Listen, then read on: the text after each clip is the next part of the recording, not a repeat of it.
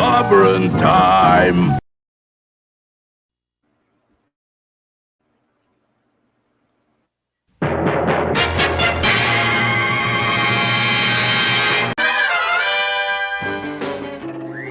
Atomic batteries to power. Turbines to speed. Roger. Ready to move out.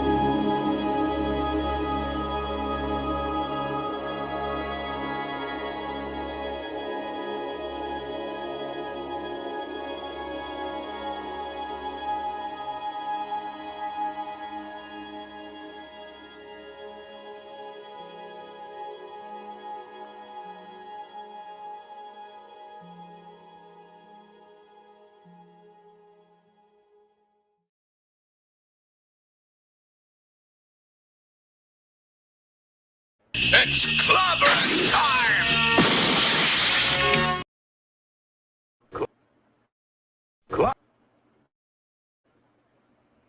Clobberonimo!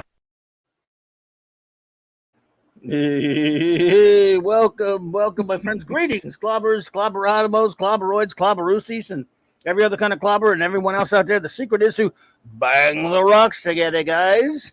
Whee! Clobberonimo! Welcome both. Well done. Well, hello, everybody. Welcome to Saturday Night Star Trek on Clobbering Times. It is Clobbering Times issue number 607 on YouTube, in point of fact, and then 1,307 on forever overall, and then of course Whew. it's Saturday Night Star Trek number 126. So whole lot of trekking going on Clobbering Times always, and it is so good to see you all here. So I'm multitasking here. I'd like to get everybody's names down. So while I'm doing that, I will turn the helm over to my wonderful first officer, the extraordinary, beautiful, brilliant, magnificent Commander R.M. Briggs. Any opening words you may have? Hey. Yeah, like that is the most wonderful opening anyone could ever ask for. And I think so much of you that when you talk that way about me, it means so much to me. I love you so much. Thank you for that From the warm heart. welcome. Hail to the chat. Good evening, everyone. We are going to have so much fun tonight. We are wrapping up DS9. I just cannot believe that we've been through 79 plus 6 for TOS, 22 for TAS, 178 plus 4 for TNG, and now 176 for DS9. I am And 10 so movies. excited. Yeah, it's just crazy. I can't believe 126 times we have met on a Saturday night, and I'm having the time of my life. Like, look at these beautiful, shining, happy faces in the chat. You were all wonderful conversationalists, wonderful Trekkies, just great people. I'm so looking forward to tonight's conversations. So, with that, I'd like to take just a little bit of time to do a shout out to all my Patreon people. These are my Patreon subs. I'm an author and I write short story science fiction. And right now, corporations are not interested in short story science fiction. They're interested in something else. And so these brave souls have come forward and said, we want to help you with your second book. And they really have. They're making this book possible. And I love each and every one of them. And their names are Larry, Tony Stark, Sean Carter, Cardinal Sin, Shooter, Chris Persia, Scuba and Leslie P., Eric K. and his marvelous puppy Kirby, Enigmatic Drop Bear, Michael and Cassandra Beacom, Mark D with a C, Anti-Derivative Gel, Maximum Redstone, JT Kirk, Dadman and the Dadman Clan, and of course, Lord and Lady Thoth, and Lance. I love Lance. He's the cutest little beagle puppy. He's our very own Porthos. And so that should about get rid of all of my house cleaning. I'm going to throw it back over to the boss. Boss, let's do it. Yeah. So yeah, everyone. Of course, you all know we only have one episode tonight. It's the final one, but we'll get to that in a second. But let me do some show notes, and then we'll do some shout outs. We got plenty of time because we only got the one review. Then we're gonna have some fun later. By the way, well, I'll get to the shout out in a second. Let me do the show notes really quickly so it's tidily done here. Tomorrow night, the great Mark D with the C on his channel returns for his Sunday night geekery, and I will be joining him. Yes, indeed, he is back 10 p.m. Eastern Standard Time for some Sunday night foolishness, and I will be right there to be a fool right along with him. And then a special double feature of Monday Night Mark C. Comics Talk here on CLOBBERIN Times.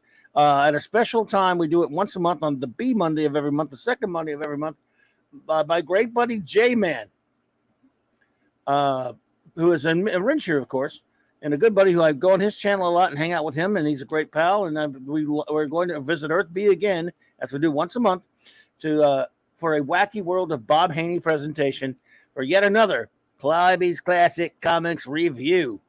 And this time it is, of course, Brave and the Bold, number 141 from 1978.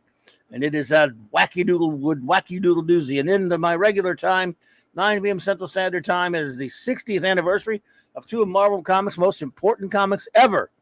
Avengers #1 and X-Men #1 both came out at the same time, in the same month and the same year, same everything, same week even, I believe. And I'll review the comics and talk about the history of these two landmark comics. So there we go. And now let me see. Has anyone else popped in there that I didn't previously have written down? And I will start doing some shout outs because we love you guys here. We love getting you all shouted out, I should say. So let me a quick backtrack and just make sure. Okay, I think we got it. Okay, here we go. All right. First of all, a shout out to the great Mark D with a C. He may join us later. We don't know, but he's our chief engineer, and we always love to shout him out. And I hope he's having a great time tonight. Let's see here. Also, the great our communications officer, Anti-Derivative Jill. And Good evening. Jill, I always forget to send out notices and stuff about what we're doing. But if you have your episodes ready later tonight, if you are, look, I know it's late and all that kind of stuff. But if you are able to make it for the wrap party to give us a few words about the series in general, tonight's episode and whatnot, just let me know. Just pop at us in the chat. We'll let you know. So, all right. And who knows? We may have another special guest on or two. We'll see what happens. Got a lot of fun going on for this episode tonight. Where were I? Okay. So, shout outs, of course, starting with our wrenches who we just do so much for us. Of course, there's the great Eric K, who does have a super chat. Thank you, buddy. He says just another 13,693, and you can retire, Clobby. Thank you, buddy. He sent me photographs of the spaghetti he's making, spaghetti bolognese. Damn it. Oh wow! Damn. Like Eric, he's so naughty. Well, dude, I want some sketties, and I'm not even hungry for change. I still want some. Eric K, the Bronze Wrencher. Thank you, brother. The Vindicator Wrench of the North. They get shouted out whether they're here or not, of course. Yes. Chris Persia, buddy, thanks for all you do. Yes, for making show posters, for using your social media to promote Clobby's channel and Clobby's shows. You are such a loyal friend. Love you so much, and thank you. Yes, indeed. Yes, indeed. Let's see. Where are we at? Oh, okay, here we go. Oh, sorry. The great D. Bud Martin. Had a great time hanging out with our great buddy D. Bud Martin at our good friend Nick's channel last night. Nice. Reviewing Spider-Man comics, Ditko Spideys. So the Wrench of Iron, D. Bud Martin. I don't know if he's here right now, but the great Lord Thoth. Yay. And shout out to the lovely Lady Thoth, his better half, the god of wrenches and the goddess of wrenches. Avon lives and long live the Legion. There's, of course, the great, my great partner in crime on Earth, be fellow Legionnaire reviewer extraordinaire and the Wrench Without Fear, J-Man. J-Man! And I had a lot of fun hanging out in an impromptu stream last night with J-Man and Sean. It was, thanks for that invite. I really appreciate that. And he is master of the Claboni, comics artist, supreme, extraordinaire, whatever, all that stuff. He is the hungry boy, hungry boy. HB! Maddie's daddy. Oh, there's Maddie's daddy. Had him mixed up. Sorry. Maddie's daddy, Thor in Vegas, the real little Lynch Mjolnir. I had it backed up. Sorry about that, Steven. Kal-El, Steve, Real Soup. Rich Supreme, the real soup. Yeah. Good to see you, buddy.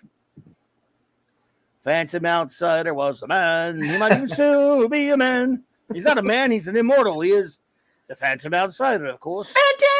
Fanty, you old rascal. Our own Music Meister, Max Redstone, master of the Limerick. I hope he can be here tonight. He is here somewhere. I sure hope so. And we're all sending you our love and our support. Yeah, buddy. So let's see whom else we have up in here tonight. Hang on. Let me get it rolling here because I don't want to miss anybody. Rolling. Keep yes, that Clobby rolling. Rawhide. Rawhide. You don't have to understand them. Just rub right and brand them. And we'll be talking Trek all night. Yay. Max Redstone, Strawberry. Thank you for the super chat, dude. Oh, and good. Max, you might want to come hang out and talk with us later if you have a microphone and a headset. I don't know if you do, but there are the invites out there for you because we've never had you on before, and you are part of the crew. Mm-hmm. No pressure. There's never any pressure here. And just it's like nice to once in a while and invite a friend and just randomly choose and just say, hey, what did you think? Indeediousness. All right. Let's see. Joseph Dredd. Here comes the judge. Hey. FKHC 2005. Hey there. Ooh. Shooter 8323. Shooter. Pew, pew, pew, pew, pew. Indeed. The wonderful Feliciano says Raymond and Sandra of King Dolphin TV. In color. Hello there, Felicianos. Good to see you there. Oh, J-Man, have a good night, buddy. Night, Jay. Thanks for popping in, brother. Don't forget to follow Jay on Twitter, and don't forget to follow the link that's in his bio on Twitter. Jason is a talented horror author. His wife is an award-winning Canadian poet, and support indie talent folks. Indeediousness, Bubba Doom. Bubba Doom. Hello there. Hello. Penny. Hello there, Penny. Good to Good see you. evening, Thanks Penny. for being here. Yeah, absolutely. Wagner is here. Wagner. Larry. A man so nice, you got to say his name twice. Larry, Hell Larry, yeah. I love you. How are you, sweetheart? Indeediousness. The great JT Kirk. JT Kirk. What's up, Kemosabe? We love the JT Kirk up in you. A new one that I have not seen yet, but welcome, Toxic Dust 13. Hey there. Ooh, Toxic Dust. Welcome. We like Toxic Dust up in you. We might need a still suit. Indeed. Ishness. That's what's here. Ah, crap.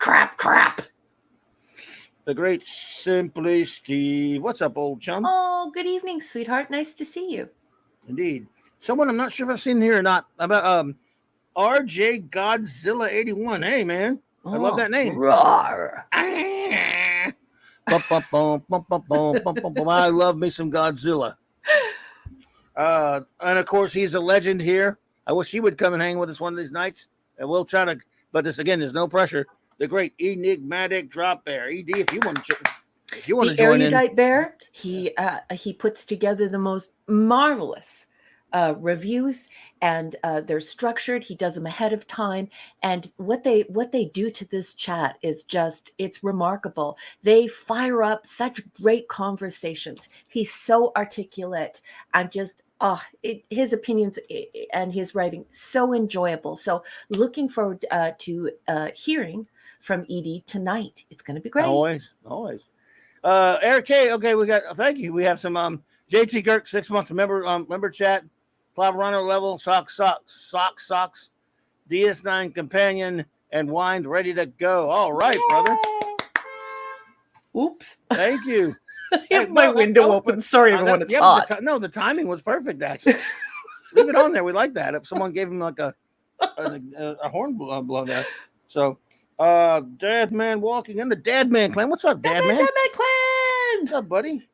One of the nicest families on the whole internet. Yeah, buddy. Good friend. Cool people. SP4H. Hey there. Good to see you. And they call him Scuba Pete. He's the king of the Ramba Beach. When he lays the binoculars, he goes chicky boom, chicky boom. Scuba Pete and Leslie. Good evening. And Leslie. Sander Hammerslag. Hey there, good buddy. Evening, Sandra. Welcome. Nice to see you. Victor Fonseca. Oh, Vic. All right, Vic. Mr. Angel, what up, Chef? I hope you are doing Chef. wonderful, and I hope all the ladies who are helping you out are the nurses or wherever you happen to be. Yes. Shout out to them as well. Good to see you. Yes. If you are still in hospital, I just want everyone who is listening, because I know sometimes the nurses play our show for everyone to listen to. I just want to say how much I appreciate and how much Clobby and I appreciate you taking really good care of our friend. He is our friend. He is the ship's chef. We care for him very much. So Yes. Sending good tidings to one and all in Chef's World tonight. Indeediousness. Let's see here. Little Scotty, hey there. Good evening. Let's see. Sean Carter from Mars. Yeah. Claude Salling, all right, my friend. Evening, Claude. The lovely Lisa. What is up, Lisa? Lisa! Hey, Lisa. Hey, sweet lady. How are you? Parker Luck, what's up, my friend? Parker is ready. He is saddled up, locked and loaded. He's ready to go. The master of time, Timicus Maximus, himself, Captain Infinity and beyond. Evening, Captain Infinity. Matt G, hey. Matt G. Good to see. And Captain James T. Skywalker. Skywalker. Okay, Jill, I got you. Well, we'll shoot you out a link when we get done with all of our nonsense here. I don't think we have anyone else to shout out at the moment, so we could probably get it rolling. It's only one episode tonight. Again, what we're really this week and next week are only going to be one episode, because next week when we do, we'll explain that later. So the shows will be a little bit shorter. Michael Beacom. Good evening, Michael and Cassandra Beacom. Michael, kiss Cassandra's cheek for me, and please tell her that we all say hello. Hey, Cassandra. So yes, will be a relatively shorter show compared to most shows tonight, which give you guys a break once in a while. We all catch a little bit of a break. Although I love hanging with you guys, so I can hang with you all night anyway. But it'll just a bit of it all. Obviously, the season and series finale is always a big special event, and then the beginning of a new series like next week also something of a special event. And then we get into the routine of 4 episodes a week and that sort of thing. So, as you all know, hey, Smilex, what's up? Hey, Smilex. Nice to see you. You are our adoptive child. This is true. Indeed, isness. Absolutely. This is true. All right, well, anyone else pops in there shall be duly shouted out. Meanwhile, shall we begin to roll? Number one. Well, we have a few new folks here tonight, Boss Man. Oh yeah, I'm gonna do a recap. Oh, by the way, I forgot something. What? Anyone out there lurking? Oh yes. Thank you so much, lurkers. I forget, just I'm an absent-minded idiot, but we love you just the same. So please accept my gratitude. I'm so happy that you do lurk. And anyone watching on a rewatch or a download, hey, thank you. We could not, be more happy about that, and we appreciate you so much. Yes, very, very much so. Especially, I know you're out there, buddy. And anyone else out there who lurks, who just hey, I lurk at a lot of shows too. So yeah. And I should also say, because I want to make sure that it's said, thank you to everyone who sends the super chats and the super stickers and stuff to the boss. I really appreciate that. And I know Clobby does too. It helps keep the lights on in his virtual comic book shop. And I just want you to know how much we appreciate you. And I love that you do that for him. It makes my heart happy. So thank you one and all for your generosity and for your support. Yes, we thank you for it so much. I always appreciate it. Never, where we're at. So, okay, well, let's we'll go ahead and get started. Okay. Yeah, I think the great, yes, right. Yeah, true. That's true, Eric. The great Eric O'Sullivan lurks as well and watches real sometimes. And Eric, buddy, we don't mean to forget about you because we appreciate you, brother. So, you're the man. And who could forget about that fine Irishman? Oh no, he's one of our buddies. Eric does a lot of cool videos. By the way, if you any of you haven't, please go. If we can get Eric's page, his YouTube page link up there, we would. And you should go if you like comics. He does a lot of great stuff on comics. Eric, I don't get a chance to tell you that much, but I watch your comics videos, and they're great, man. No, he does streams. Remember when we used to hang around with Eric at the Global the Global Geek Gang, gang. That was some fun stuff. Yeah, and Eric is a cool feller. So, what we do here, folks, for those who do not know, who may be new to us, it's simple. Back in 2021, January, the first week actually, number one and I embarked upon a magnificent quest, our ongoing mission to review all of real Star Trek. What's real Star Trek? What does that mean? Well, everyone has their own opinions and they vary and the miles vary on stuff, but for me, it's simple. Real Star Trek takes place from 1966 to 2005. Any series after that with the name on it, that's a corporation naming something because they have the unfortunate legal right to do so, but it's not Star Trek. In my opinion, as a lifelong Star Trek fan of over 40 years, so and number one has calculated that every segment of Star Trek, if you segment them to episodes and movies and such, all series, you get 735. Hence the 735 Club that she came out with. So we have decided to review all of this, everything from 66 through 05. And we started, of course, with the original series, moved on to the animated series. Then we reviewed the original crew films, then Star Trek The Next Generation. And tonight we finish our review of every single episode of Star Trek Deep Space Nine. Seriously awesome. Hello there. Yay! Seriously awesome. Of course. How could we showed everybody out, seriously. And we do it seriously, by the way, I might add. We're totally serious. Yeah. And it is awesome to see you. So I hope you are doing awesome, in fact. Awesomely, I guess. I'm not the grammar police here. Raquel is, so we get in trouble. Your old toys. Your old toys. Hey, how are you? All right, your old toys. Good to see you, my friend. Hope you're doing well, buddy.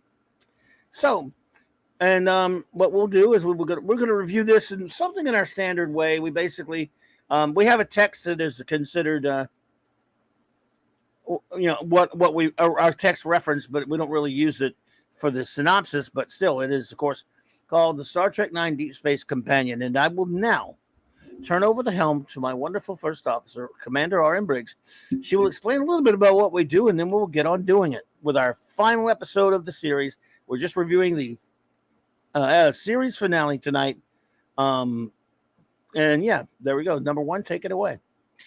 Well, thank you so much, boss. This book is really important. I'm an academic. I vetted this text for us for this show. And we normally around here, we complete a book for every iteration of Star Trek. We read the book together. However, this book is not conducive to podcasting. It's just far too long. The summaries are far too long. Some of them are, upwards 15 pages. So we can't use it on air. But it's very important that if you want to know anything about Star Trek Deep Space Nine, that you pick up Star Trek Deep Space Nine Companion by Terry J. Erdman. And he gets a bit of help from his wife, Paula Emblock, who is a prolific Star Trek author. And why it's important is because in the academic world, we really look for original source material. And unfortunately, what's happening in the Star Trek world is a lot of user-generated content and a lot of almost like a game of broken telephone when it comes to memoirs and information from memoirs. And what's happened is a toxic slurry of factoid. These are not facts, but they've just been retold so many times that people think they are facts. So you're not going to see people in our chat slamming up all of these copy and paste things from trivia, from IMDb, or from the cesspool that is now Memory Alpha, or from Wikipedia, because a lot of it, sometimes most of it is complete horse hockey. It's complete balderdash. So if you're looking for information about production, what happened on set, the stuff that went on in making the show, this is the book you look for. This is what you should get your information from. But, we do need something to go off of. So I read a summary off of Wikipedia. I get it done really quickly. It is user-generated content, so it's not the best. But you know what? 200 to 300 people usually show up here. And not everybody has time to watch the episodes. So we read that summary so that your memory can be refreshed as to the episode that we're reading. And then we all talk about it. And, we don't pre-plan anything. This is a very organic show. Clobby and I don't discuss the reviews. And we get out the information and we talk about what we like and what we dislike. And then we put it to the chat. And the chat gives us their reviews and they give us a grade as though it's like a university paper or like they're film critics. And we all discuss it. And it's quite a magical thing that Clobby has created here. It's sort of like a mini Star Trek convention every Saturday night. And so we're bringing DS9 to a close, but I want you to know that next week we're starting Voyager, and you're going to hear from the boss on that a little bit later. But for now, saddle up, lock and load. We're on the last 2 episodes of Star Trek Deep Space Nine. All right, Fiona, hey there. Hey, welcome, Fiona. Dear. All Ooby right. Dooby's here. Irk. Tequila. 1:30. Good to see you.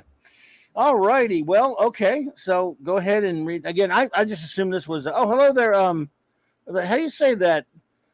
I have Nodic. Oh, I Wonderful. I got you. I know what you're trying to say. That's pretty funny. Sounds like a show. Sounds like a show Mexican. I'm not going to try to even go there. I almost did it. It's pretty funny, but as a name. But yeah, no, I'm going to go. Adorable. Horse shit on that. Very, very provocative. Adorably provocative. Yep. Okay, You're so in here we timeout. are, folks. We're at What You Leave Behind. This is season 7, episode 25 and 26. Sometimes they're separated depending upon your streaming service. Sometimes they're not. This is production code 575 and 576. If you're following along in the companion, looking for those juicy notes contained in that text. And this was first broadcast on May 31st, 1999. And now let's stay copyright compliant by mentioning once again that I will be reading from Wikipedia. I haven't pre-read this, and sometimes the writing isn't the best. So we'll get through it. And if there are mistakes, we'll stop, we'll pump the brakes, and we'll correct it. Let's do this, folks. As the Federation and their allies prepared to embark on a final offensive in the Dominion War, in a vision, one of the prophets appears to Sisko and his mother Sarah, telling him that his journey's end lies not before you, but behind you. Soon the battle between the Dominion, Breen, Cardassian, and Federation Klingon Romulan fleet begins. Kira, Garrick, and Damar, hiding on Cardassia Prime, sabotage Cardassia's power grid, cutting off communication between the Dominion fleet and the command center. In retaliation, the Founder in command orders the Jemadar to wipe out a Cardassian city. Kira, Garrick, and Damar are captured, but as the Jemadar prepare to kill them, Cardassian soldiers turn on the Jemadar. As Starfleet and their allies are suffering many losses, the Cardassian ships switch sides, turning the tide of the battle. When the Founders discover this, she orders the eradication of the Cardassian race. That's right. I'm going to say that again because we're going to discuss this a little bit later with these filth people. The eradication of the Cardassian race, and the Jemadar begin leveling cities. The Alliance fleet prepares to mount a final offensive. Kira and her team storm the command center, capturing the Founder. Damar is killed in the process. That was a dumb move. Anyway, the Founder initially refuses to surrender, choosing instead to make the battle as costly as possible for the Alliance. Odo, as costly as possible? No, that's euphemism there. She literally wants as many solids killed as possible. Odo beams to the command center and persuades the Founder to link with him, joining their liquid bodies. He cures her of the changeling disease, and she orders the Dominion forces to surrender. Odo tells Kira that he has agreed to cure the other Founders, but needs to join them permanently. The Founder agrees to stand trial for war crimes and signs an armistice to end the war. Back on DS9, the crew celebrates at Vic Fontaine's simulated 1960s lounge. Meanwhile, on Bajor, Dukat and Wynn travel to the fire caves with the ancient book to release the Paw race. Wynn poisons Dukat as a sacrifice, expecting to become the race emissary. They possess Dukat instead, resurrecting him. Yeah, they resurrect the devil. Lazarus is the devil. Anyway, on DS9, Sisko suddenly becomes aware that he must go to the fire caves. Once there, he attacks Dukat, who easily subdues him with his Paw Wraith powers. Wynn destroys the book, but Dukat kills her. Wynn tries to destroy the book, but Dukat kills her. While Dukat is distracted, Sisko attacks Dukat, falling with him and the book into the fiery chasm. Sort of like Lord of the Rings. Throw the ring in the fire, Odo or Frodo. Sisko finds himself in the wormhole where Sarah tells him that the Paw race will never emerge again. The DS9 crew is puzzled by Sisko's disappearance until he comes to his wife Cassidy Yates in a vision.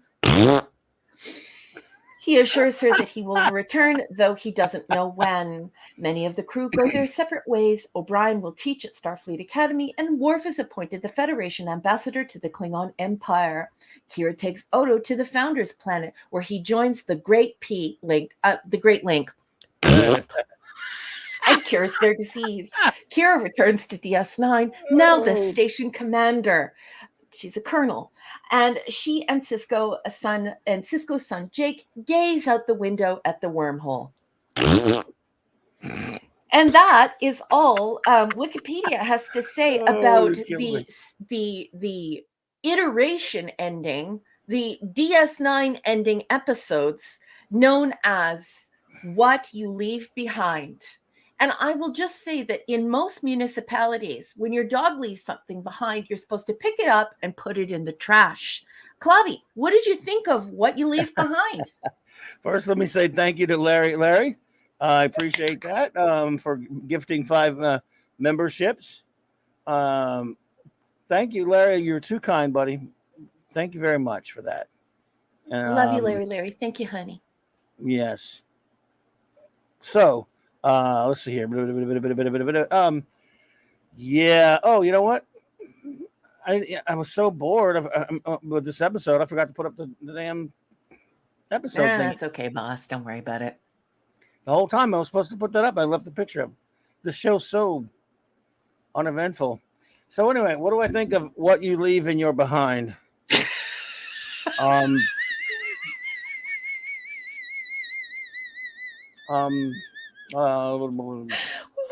talking about? Oh my god. Oh. So what? I'm just saying. Oh, that's so good. Oh, you made me cry. So the anyway, all right, first of all, the first bit, half, whatever, with ending the war the way they did, and with some okay moments. It wasn't really all that exciting, though. I mean, people talk about how this war is so cool. Such a, look, I'm sorry, it really wasn't all that good. Hey there, hey, Warrior of Justice.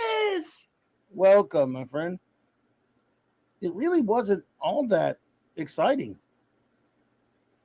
Well, it also didn't tie up the iteration. Like when you begin a story, you expect that you're going to fulfill what you set out to talk about, right?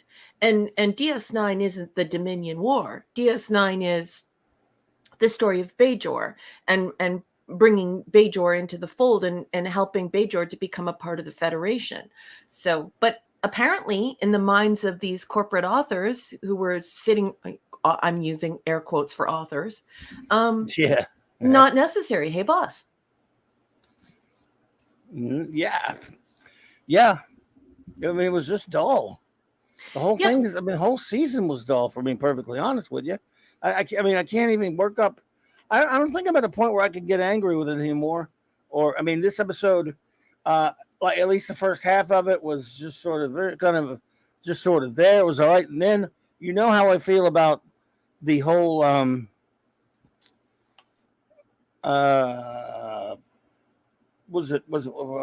Ducat, Kai Ratchet thing. That, oh my God, at least it's over. But let's see.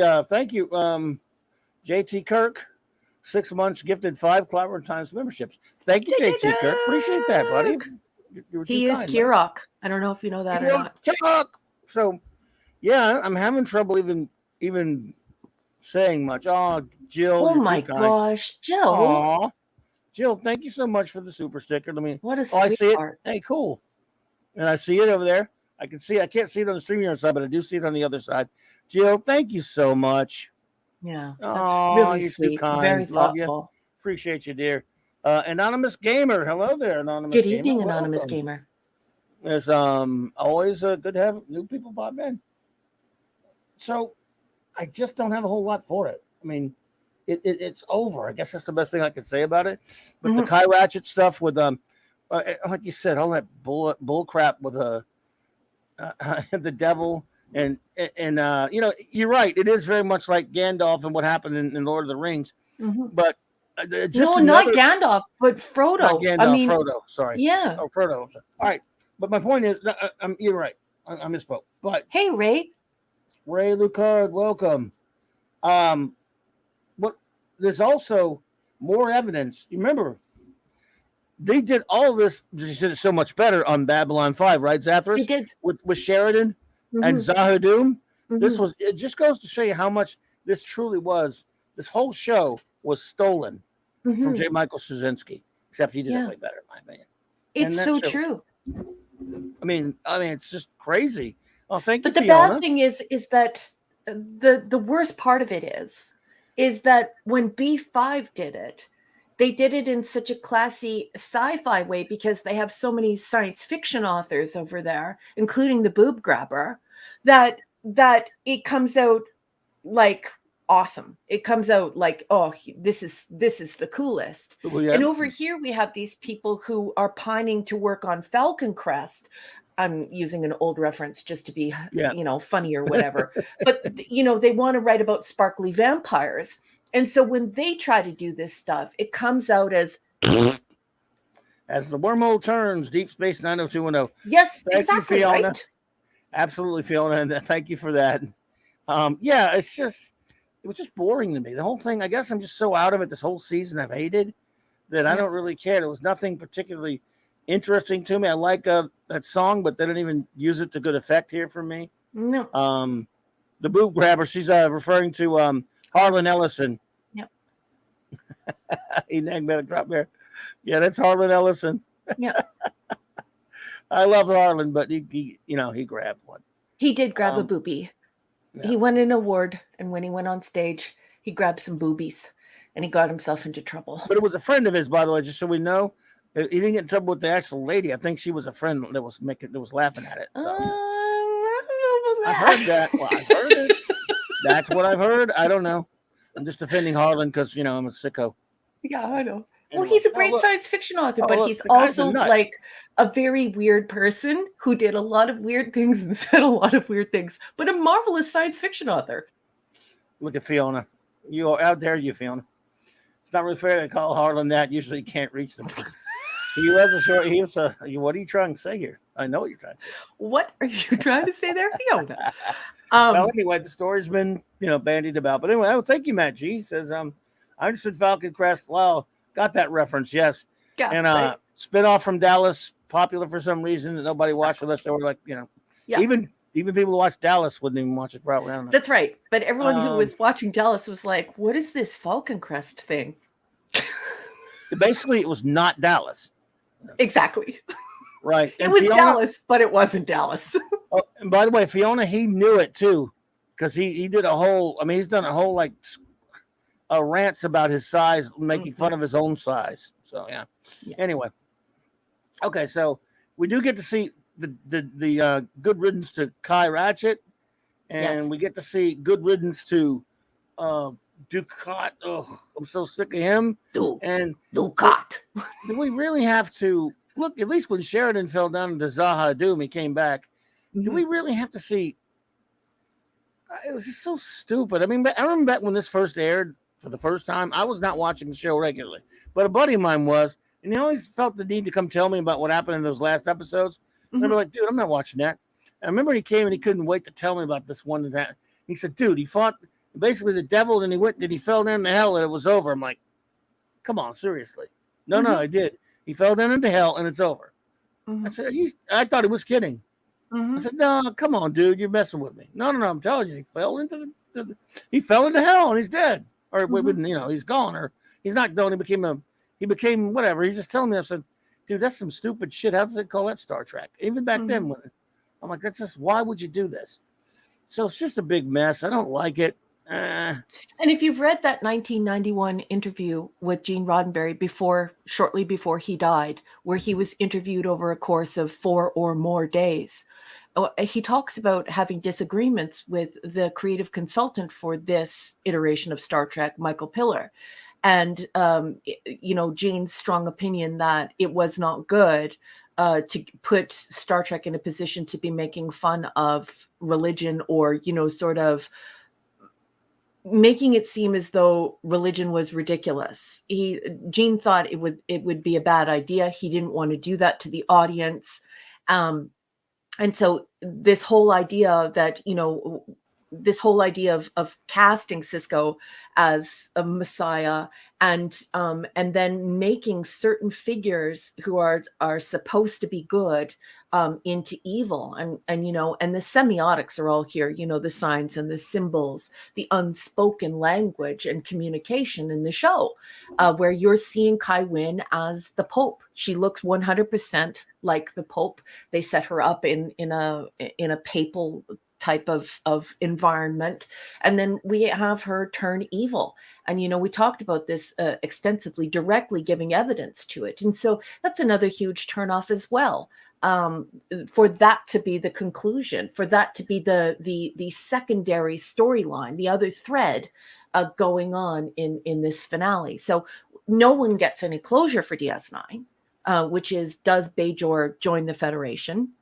And the closing scene is more of this stuff where it was where Michael Piller and others thought that it would be sort of good to put religion on trial and sort of make religion look dumb, to make faith look simple-minded or taintable. And we see that we see this idea that it's all just evil people who can be made evil and are doing evil. And so that's very provocative. And I should say to the audience right now that I'm agnostic, so I have no dog in this fight. However, I am an expert in semiology. I studied it in graduate school, and it's very clear that that's what's happening. And so very provocative, very provocative. Yeah, and that's what a lot of what this show was about, was doing what you're talking about, was trashing religious people, and yet it's still a lot of them probably didn't see it that way and still enjoyed it, and that's fine and all, but you know it, and I know it, so it's kind of tough to ignore it. And for those who don't really get into it or see it that way, then hey, what can I tell you? Yeah. So, there's Jill putting up that. Thank you, Jill. There's the link. Thank you so much, Jill. Right, go read. That's a very interesting interview with Gene Roddenberry, his last one. Yeah. So, but the episode itself, I'm trying to think if there's anything remarkable about it. Like I say, at this point, there isn't. I'm, back when I watched it before, I think I got a little bit more out of it. Now I've seen it a couple of times. Mm-hmm. I guess because the whole season just really bored me. This bored me. This was not particularly entertaining. I can't say much about it. I mean, I made sure I watched it like yesterday, so I wouldn't have watched it too many days before now, because I would forget stuff, and yet I'm still forgetting stuff. It's like it's not remarkable in any way. Yeah, completely unremarkable, and there's no payoff. So folks watched 174 episodes, and 175, 176. That's technically the number that it's been given, 176, but everybody knows that it has all sorts of weird numbers assigned to it because of the way it's broken up by streaming services and so on and so forth. But let's just go with the official number, which is 176. There's no payoff. So you sat around for 174 episodes wondering what was going to happen with Bajor. And instead what you get is a Lord of the Rings, Frodo throwing the evil into the pit of hell, returned to hell, and something about a Dominion war that is absolutely ridiculous. And I'm going to get into that a little bit with my notes a little bit later, but I will tell you that I find it offensive for this writer's room, for this group of people, to handle this issue in this way, and for it to be seminal to the filth. So these people are going to come along and they're going to pick this up and use this and say, the Federation this, the Federation that.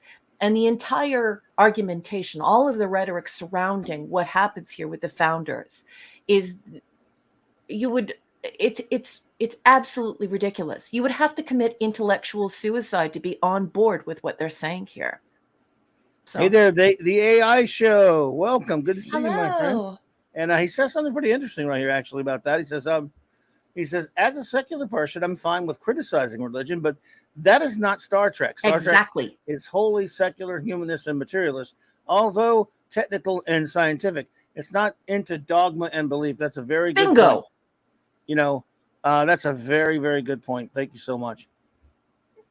Yeah, and after you read that humanist interview with Gene Roddenberry, it's been pulled off the internet a couple of times and put back up. But it generates it generates as a PDF that's like 50 some odd pages long sometimes, and 80 some odd pages other times. So make sure you follow that. I sent that link to Jill. The one that Jill is posting is the good one. It's the full interview, and you certainly learn that although Gene Roddenberry was a humanist, he definitely had some opinions about not mucking about in creating a fence and telling people what to think about religion or admonishing people for faith. And he didn't use these words, but I use these words as an academic.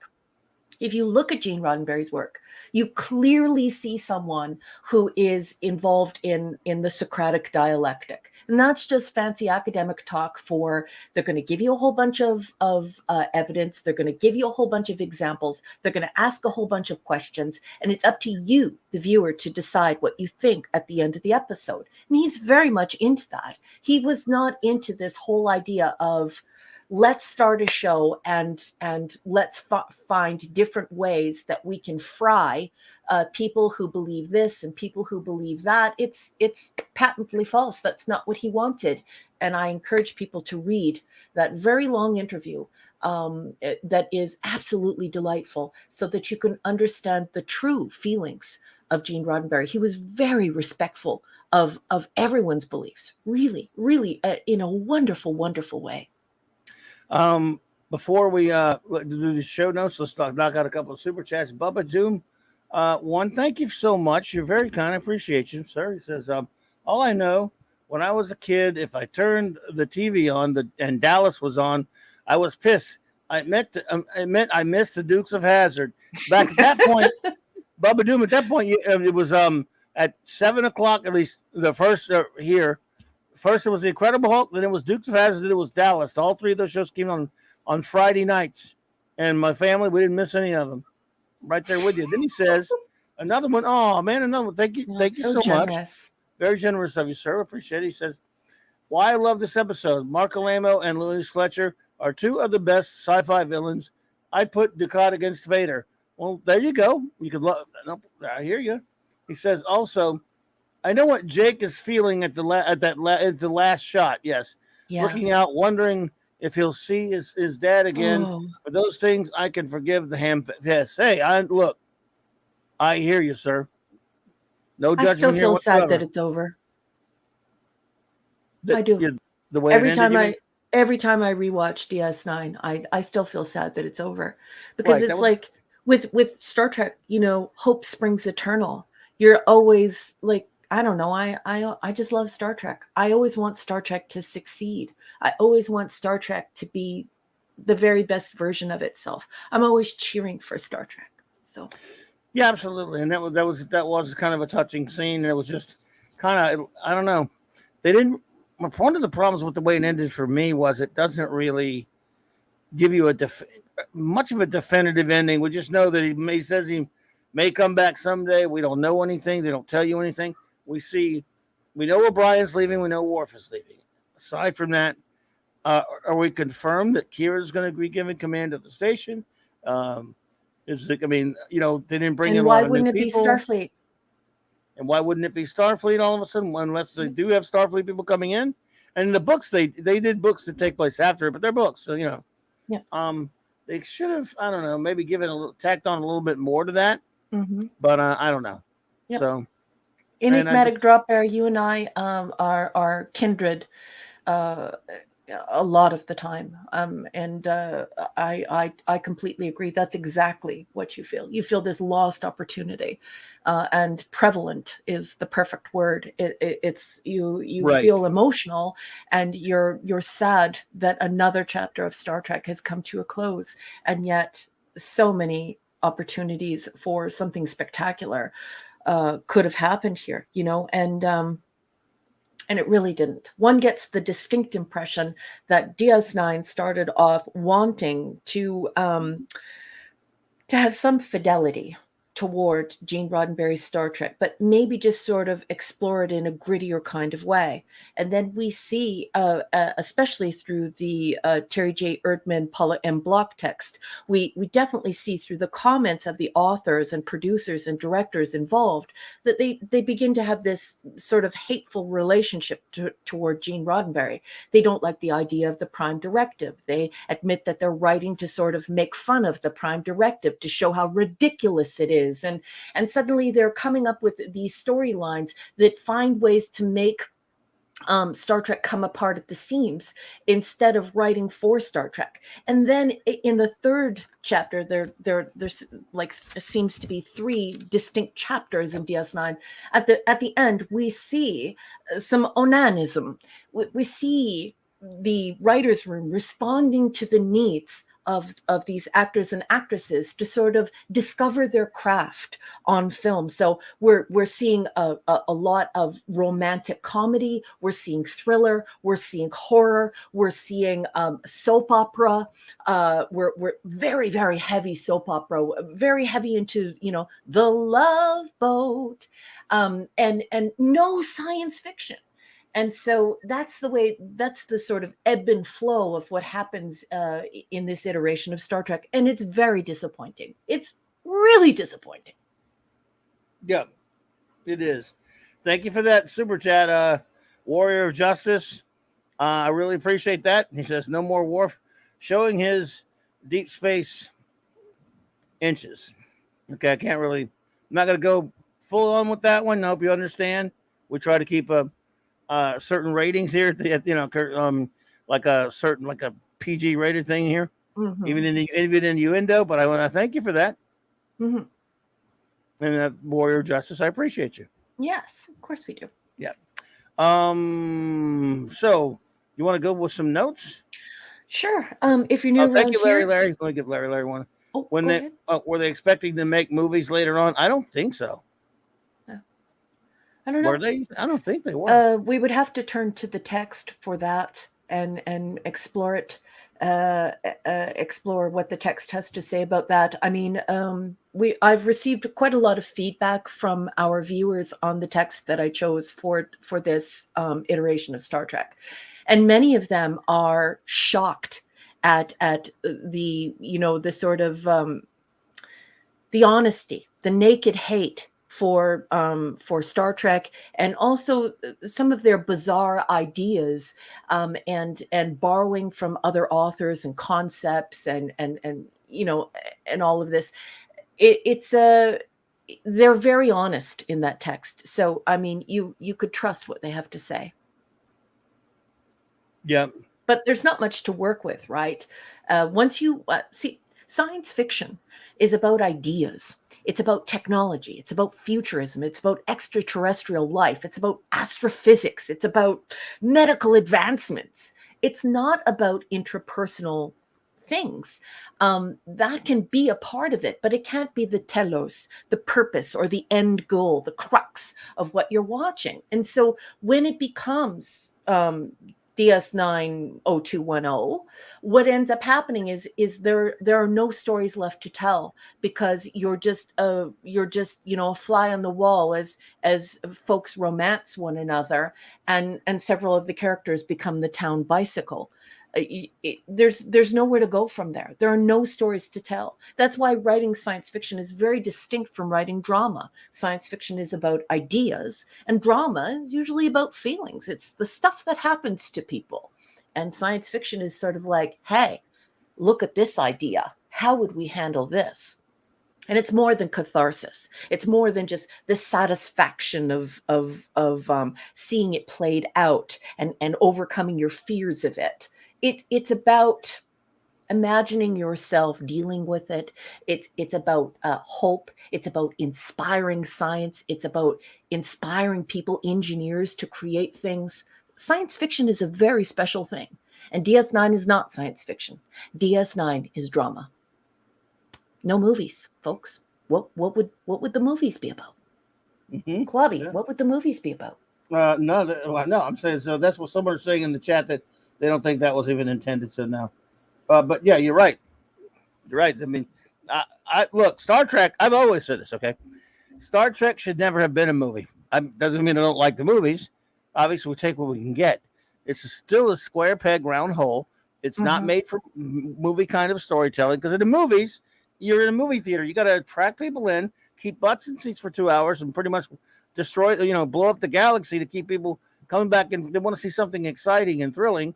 They don't want to see. Well, let's face it, Star Trek: The Motion Picture didn't do as great at the box office as it could have, and it's the more Star Trek of them all. Mhm. And it took a lot to start making more money back on video and stuff like that. And I Mhm. love it, but let's face it, that's not really what movie going audiences want.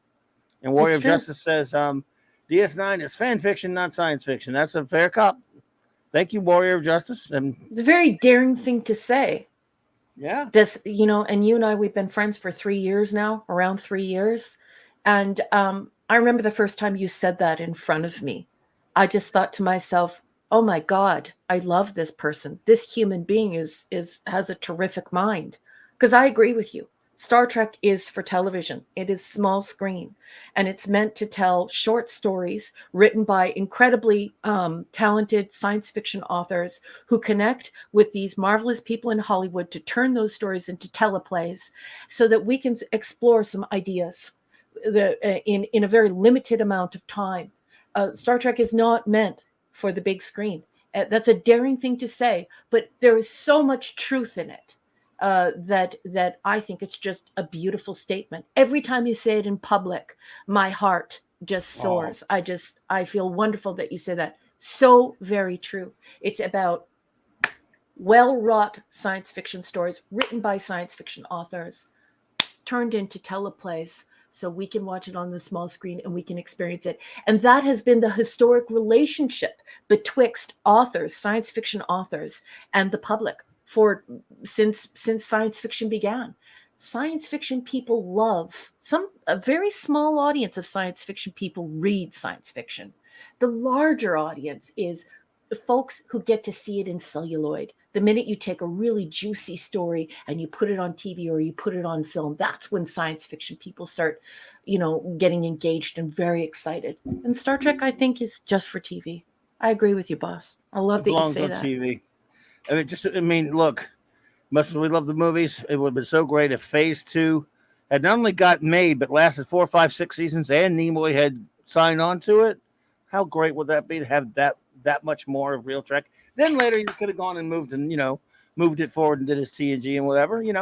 How great would that have been to have more of those characters Yeah. first, and then later he goes on and does the other stuff. Yes. Oh my God! But we'll never have it. But No.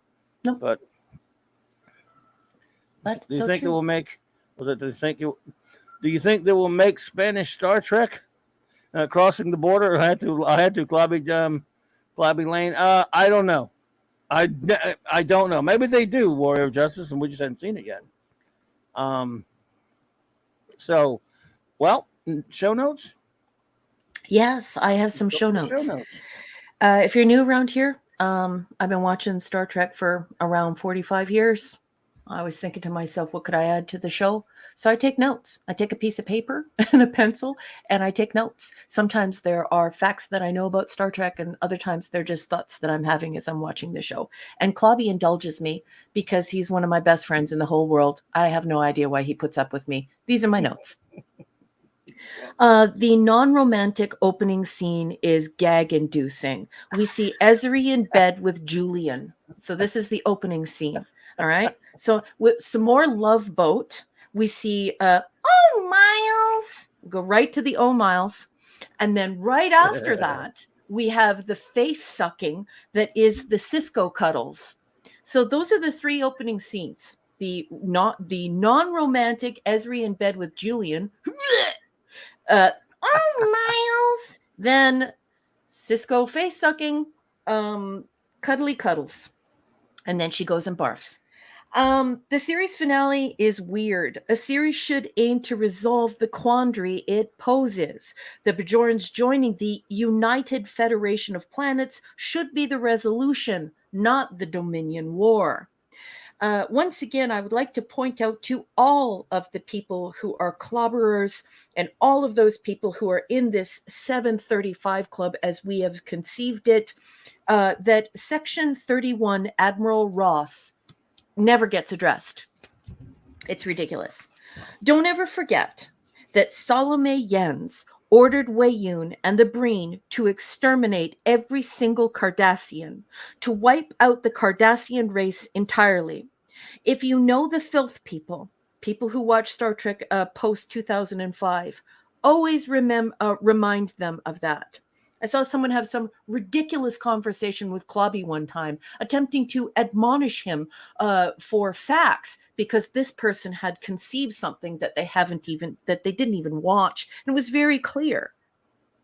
Why does everyone wonder what's under a Breen helmet? Why does this always get brought up in this writer's room? All you need to do is ask Kira. How many times has Kira been in a Breen helmet? At least 2, possibly 3 times. Odo's conversation is disgustingly stupid and insulting to the audience. Salome Jens and the founders are insane megalomaniacs, guilty of crimes against humanity. They are genocidal lunatics. They have brutally murdered, exterminated over 800 million people. Over 800 million people. And I am now directly addressing the moron who had that weird conversation with Clobby on Twitter, trying to make it seem like the United Federation of Planets had done something horrible to the founders. When meanwhile, it's Sloan. It's a maximum of 73 people, even if you go by what Ira Stephen Bear wrote, and it has nothing to do with the United Federation of Planets. Okay? So stupid. Don't say stupid things. This is a Cardassian Holocaust, okay? Another thing that I don't like about these 2 episodes. Why do they pour the blood wine out? It's so absurd that this scene even exists. I would like to shin kick every single person involved with this scene because these men would drink in horror. With over 800 million dead, the dramatic pouring out is odd and cheap. They would be guzzling the booze. They would be thinking about all of those women and children and all of those people, the elderly, innocent people being killed. Whoever wrote that scene needs to be shin kicked until bruised and battered, although I do not advocate any violence. Once again, the entire conversation about Section 31's biological warfare means nothing if you've actually watched this show. I'm going to say this again. The entire conversation about Section 31's biological warfare means nothing if you've actually watched the show. The founders are guilty of genocide, a Cardassian Holocaust in excess of 800 million dead. There is no right or wrong here. At this point, no good or evil, just shit writing that requires low comprehension. Odo sucks. He is a piece of crap, and everything that comes out of his mouth is crap, sanctimonious crap.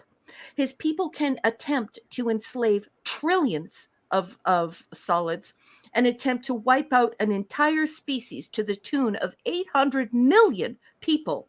But he's angry about a disease that was used by this secret agency and wants to rejoin his people. This is dumb and disturbing.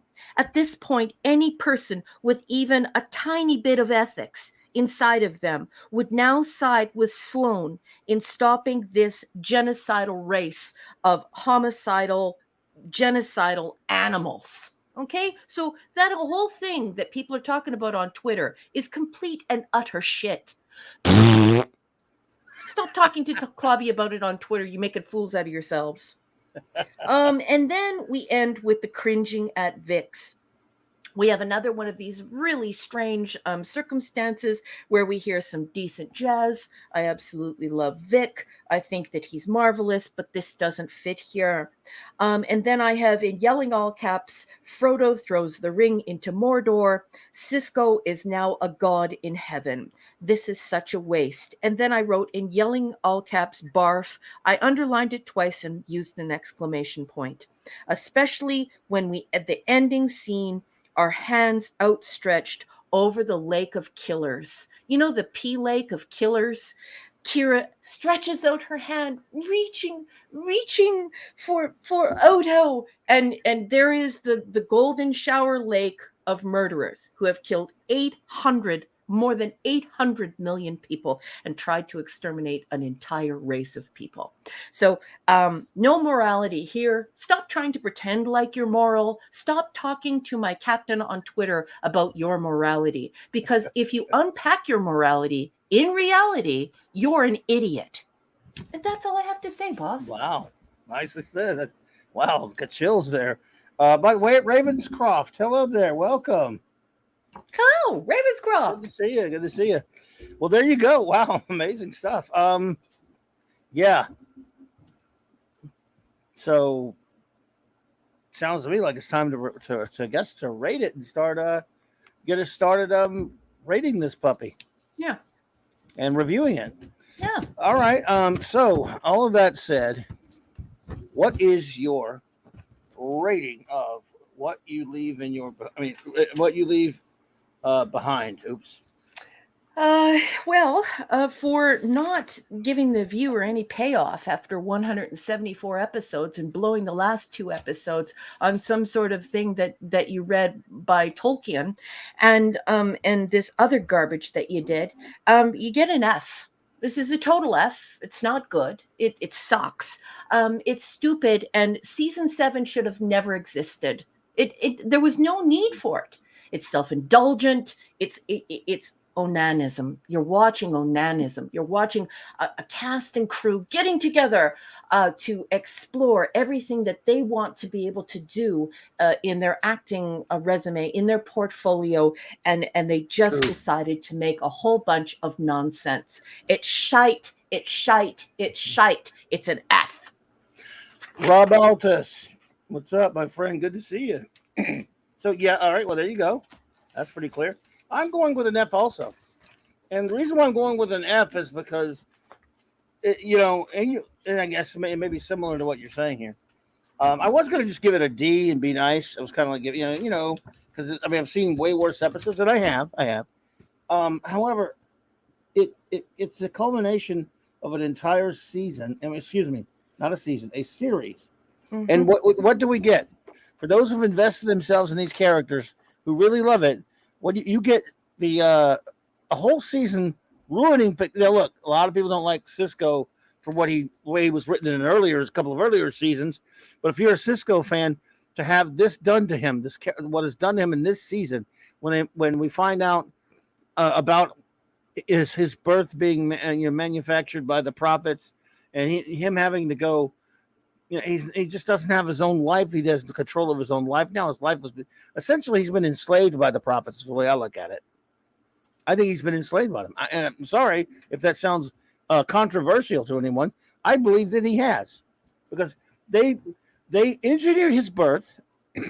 They've manipulated his life over the past 7 years, and they're telling him what to do. When they say don't get married, and when he does it, they tell him you shouldn't do it because you're gonna have unhappiness and all this crap. Well, who are you to? Don't forget about forcing his mom to have a child with a man who she didn't want to be with.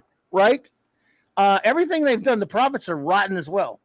They're rotten, just like the changelings are rotten, and the power raids are rotten. They're all a bunch of. They're in this case, unlike the changelings are pretty upfront about it. We'll just wipe you all out. The prophets and the power raids manipulate with the quote unquote lesser beings. Yep. Okay, and when that happened in real Star Trek by Gene Roddenberry, the beings doing that, the Excalbians, some of the other ones, they were not good, and they were portrayed as bad. The Organians were pretty arrogant what they did too, and so were the Metrons and stuff. But they at least didn't. They just said we're not going to allow you to fight, and they did interfere a little bit, but they didn't manipulate their lives of these people. They mostly leave people alone. But these are beings. These are more like the Q who interfere with people. Yep. These beings. Yes. And make their lives transpire or unfold in an unnatural way. they interfere with the lives of their people, of these of quote unquote lesser beings, or lesser, and they're lesser beings in the sense we don't have their abilities and all that kind of stuff. So I don't. All of that always left a bad taste in my mouth as far as the way the prophets. I can't stand. I despise everything about the prophets. This show, it's amazing that I get any enjoyment out of it at all, and I do enjoy it a lot of times, because going back after further review and analyzing it more, things really annoy me about it. Like the whole premise of the Bajoran story. In other words, it might work if there was some other reason for them to have a Deep Space Nine space station, something going on that's a tenuous situation between two. In other words, the occupation and all that stuff, fine. Some of that stuff between Cardassia and Bajor would be fine, but dragging the politics into this and the religion even more has always been kind of sour to me. Mm-hmm. Always been kind of a bad taste in my mouth for this sort of thing. Yep. And I just, I don't know. As I watch this show more, it kind of grates on me, and I don't like it as much as far as that kind of stuff. I do like the characters and the actors. It's not their fault when they're written badly or they do annoying shite. I never really hold it against. Now, I agree with you. When they're getting a chance to be self-indulgent and do whatever they want in a bloated 7th season that did not need to exist, yep. But hey, it got them another year. It gave another year that paying gig, yep. I guess. But I just think this whole season was so unnecessary, and you don't even get payoff. There's no payoff. No. Say what you want about all good things. I think there's payoff there. I mean, I think we criticized it in some ways, but yes, it was. The story was. I guess maybe a little wonky if I remember right. Mm-hmm. But there was payoff. Fans who love TNG love that episode. They love it, and it gives them it's sentimental. It's good natured. Yes, it's a goofy story. Some of the stuff I think we reviewed it pretty harshly in terms of some of the timey-wimey stuff with Q, but I think it was an earnest effort to give, in a season probably that didn't need to be made either. I think it gave a fairly earnest effort to be entertaining and to kind of wrap things up. Yep. This one doesn't do any of that. And doesn't do anything well. It doesn't do anything. It doesn't do anything. And it doesn't accomplish anything. 176 for nothing. Yeah. It's just really like, we're going to quit now. But what it does to Cisco is the most egregious thing to me, because you torture him all season long. You tell him now that he's not his own being. In Star Trek, one of the crucial things is you get. Look, and forget about original series for a minute. Just go to TNG. Go to this era of Star Trek. They fought the Borg because it was important to fight for individuality. Now you have a story about a captain who is not an individual, who was taken over by beings that are no better than the Borg, meaning the prophets. Yep. And it makes me sick.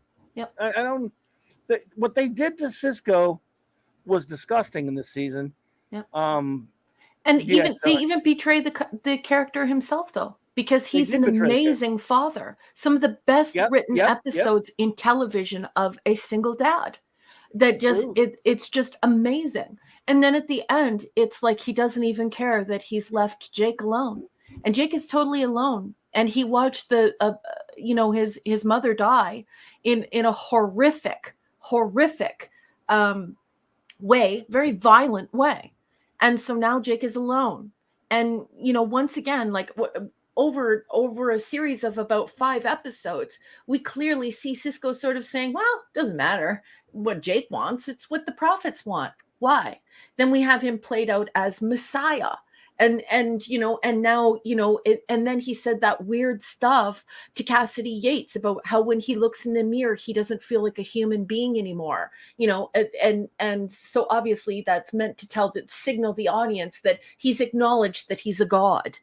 And and now he's in heaven and he's not sure when he's going to return to Earth or whatever. It's just so bad. He's and in this prison. Is not Star Trek. He's been imprisoned as far as I'm concerned. It is in prison because, and Imprisonment. I don't know, it's crazy. Boss, I just want to quickly say this before we get too far away from it. There's a gentleman in the chat by the name of RJ Godzilla 81. Hey, RJ Godzilla. And he says something really wonderful here that I talk about quite a lot. He says, I also don't know why the Breen were brought into the war. Well, RJ Godzilla, I have talked about this before, and I'm going to talk about it again right here and right now. There is no reason why the United Federation of Planets wouldn't have the United Federation of Planets there. And here's where we see this disrespect for Gene Roddenberry's Star Trek, because Star Trek started as the United Earth Space Probe Agency, and then it turned into the United Federation of Planets. At the time of Kirk, what ends up happening is Kirk has a declaration. This is when Gene L. Kuhn was brought on by Gene Roddenberry, where he decided to make this United Nations, this United Federation of Planets. We have Kirk say that there are hundreds of planets involved in the United Federation of Planets, but we have this nincompoop writer's room that only sees these 2 or 3 different species and not the United Federation of Planets. You notice right away, why is the Breen brought into it? But for me, I'm screaming on the other side saying, by the time we get to Jean-Luc Picard, he actually says that there are thousands of planets involved in the United Federation of Planets. So you're talking about trillions of people under thousands of governments with thousands of military, with thousands of people. So why do we just have the Romulans, the Klingons, and the humans? Why? It just shows how very little that writer's room knows about Star Trek and understands about Star Trek. And now we have all these new fans, these people that like the filth, the post-2005 BS, running around just saying the Federation. They think the Federation is Starfleet. They can't make any separation. They just say the Federation. I'm actually to the point now where I don't want to say the Federation ever again. I want every single true Star Trek fan to say the United Federation of Planets, because what follows that? Acknowledging that at Kirk's time, it was hundreds of planets. And by the time we got to Picard's time, it was thousands of planets, thousands. And yet only 3 species were representing the Federation in this show. Screw these people. Screw them. Screw. There you go. Oh, I love it. Yeah. So, so where were we? Oh, we both gave it Fs. And again, like I said, that's my F. That F's a little harsh because it was supposed to be heartfelt and all that kind of stuff. I just don't think there's enough pay. I think the way they handle it, and there's too much stuff in it, it really makes me sick. The whole way they treated Cisco was horrible, and deplorable. It just, I can't buy it. So, where were the Vulcans, Andorians, and Tellarites? Where were the ships in the final battle? I mean, they were part of the Federation, but. Well, this is what I always tell people, like that they don't understand. If they would have written it the way that Gene Roddenberry would have written it, this war couldn't have happened.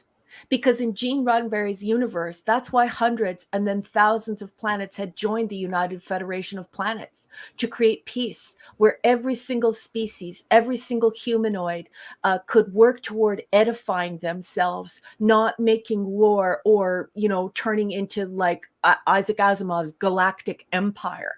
And these people, they're the antithesis of what Gene Roddenberry was trying to do and what he was trying to say. If you obey canon, if you look at the Bibles written for this show, the writers' Bibles, there's no way that this Dominion war can happen, because the Dominion forces would be decimated by the thousands of planets with trillions of people and all of their ships and their governments and their law enforcement. They would wipe these people out. It's just dumb. Anyway. Good night, Penny. Thank you for being here, dear. Night, Penny. Have a good night. So yeah, there we go. I guess now I think it is time, folks, to have your say. For you to have your say. Everyone what we do for those who are new here, once Raquel and I give our ratings and stuff, and I give you the word, and you wait for the word, then you are invited. You don't have to, of course, but you're invited. Our chat is invited to chime in. What you could do is give any rating you might have, A down to F, whatever, and then any words you may have. Try to keep them around the 5 range if you can, as far as chats about the episode. We will read them all. And while number 1 is collecting those, I will bring us some extraordinary Max Redstone entertainment. He is when he is able to, he writes us a limerick about the episode. He has 2 this time about this one episode. So I will read the first one right now. And here we go. The great Max Redstone, folks. What you leave in your behind. Excuse me. All right. Julian counts spots. Miles counts toys. They must end the war as it destroys. The founder on trial. At Vix with a smile. Reminisce is such sweet noise. Reminiscence, sorry. I screwed it up. Reminiscence is such sweet noise. Sorry about that, Max. Another one. What Ducat seeks What Ducat seeks and Adami craves, seeking out danger in the fire caves. They want evil to sail. They are destined to fail. 2 traitors who dug their own graves. No, man, nice. Top notch, Max. And we have another one. He is just the best. We love our music meister here. One more. All right, what we leave in your behind. Here we go. Fighting against evil in space and in the air.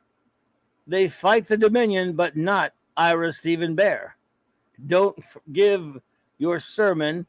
I want to battle Rick Berman. And Renee Erkivara, the pain they'll all share. Whoa.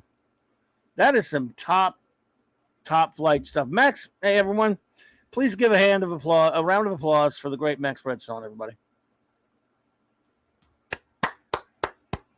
Thank you, buddy. Great stuff. Okay, now for our reviews. The lovely Fiona says, A+. For getting Raquel to say naughty words. F-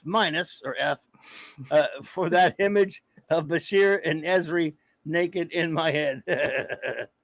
It's like watching hamsters mate while standing barefoot on Legos, listening to annoying radio ads. Sorry about that, Fiona. I love you, Fiona. And you're right. I don't like to resort to profanity, but watching this nincompoop admonish Clobby over this issue on Twitter, this happened several weeks ago. I just couldn't believe it, and I just couldn't believe what this person was saying. Just going on and on about what the Federation had done to the founders, and just like it was so obvious the person hadn't even watched the show.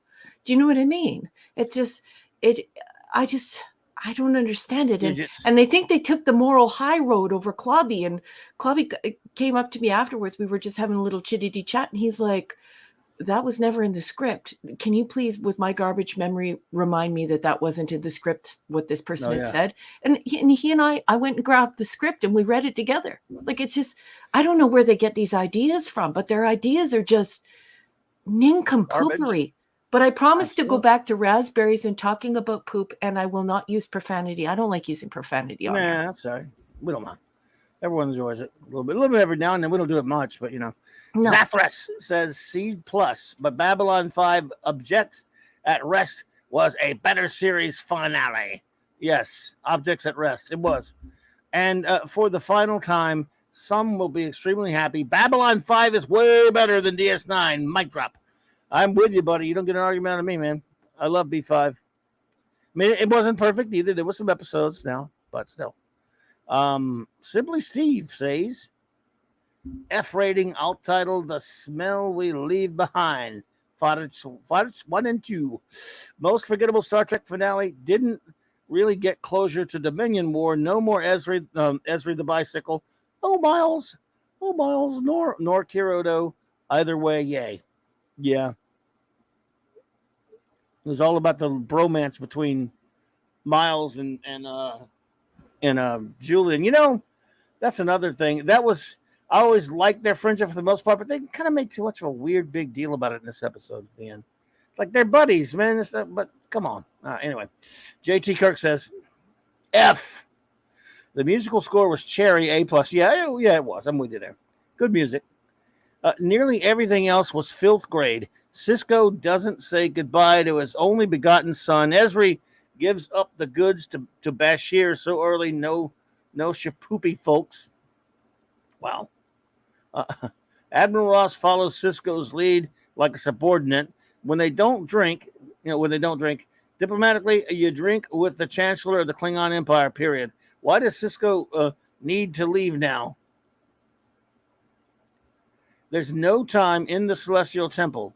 Why not let Cisco live a normal life? The Great Link decided to unleash war, the Great Link decided to unleash war, not the single female changeling. Having just one changeling stand trial, good point. While saying OMG sorries is not justice. If I were Garrick with billions deleted on my mind, I'm doing my duty and firing that phaser. That's a point you make that I wanted to mention. Garrick should have blasted her, and to hell with Odo. I mean, he should have shot Odo. I mean, I'm kidding, but I don't know. I wouldn't blame him. The phaser, the same as taking out the World War II bad man. B5 is better than DS9. Indeed, buddy. Right Boss there man, with you. boss man. Yes. Yes. I have to interject, and I'm so sorry. I beg your pardon, Right. but guess who just walked through the door? Wolfie! Oh no, Wolfie, all right, man. What up, buddy? The great Wolfie is here, folks. Always great to see Wolfie. Let's see here. Where were we? Hope you're doing well, buddy. Okay? Lisa says,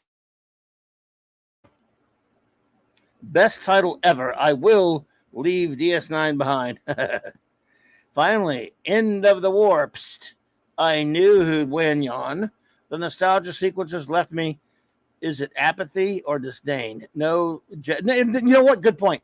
They didn't even show Jadzia. Why? They showed Worf's flashbacks were with Ezri. The whole, just that season. Did they forget So that much he was married to her? Yep. They didn't show him having, none of them remembering Jadzia. That was pretty disgusting. Yep. That aggravated me the first time I saw this. Yep. I mean, why? Yeah. Cisco's return in yeah, it's terrible. Cisco's return in what form? F. Yeah, I don't know.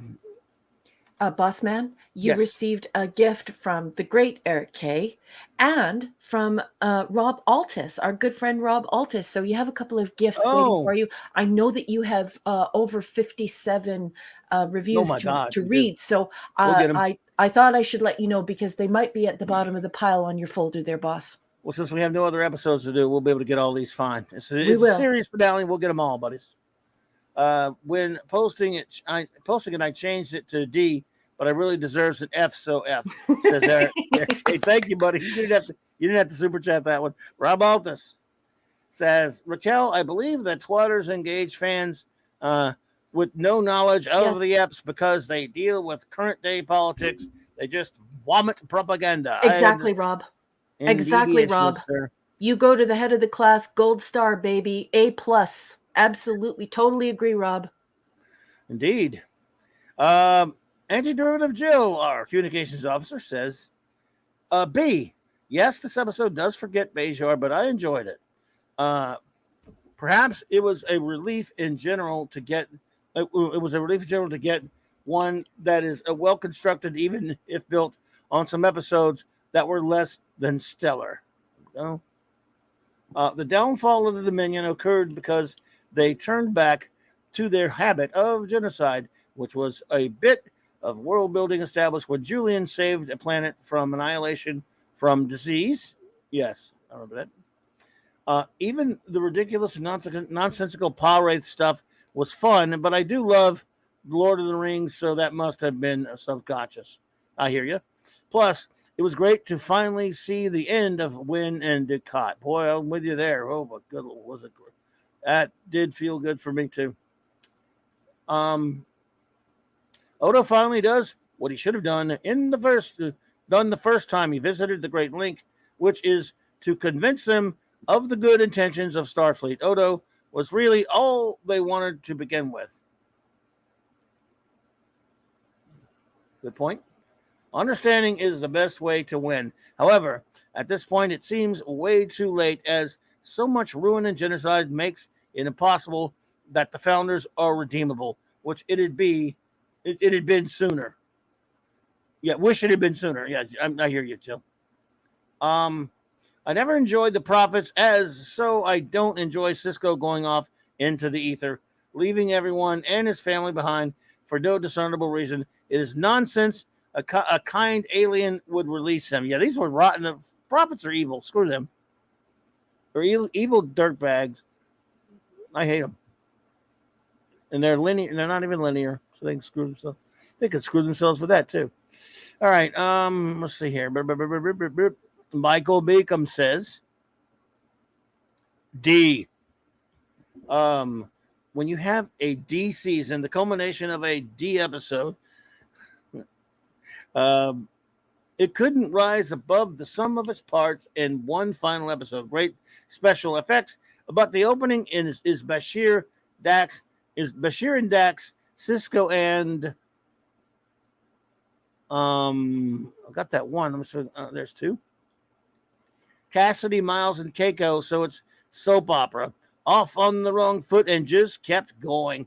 It was quite an achievement to have inadequate resolutions on all the relationships, but they managed it. Interesting. True. Hang on, Michael. I totally agree, Michael. Indeed. The companion reveals that many actors were also unsatisfied with how their arcs ended. And Andy Robinson reveals Jay Combs didn't like how Wayoon died. Page 709. Nana Visitor is angry she didn't get to. Hang on.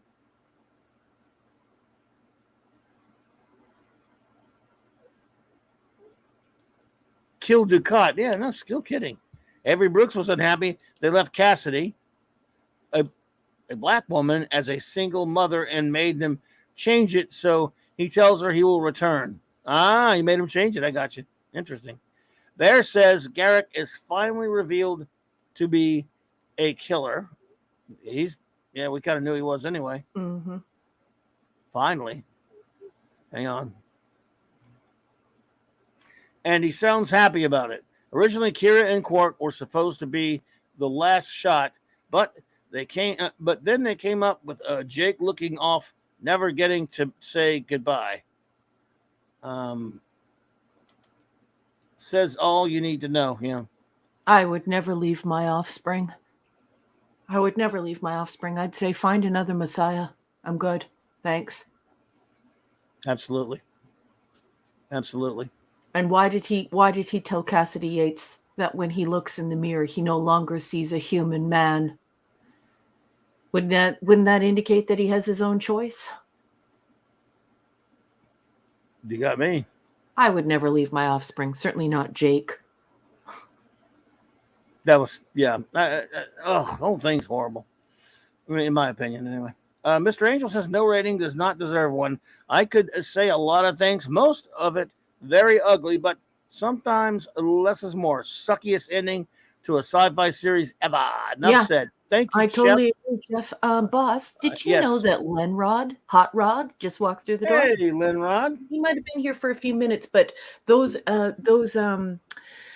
feedback notes just keep coming. You're still at over 60, boss. So we'll get there.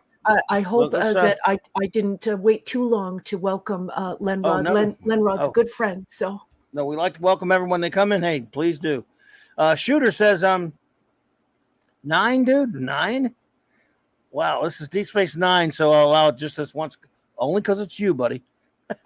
I'm teasing you, Shooter. It's fine. But 9, man. Who are you, Ash? Here we go.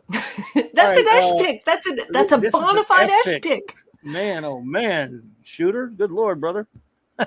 Just messing with. It's fine. It's a special occasion. He says, "What is the PT1 at the beginning of that for show?" Oh, part one. I got you. Yeah. Oh, you're separating them. What the hell? Yeah, What the hell? I think he It's one basically did story, like but yeah, 4 for part 1 and then like 5 for part 2. fine, no problem.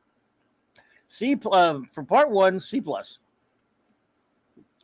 And right out the gate, Julian makes that stupid line about finding out how far those spots go down here. He's a doctor and should know. That is a good point. As well as saw Jadzia in that bathing suit and operating table. Then that's actually that's an excellent point, Shooter. Yeah, you're right. I Because didn't think Shooter's about like that. a massive sci-fi fan. I don't know if he reads science fantasy or whatever, but he really loves science fiction. He's one of those science fiction people that's like, come on, make them smart. Come on. Indeediousness. So many story threads, so I will list them as either good or bad. Good, Damar's Rebellion. Yeah, I like that one. I that was okay. I'm with you there. O'Brien moving the Earth. Okay, you like that one? I got you. Invasion of Cardassia. Yeah. Quark and Vic. Oh yeah, bad. Everything else. Wow, dude. My goodness. Hang on. Boss man, Yeah. I gotta interject. I'm very sorry for being rude, It's all right. but Not lemon rude. pie is here. Lemon pie. Lemon pie. Good evening, fine sir. Got Limrod and then lemon pie. Mm-hmm. Hey, lemon pie. Good to see you. I hope you are doing well, my friend. All right. The female founder has stopped hiding her condition. Is this a writing error, or does she just no longer care? The Dominion overplayed their brutal ways. The Cardassian turn works for me. Yeah. I mean, sure. I can't say I blame you on that one. Hang on a second. That's 3. Takes a second to find them there, buddy. So that's 3. 4. Okay. 4 is part 2, C minus. The conclusion of the Dominion War is satisfactory, but is concluded in the first 15 minutes of the episode. Was it necessary to push this into the last episode for the sake of a cliffhanger? I don't mind the return of the station and the farewells while the unseen threat grows, but those farewells are drawn. Just kidding. No, I actually did say yawn, but that was my fault. Are drawn out way too long. The focus on only half the cast sits poorly with me. Well, I certainly stand under with you there.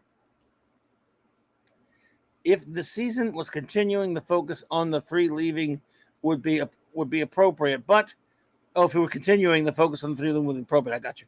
But we, the audience, are leaving as well, and I feel that all the main characters should have received this treatment. Yeah, it's a good part. I don't hate the finale.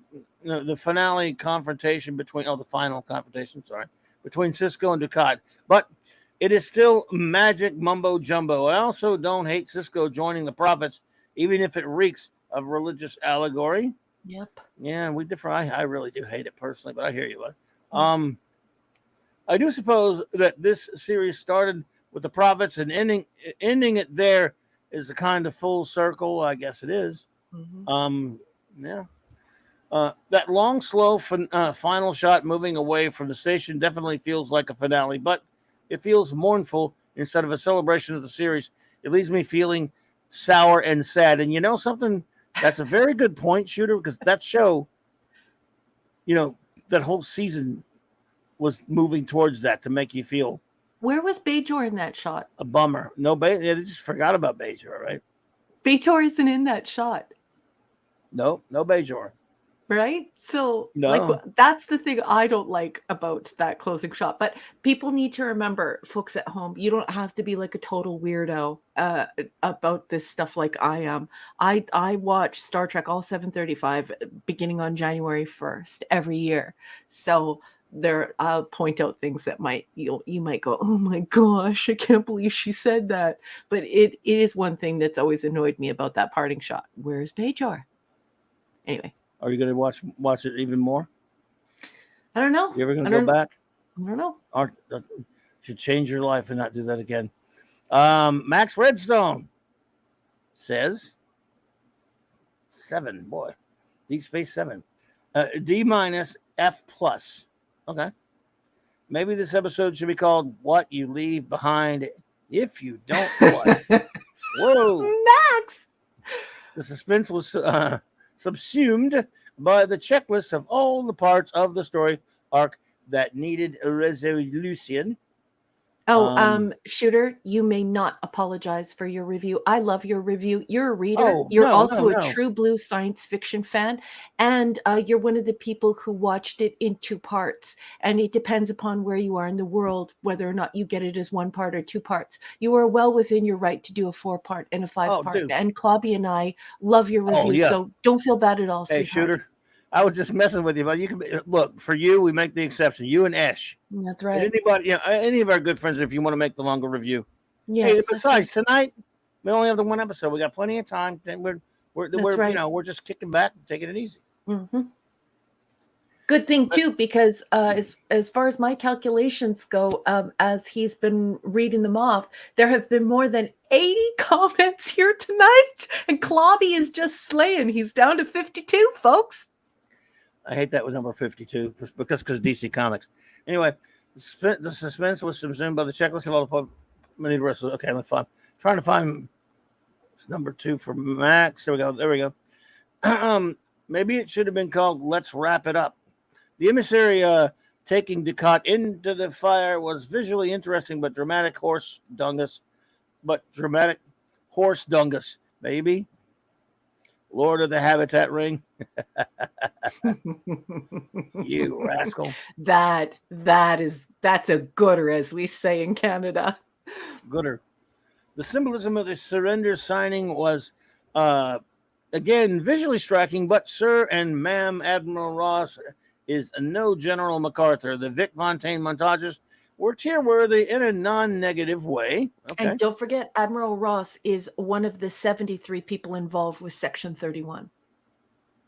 Indeedishness. Well, there you go. There was a big dissatisfaction with Dukat and Wen. They got off way too easy. It would have served the show. It would have served the show and the fans to show the SS Captain and the Space Pope suffering in eternity. Yeah. Deserved it, the rotten splasters. As a Jewish person, I'll just say the ridiculousness of the founder ordering genocide at a pivotal point in the war is lemonade with no sugar. Questions were unanswered. Plot lines were unresolved. Yes. Truishness. The founders are hideous, murdering maniacs, and the prophets aren't showing much moral superiority. Nope. Maybe it should be called Real Pigs in Space. Yeah. Pigs in space. Yes. What will Elam Garrick's Cardassia look like? Maybe they could have stolen the ending from Dr. Strangelove. Horrible, just horrible. Yep. Let's see here. Sandra Feliciano says D-. I was disappointed with loose ends. Wen's evil was shown, but clumsily and forced. Why save the founders, whose goal was ending solids? Why save the founders, whose goal was ending solids? Mm-hmm. I was left feeling cheated of a resolution to the story. Yes, and you should feel cheated, Sandra. That's not you sort of sign a contract when you tell someone a story, and there should be some payoff there. Human beings have been telling stories since before we were even writing, before we even had an alphabet. And so the human mind craves that connection, that communication, and they want that resolution, right? Otherwise, it's pointless. Oh, yeah, absolutely. Your Old Toy says, a bunch of pluses. Blah, blah, blah. I think Your Old Toys may have liked the episode. I don't know why I'm thinking that. but I think it could be. All right, everybody. I'm trying to find some of the shorter ones, so I'll give everybody a chance here. All right, the great Chris Persia says, Raquel, that person obviously only watched season 3 of P Hard and used that as the holy Bible of Trek. That I loved that comment, and I wanted that read because of that weird conversation you were in on Twitter. I feel so bad that person started that dumb conversation with you. I've forgotten Thank you, all Chris. about it. Let's see here, but I hear you. Sorry, let me get everything straight here, folks. Raymond Feliciano says B-. Love the battle scenes. The resistance scenes were okay. Everything since the armistice was boring. I hated Kai Ratchet. The actors saved the series overall. There you go, Raymond. Thank you, buddy. Hungry Boy said F-. Though I don't like infernal stuff, the concepts and anthropology behind Luciferian style entities are deep, near cosmic, intrapsychological, and powerful, unlike any part of this freaking finale. Yep. He's actually written a really good review here. I'm really impressed. Of course, the scope of 800 million dead. Yeah. Then the reactions, the excuses made. Yeah. Odo's reaction indicate that there is a vacuum of empathy in the writers. Well, they are Hollywood dirtbags, so yeah. And passed on to the filth people who now think that they claim some moral high ground and have under this concept of Section 31. It's quite disgusting, especially Odo saying, "Oh, don't split hairs with me." Just absolute rubbish. Just rubbish. Bloody rubbish, indeedishness.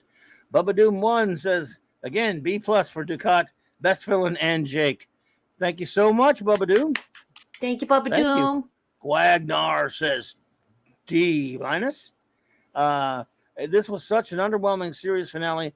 This should have been a mid-season episode, and then they could have had a few episodes to actually wrap up the series properly. Mm-hmm. Good point, Guag. I hear you.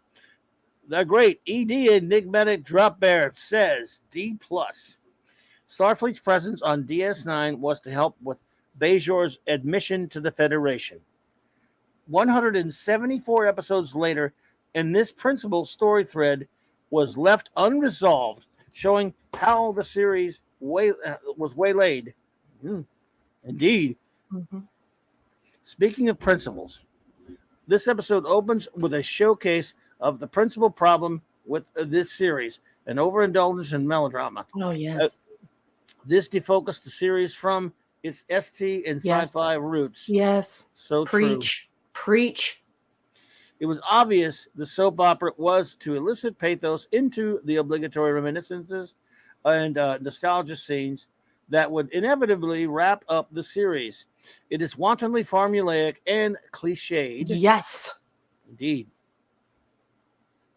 The series went to significant lengths building up epic themes only to get bogged down in minutia and mundane plotting, ruining a set of interesting and strong characters in the process. So true. So true. The conclusions to the Dominion War, the challenging phage and celestial battle, were anticlimactic, rushed, and poorly thought through, and ultimately unsatisfying. DS9 was a lost opportunity. Yep. Indeed. This particular episode has numerous plot holes and pacing problems, but they are a continuance of the lackluster and cringe-inducing writing that plagued most of the back half of the series. Drop the mic, baby. Enigmatic, drop that review. mic. Well done. Fantastic review. Fantastic, buddy. Thank you so much. Ravenscroft says, too much religion spoiled the grittier and nuts and bolts appeal of this series. Such a shame because most of the characters were great. I'd rate the eps about a 4 out of 10. Very disappointing. I hear you. Yep. I got you, Ravenscroft. Indeedishness. Let's see here. The great Eric K. the Bronze Wrencher says, I'm just going to interject here really quickly because I've just received a message from Eric K that Bubba Doom. Oh, it's okay. I started. You can read it, Papa. Go ahead. Go ahead, Captain. Don't worry about it. Oh, okay. Okay, good. Eric K says D. Damar's ascension to hero and leader is the one bright spot. The way he died was just stupid. Yeah, I actually was really starting to like Damar. I like the actor, and considering where he came from and what he did to Cialis, they actually did some interesting things with him. I'm with you. Even someone who watches TV knows when clearing rooms with a group, you do not go in standing in the middle of the room. Look at me, shoot me. Stupid way to die for someone who was trained. How did he not die on the other missions? I do not know. Julian and Ezri, Yes. Ezri waking up naked, puke. Why Yes. is Ezri on the bridge or even going? Yes. True. Why She's is a Odo counselor, going? and she's not even a real counselor. Yep. Why is Odo going? I think he was going because of the change. I don't know. The Dominion committed a war crime above any scale in the history of the Federation. Yeah. 800 million civilians dead. What a poop show. It's so true, Eric. Yep. They cannot even edit this correctly. They show Miles and Julian in the infirmary getting his shoulder fixed, talking about being reassigned to Earth. A bit later in the show, Miles is getting ordered off the bridge for that shoulder injury to get it taken care of. Cisco is leaving for the planet alone. Yeah. For the planet alone? No one would ever let him do that, Yeah. even if he demanded it. The Yes. founder had not been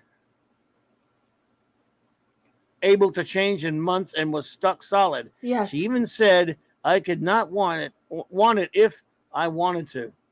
Well, she could not want it if I wanted to. Okay, if I wanted to.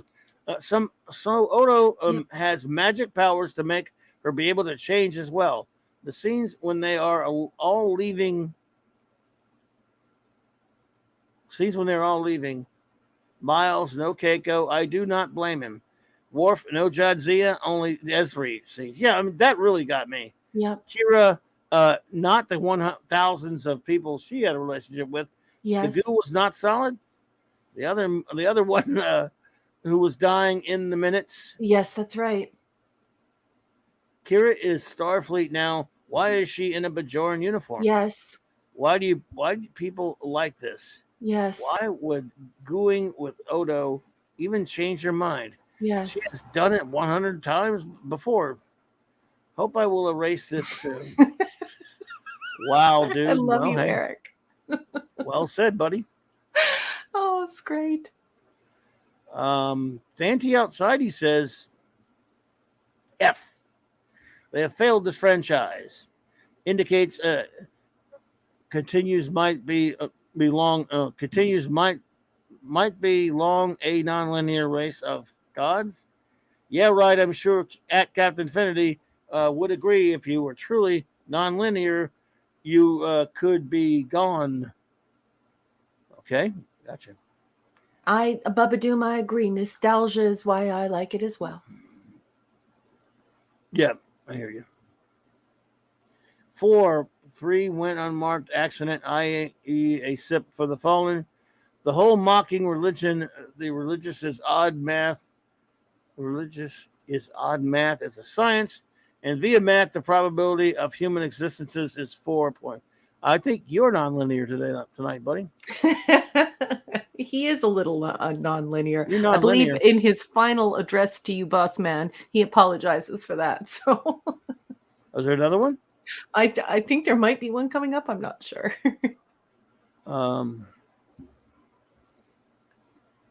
Did I click that one? He apologized. I don't know. With? Oh, I can't find it. Didn't. Chris Persia says F for a finality to filth writing and fraudulent screenwriters that cannot help but admonish religion while being overly forgiving towards the genocide of all corporeal sentient life. Fail. Yeah. Right and there with HB and I we can't wrap our head around that. and that's also why I put so much emphasis on it tonight when that person on Twitter had that conversation with Clobby. Like, how brainwashed do you have to be to believe that 73 bad people are Starfleet, an entire military, a global military, and to also believe that they represent trillions of people on thousands of planets in a united federation of planets, and then with these founders trying to subjugate all solids in the known universe and then killing over 800 million people, innocent people, would you say that what they did to the founders was wrong? At that point, the viewer would be thinking, no, Sloan and his 73 weirdos did the right thing. These people were going to enslave the universe and they were going to murder everyone. Like, it's just so dumb. It means that there's no good and no evil. Like, it's so dumb. I can't believe people have these conversations. Chris Persia, I love you. Anyway. You rock, buddy. Let's see. Let's see. Eric K says, Bubba Doom 1, member 6 months. A member says, Clobberin level, 8 billion aside. 1 was Garrick's mother. Yep. No, yeah, I mean, yeah. Yep. Garrick, man, Garrick was not wrong. Judge Dredd, Joe Dredd says, D, leaving Jake an orphan at the end of this episode, I didn't like. Dumar's death and martyrdom was probably the best part. The cut turning into Pawraith was terrible. Yep. Good night, Dadman clan. Good night, Dadman clan. My love and Clobby's love to your whole sweet and cute and amazing family. I hated both the prophets and the Pawraiths equally, says Joe. Well, I'm right there with you, Joseph Dredd, the judge. Joseph Dredd, I would have, I know that I shouldn't interject here, but I'm going to. I was actually pretty sad that they killed Damar. And I would have liked to have, I would have liked it if Damar would have received his own series. Yeah. Yep. I think it would have been really cool if it would have kind of been like Firefly, like this Damar and a band of Cardassians, I don't know. I think it would have been interesting anyways to have a non-human a Star Trek. I think that kind of would have been a cool idea. I actually felt bad for what they did to Damar, and I also didn't like the way that they killed William, but it was satisfying.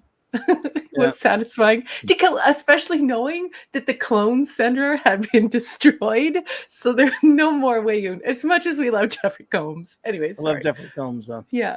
And they call him Scuba Pete. It says D-. I'm surprised this season didn't end on the promenade deck with literally everyone just laughing and toasting Romulan ale. Yeah. Come and knock on our door. We'll be waiting for you. We're DS9 company too. Well done, the great. Love you, Scuba. The great man, the shooter. Don't worry about that, bro. He says, yeah, I forgot to add that that's my review, but at least 9 posts was getting long. That's okay, man. That no Jadzia thing was a childish tantrum because she left the show. Yes. That's got to be what it was, and it's pathetic. Yeah. Wagner said, I wonder if they couldn't use Jadzia without having to pay Terry Farrell. That's probably true also, but they should pay her, Yep. The great Kal-El, Stephen M. says, C+. This episode does a good enough job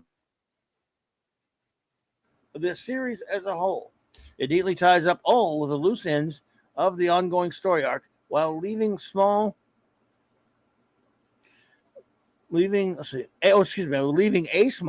possibility of a communication in the future. Damar completes his story arc with a satisfying conclusion. His determination to free Cardassia at any cost shows how far he has come as a leader. Indeed. By making the ultimate sacrifice.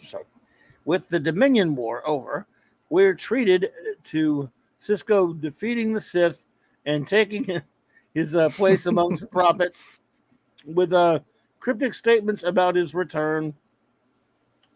God, I hated that stuff. The final space battles between the fleets were nicely done, and the performances by the cast were adequate. When Odo links with the female changeling one more time and suddenly convinces her to end the war, it seems far too convenient. But then again, it has served its purpose for the narrative. The underlying problem with this episode for me is that it had several storylines to wrap up, Mm-hmm. and characters to give story arc resolutions to, but it all just seemed a bit rushed. Despite these criticisms of the episode's flaws, it was a somewhat satisfying series finale overall. Well, thank you, Gotcha. Kal-El. Appreciate you, brother. There's a conversation developing in the chat about my comments about wanting to see Damar in a series. Shooter and Victor and Lenrod and others talking about how it would have made a cool video game or a cool news story in Star Trek. Yeah, I agree. I also think that it could have enhanced the season finale, because that's very much something that would happen in Captain Kirk's Star Trek. You know, that the Cardassians would be washing upon the shores of these Bajorans looking for love and support. Sorry, somebody's driving by that's Sorry. noisy. Six Looking is here, for brother. that love and support in rebuilding their nation after a Holocaust. I think it would have been moving. I think it would have been really beautiful. And yes, Six just walks through the Six, door, I can't and you listen, got a but- gift from Michael Beacom. Well, Six, I know you can't listen, but I'll shout you out anyway. Love you, dear, and thanks for having me running in your pocket there. Yay! I'll run in your pocket any day, my dear. Love you. Michael Beacom says, Reese, thank you, by the way. Thank you so much, Michael. I really appreciate that. He says, Reese Sisko's conclusion. Just think what would Kirk do? He would have told the Glowy Room aliens, no thank you. Yes. He is not a god and needs to live in leads his own life. Exit Profitville in willful defiance. That is No right. kidding. I call Absolutely that the right. Kirk test. The Kirk test. Very What would Kirk, Kirk do? Yes, it's ridiculous that happened to him. Eric K says, Bubba Doom 1 member for 6 months says, No, that must be the second one. that was there. Same one he did before. But thank you, Bubba Doom 1. Lisa said, be part of DS9 is RM and Claudia. Best part of it Love you, all. Lisa. Oh, you're too kind, dear. Let's see here. Victor Fontaine says, had to at least give it a C for Garrick, Ducat, Damar, Wayoon, and Vic with the Sinatra song. Yeah. The rest with Wynn, Cisco, Esri, Kira, and Odo was one big eye roll. I hear you, Victor. I hear you, man. Totally agree. And I love Vic. Vic Fontaine is JT. great. JT Kirk says DS9 season 7 is 24 DD. I don't know what that means, sir. Wolfie says rating A-. The Kardashians were made to be the bad guys starting midway through this last series. So poetic justice, payoff. I don't know. You tell me, buddy. Good thing the Star Wars universe guest Breen species didn't have access to a Death Star like some Damar's arc. I like some Damar's arc. I think it should have started sooner. Well, it was tough for him to come back from murdering Zial, wasn't it? Yeah, like after what he did to Zial. And that's what I mean, like this story of redemption of that would have been a very Kirk way of handling it, that these broken Cardassian people who had just had such a horrific, unprecedented genocide on their people would then find hope and help and love through Bajor. And that Bajor would be the type of people who would do that. I mean, what kind of a message does that send humanity about hope? What kind of message does that send humanity about war? You want to talk about being altruistic and using Deep Space Nine to move society forward and to send good messages? How about setting aside your politics and actually sending an actual good message where you can compassionate a truly vile enemy and you can put down your slings and arrows. You can put down your guns, and you can compassionate a people who have just experienced this horrific genocide. What a way to draw those two species together and show what Star Trek truly is all about. But we don't get that because RJ Godzilla says Clobbering DeMar's arc was great when he was introduced. I never thought his character would take that path it did. Yes, I agree with that. They did a good job with that. Absolutely. Okay, let's see here. JT Kirk, thank you so much for the super chat, buddy. He says, it's ironic that Miles, as an engineer, loves to change things, but couldn't manage to change Keiko into a tolerable spouse after 7 years and plus TNG. Yeah. I hear you, buddy. And Eric Cake, thank you for the super chat, buddy. He says, how is Kira speaking Breen?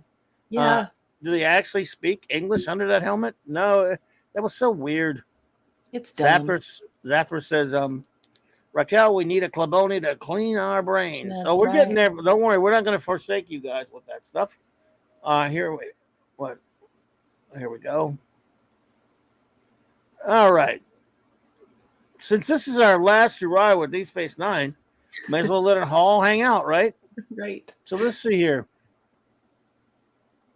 Who's ready for some Deep Space Mine Moys? Just do it. I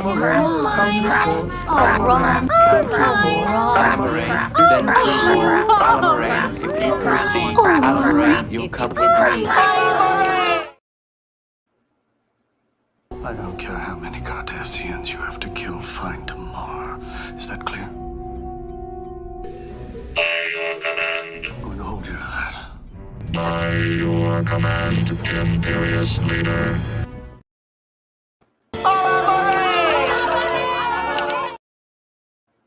Jake, if I never see another clan, It'll be too soon.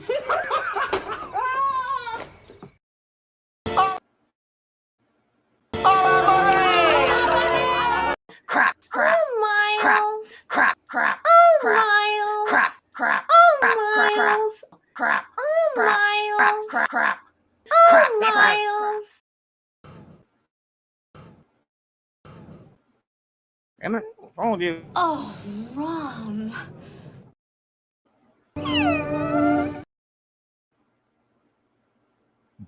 Crap. Oh, Miles. Crap.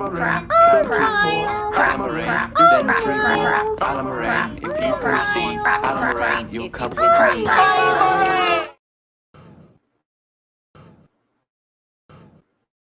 Sorry, folks. Oh, Rom. Oh, Rom. Oh, Rom. Oh, Rom. Oh, Rom. Oh. he plays with toys, It's a model. with little figures. Well, that's what happens when you share your toys. It's not a toy. It's a model built to scale. I'm sorry, Captain, but I'm an engineer, not a magician. Oh, Rom. Oh, Rom. Oh, Rom. Oh, You wanted some, this is the last hurrah for all of our clips, folks. So one more time. And I'm sorry, I just thought you would want to walk down memory lane like they did in that last episode. Oh, boy. Yes, sir. No, we're not going to miss it, are we? Well, some of you might, which is fine. Let's see what else we have here. Thank you, Sean Carter. I appreciate you. He says, RM, that was a great idea about Bajor. Furthermore, Bajor coming together like that would have been a great final proof to show they belong in the UFP. Yep. Good punch. Yeah. That would definitely happen in Kirk's world. And he would encourage it, you know? Yeah. Look at the Cloud Minders. In the Cloud Minders, he put two species. Well, they're the same, but they thought that they were different. And Well- and in the end, he said, you have to work this out. You can't treat one another like this. So, just taking two, horrible enemies and making them help one another to grow, to be better than they are, a better version of themselves, I think is the final Star Trek lesson, and missed opportunity here. Yeah. Wow. So, yes, I hear you there, Jill. So I don't know if our chief engineer is going to come on with a review. He might show up later. We don't know. We'll see. But don't worry, Rob. The Club Oni will still be with us. Oh yes, the Club Oni will always be here. We'll always have a Club Oni. Mm-hmm. Thanks to the great HB. We'll have that for sure. Don't worry about that. That's right. HB says he wishes we would bring back Tripwire. Okay, well, eventually. And that's saying something, because HB believed that Tripwire was complete and utter hell. He did not like it, too very much. He hated it. So, all right. Well, let's see. What are we doing now up in here? So we just do a little. I guess we'll do a little wrap up. Jill, if you want to bring some episodes. Again, no pressure. If you feel like it, if you want to bring some episodes and your top of the series. I think we should also ask everyone. We don't have to put it up on the marquee. We won't put it up on the marquee because it's just too much action tonight. Clobby read over 80 messages, but if you just want to share amongst one another in the chat what you give season 7. Oh, we're going to do that. We'll get to that. Yeah. And they probably redesigned the whole sick bay, too. I know engineers, they love to change things. Did I hear someone say engineer before? There's the engineer. Wow, we're going to have a full crew. Dude. Good to see everyone. Yep. Glad to be here. here. Hey, man, would you want to give us a review of this episode? Yeah, and I got to get your review so I can enter them into the spreadsheets. Oh, good night, Chris Persia. Good night, Chris. And hi to everyone. Hope everyone's having a good night. Yeah, I mean, there's a lot I liked about this episode, just in terms of the nostalgia factor, because you end up liking the characters, but substance wise, it's a huge fail. It's just why does Cisco have to stay with the Prophets? Like, why does he have to leave his face? Like, they don't explain why he has to stay. It's almost like a selfish reason why he's got to be there. Excuse me for 1 second. Sure. Yeah, everyone's saying that Clobby missed Sandra's rating. He didn't. Sandra, I read Sandra. He read it. She gave it a D-. Yeah, D-, and she said that she felt that that she wasn't offered a conclusion. She wasn't offered, a resolution. And then, of course, we talked about that for a little while. It was a good review. But we Raymond, that's not correct, buddy. I did read it before I read yours. Yeah, it was read, and she gave it a D-. As number one. Yeah. Yeah. And she also said that she didn't find it, like she didn't find it adequate because it wasn't satisfying. It didn't offer her any conclusion. Yep. I mean, unless no one heard me, I did read it. I saw you read it. I heard you read it, boss. So they just missed that one. Did it exist or did it not exist? No, it existed. Yeah, people saw him. Because we never want to miss Sandra's review. I remember you gave it a D-, Sandra, and we did read it. So, and then Raymond's also. Mm-hmm. I don't know how you missed it, but we did it. And we do miss them sometimes when something weird happens, but this one I distinctly remember. And with my memory, that's saying something. Yeah, you missed one of my reviews one time too. Oh, yeah. Well, and the chat went wild. Yeah, sometimes stuff happens. Yeah, but anyway, a lot of fun. Well, let me get back to my review of this mess. But you got that nostalgia factor for the characters, which kind of Miles and and Bashir, they kind of overdo it though. It just gets too sappy, and it's kind of building up to be the end. It's very convenient that everyone's leaving. All of a sudden they're leaving Deep Space Nine. Dumb. Why? Because the war's ending. I mean, it just made no sense. But in terms of trying to give people a resolution, I think they tried to do it, but the Power Wraith thing is just ridiculous. The Prophets are just ridiculous. It was interesting. I started watching What We've Left Behind, the documentary that they made, which I recommend. People check it out. It was interesting. I went to the theater to see that.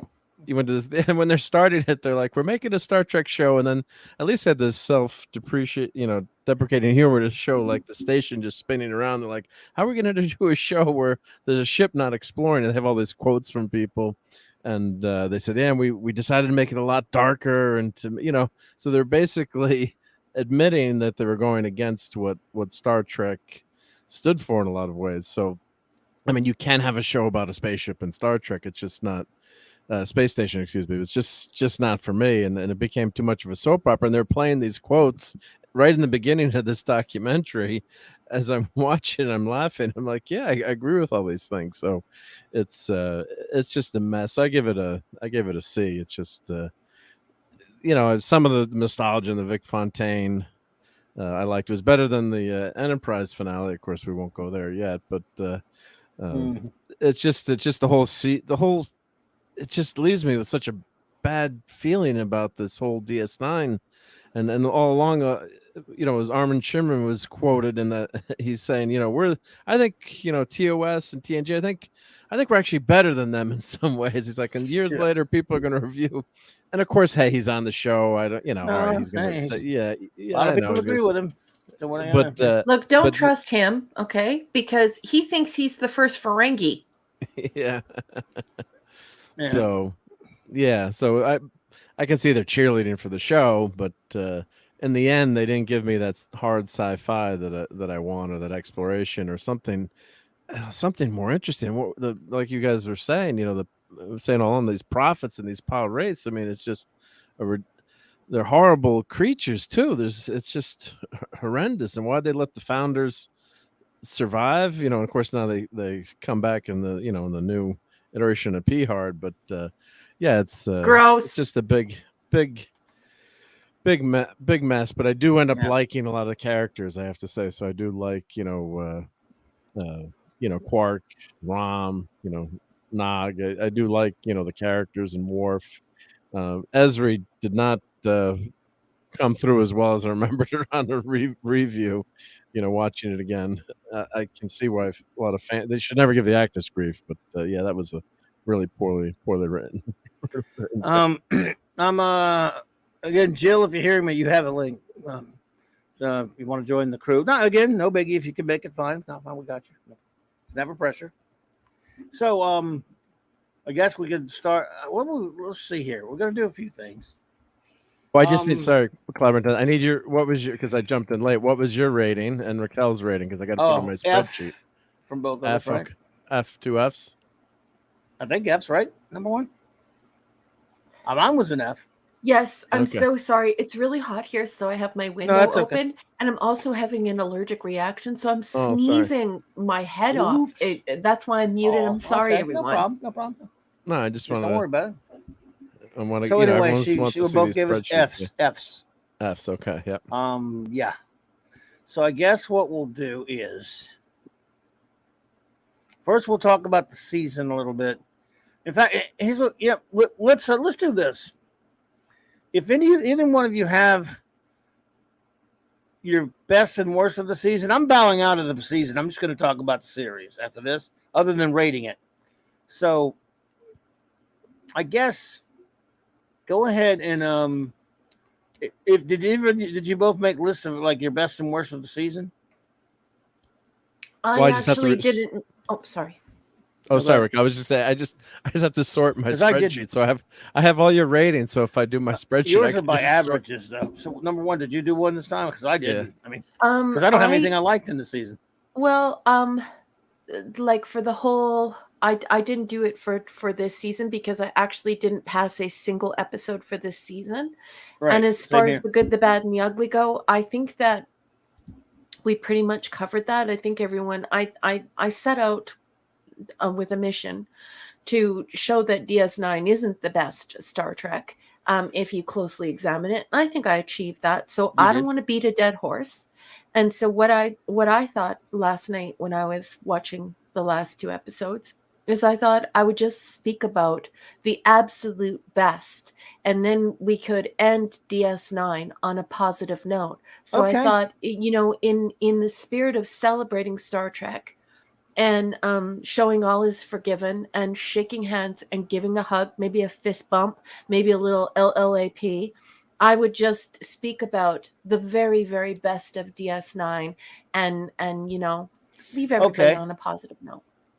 All right, so what we'll do first then is we'll just give our rating. We'll rate season 7 as a whole. Then we'll go on and we'll talk about our favorite stuff of the season of the series. We won't even do the bad. Well, we can leave out picking the bad ones. How about that? Yeah. Well, there's too many bad ones to pick. I think there's only looking at my spreadsheet. I'm for that actually. It's a good idea.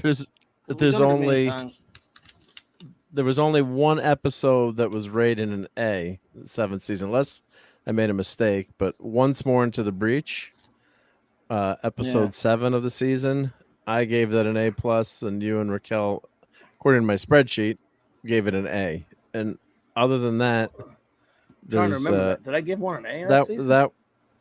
That was the sort of aging Klingon hero S. Worf to find him a battle assignment. That was good. Plans there a cavalry that raid. Was good. Yeah.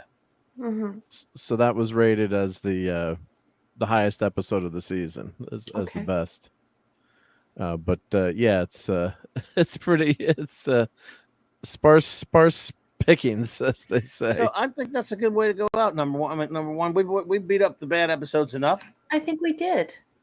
And we beat the hell out of them. So yeah, and I also think that all of those people who were horrible to you and I when we first met 3 years ago, when and we were in these intense conversations online, and people were like, "What are you talking about? DS9 is the best, and only stupid people like Enterprise. Enterprise is garbage." And yeah. I think we accomplished what we set out to accomplish, which was to show why you and I are critical of DS9 and why we don't think it's the best.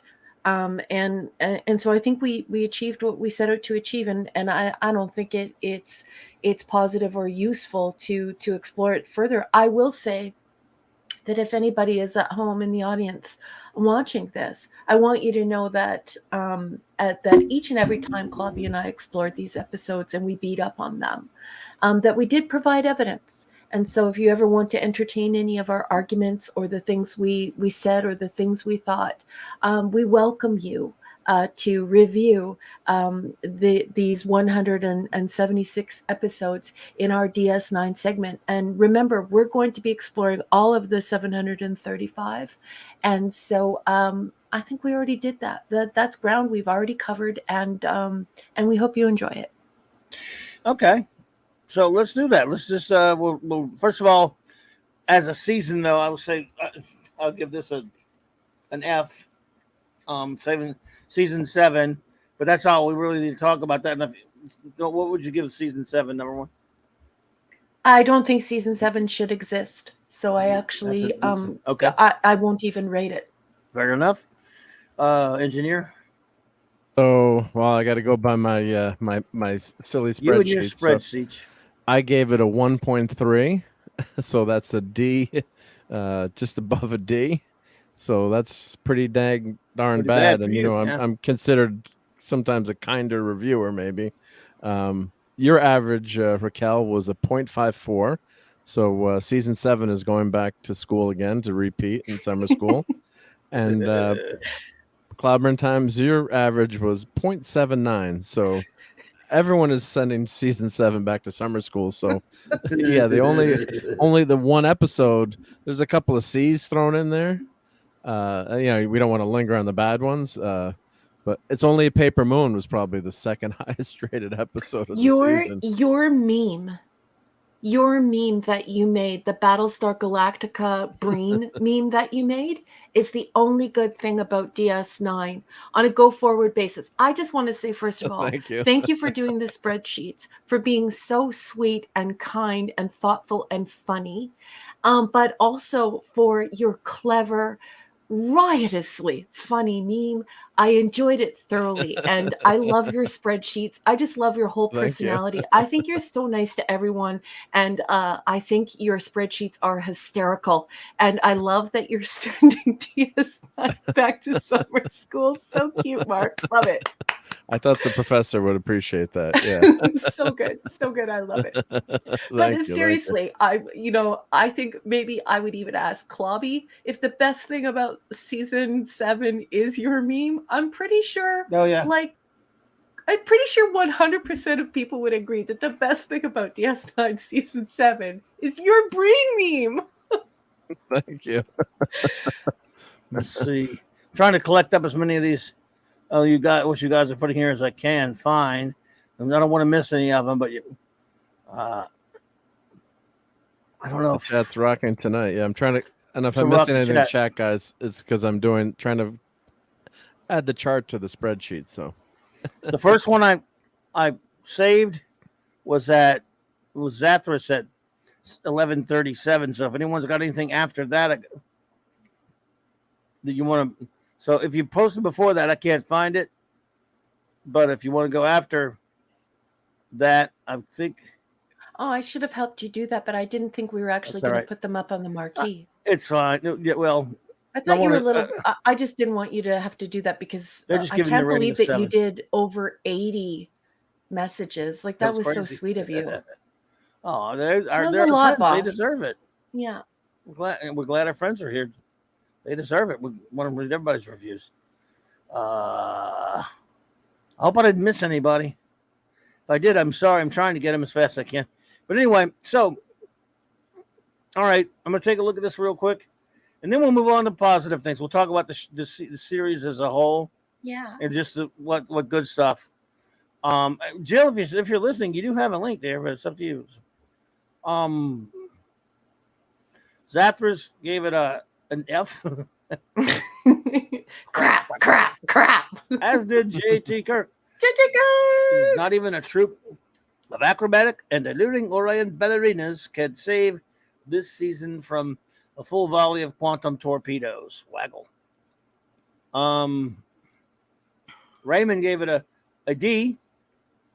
Raymond Feliciano of King Dolphin TV. Hungry Boy gave it a Mark D is an F minus for anyone else. I'm not sure what that means. HB, that's so true. That's true. Our positive Cub Scout leader. Michael Beacom says, this is Sesame Street Review. This season is brought to you by the letter F and the number 1. Well done. Yeah. Nice. Let's see here. It was Stephen Kal-El says C- for the season 7 review. There were some bright spots, but there was far more questionable episodes. But there was that brought down the entire season overall. Thank you, sir. Yep. So with my eyes and stuff, I'm gonna see the ratings. Kirk says, I skipped most of that 10-part saga of season 7. Okay, I got you. Yeah. A 10-parter. Hey, JT, can you believe? So which is worse, season 7 of TNG or DS9? Says Squagnar. I don't know. I think DS9's worse. Yeah, I think DS9 is worse. Because I think there may have been a couple of so okay ones in these. Yep. Oh, there you are. There's Jill. Hey, Jilly. Yeah, hello. I meant to come in earlier, but my daughter needed some popcorn. So no problem. Oh, no, that's cool. That's a valid excuse. Thanks a lot. Now I want popcorn. Yeah, I want popcorn too. Damn it, Jill. Yeah. No. Damn it, Jill. Lisa says, recap. Season 7 F. Is that all 25? I guess. Oh, she gave every one of them. Wow. So she was kind to like 3 of them gave them D's. I love Lisa. Oh, Lisa makes my heart smile. Yep. Zathras says Mark D DS9 spreadsheet should be sent back through the quantum leap accelerator and vanished into Ira Stephen Bear so he would know that what crap he was about to write and change the thanks, Mark D with a C. Wow, DJ Ronnie G, what's up, buddy? DJ Ronnie G. So what we'll do, I guess, is, and by the way, what did you, Jill? Did you have a ranking for the season overall? Oh, for the season overall? Let's see. Mhm. Okay, so we're not doing the 3 and 3. I wasn't listening. No, we're not. We were, but we decided we're just gonna rate the season. Then we're gonna talk about what we liked about the series overall. We're gonna go, for once, not do the negative stuff. Okay, that makes sense. Actually, because there's quite a bit of negative stuff. It would take too long. Take too long. Okay, so let me find where I did that. I also I think I gave after you've said all this negative stuff that we end on a positive note. Yeah, no, I'm glad you're glad. Hey, oh, by the way, Jerry Lahine, hello there. Hey, Jerry. Jerry, Hello, good Jerry. to see you. This time, and who worked on the show, I believe. Wow. I do still like Deep Space Nine. I gave season 7 a C. Okay. I had almost as many Fs as A's, so I only had one less A. So I liked a few more episodes than. No, I hear you. Yeah. Well, there you go. So you give it a C, right? A C? Yeah. So That's fair. the intervening episodes, I gave a lot of C's and D's, but not very many B's. So it was definitely on the poorer side. And of course, Deep Space Nine isn't the explorative science fiction that it should be, but for the war and the character drama that was written, I did still love the characters and some of the interactions. But I don't even think that in Deep Space Nine that they even bothered to cover Gene Roddenberry's bust. So I somewhere along the line, I tried to stop judging it for that and tried to enjoy what was given. But that's why I was able to enjoy a few. But there were definitely quite a few episodes this season that were just a waste of time. Yeah, I gotcha. Well, there you go. Mark, again, what was yours again, by the way? What did you calculate? Yeah, I gave it a. Well, here, let me show I did all the spreadsheets. Oh, I'm sorry, The spreadsheet, John. Yeah. Oh, my God, with that spreadsheet. spreadsheet. Everyone wants to see it, right? Nerd. Everyone Hey, loves can we have nerds? Nerds. Nerds. Yeah. So Give me a second. Let me present the yeah. spreadsheet because I'm gonna why find not? it. And you know what I did? I actually went back That thing. and I combined all. Get those nerds! Nerds! What? I combined all the episodes into one spreadsheet, but I only started keeping track of Clobbering Times and Raquel's rating later, so I'm missing some of the episodes. Those I have to go back and do it. I didn't finish all my homework, but that we could rate them best, each person best to worst. I have way too much. I don't have that extra time on my hands, but anyway, so here's season 7 how it rated. So. For me, this is my rating here, so you can see. So my bottom rate. So I gave 2 A's for the season, and if we go down, my average here was a 1.3. There's your 0.54 and 0.79. Average viewers for the season were 4.37 million viewers. The season finale did go up 5.4, which that would be. It's not very good ratings.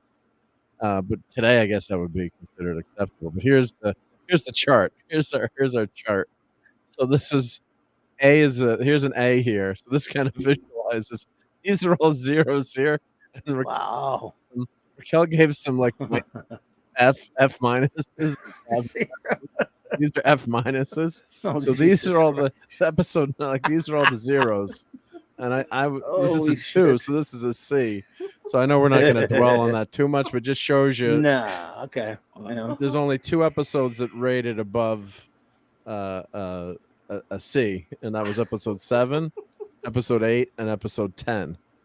So so any parent who's paying for the kid to go to college, they're not going to be happy with this this grade point average. And I was just thinking the Fs could be anywhere between a 0 and a 50. So you just don't even know what you're getting. F. Yep. So that's just ugly. So wow. It should just be a great bin. We just put it in the bin. Bin it, yes. Right? Yeah. Bin it. Well, and I wonder what the average viewers. Let's see what for fun what the series started.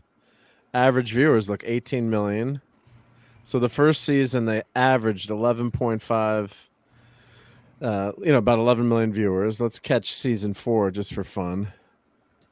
6.5 million. Season 6, 5 million. Yeah, so you can see the viewers voted with their feet too by the end of the series. So they lost a ton of viewers by the end.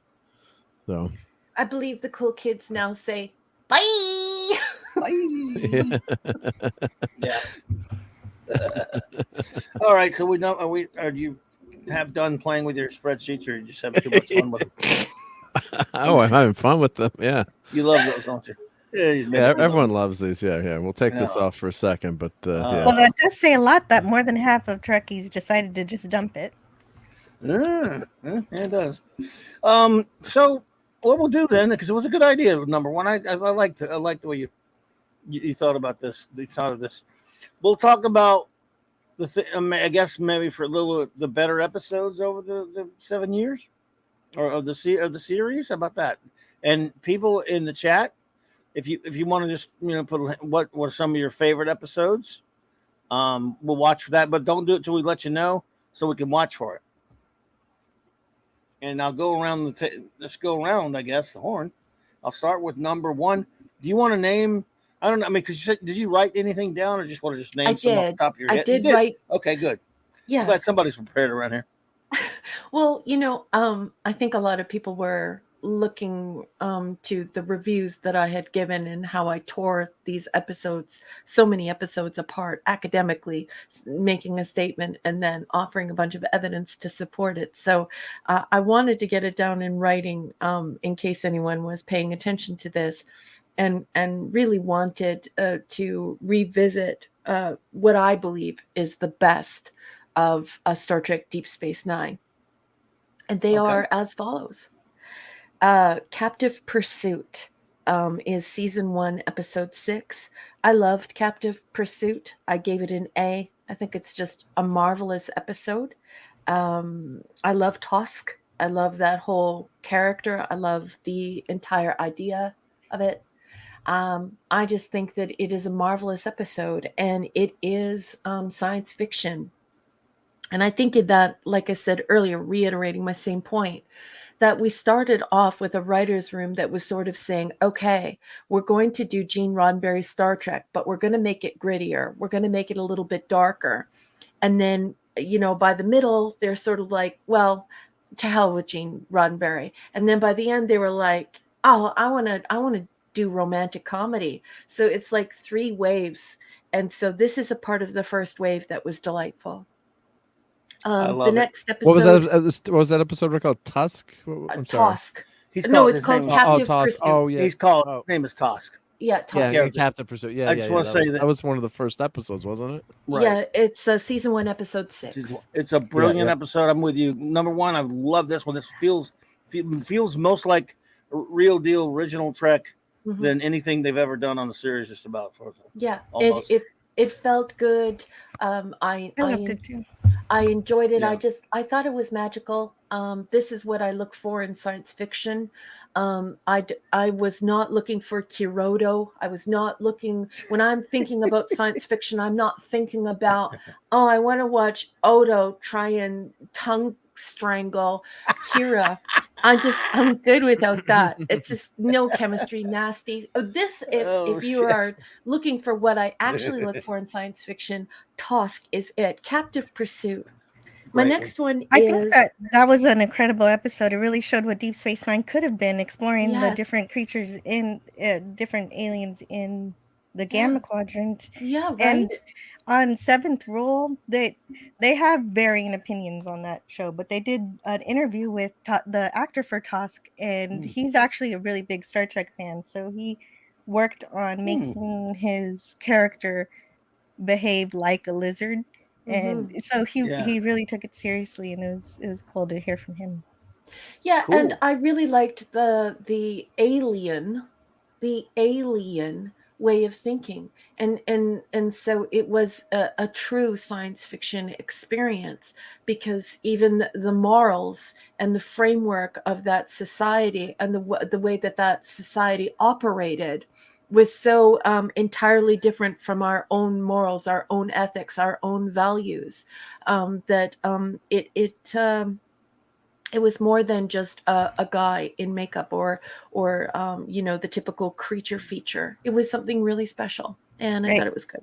Right, and the different way that he spoke was also his idea too. Yeah. Really? It's Oh, there you go. really, Great. really Love it. good. Love this episode. So Okay, what's next one another one you got? Mhm. is A+, and that is Dax. This is season 1, episode 8. If you wanted to bring that up and just sort of jog everyone's memory It's through. tough to do this one because they just bring up general. Oh, sorry. General pictures of her. I guess it's got some stuff from it though. It's just not like other episodes. There we go. Just really, really that's good. the one where Dax is arrested for murder. I have the synopsis in front of me. Yeah. Arrested for murder. See how they show when you just put the character like that? Go ahead. Yep. Go ahead, Mark. Well, as I say, the synopsis is Jadzia Dax is arrested for murder allegedly committed by Curzon Dax, a previous host of her symbiont. An extradition hearing is held to determine whether Jadzia can be held liable for Curzon's actions. Mm-hmm. Yep. Well, yes, and we got to see A. Odo be a real detective in that one too. Yep.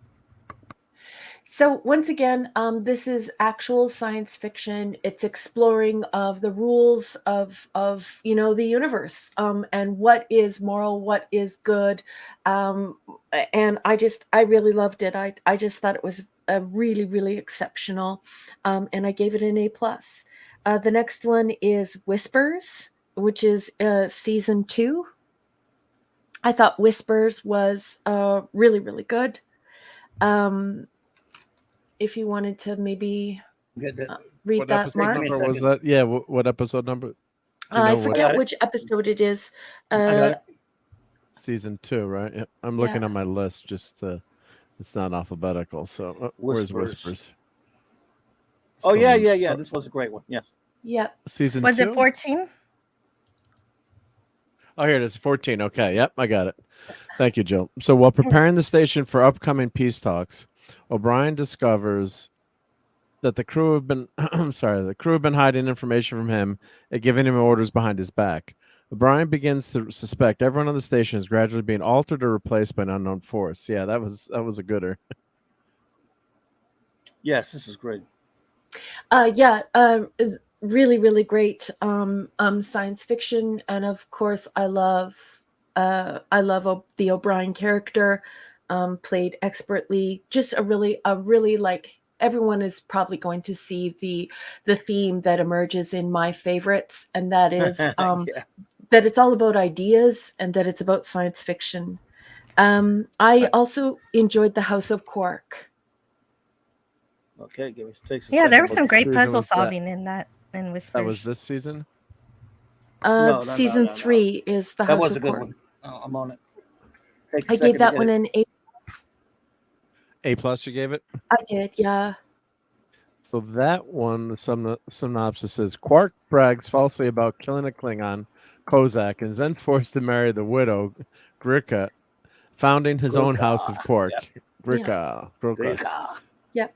The actress that was a good one. I'm laughing the as I'm actress reading was because it was absolutely stunningly beautiful, even through Klingon makeup. Like, you're hot as heck when you can throw on Klingon makeup and still be drop dead gorgeous. I thought this episode was fun. This is as far as I'd like to go with comedy, but I just love the idea of it. It was great fun, and I thought the acting was wonderful, and this is how I like to experience the Klingons, more in a science fiction type of atmosphere, and it's just adorable and fun, and I love it. And I think everybody is I only have a few more, folks. Go ahead. But I guess the best, I believe, the best episode of DS9 upon review, and reviewing it as an academic and as an author, I would definitely say that the following is the best of DS9 for me. I shouldn't have to say that, but people have feelings, so I have to say that should be a given that it's just my opinion. But it's Hard Time. I believe Hard Time is the best episode ever offered on DS9. I gave it an A++. I believe that it exceeded its expectations. It exceeded its mandate as a television show, and certainly a science fiction television show. Just absolutely amazing. That's What a season was really that, good Raquel? episode. Yeah. What can I say other than I think this is an absolutely brilliant idea.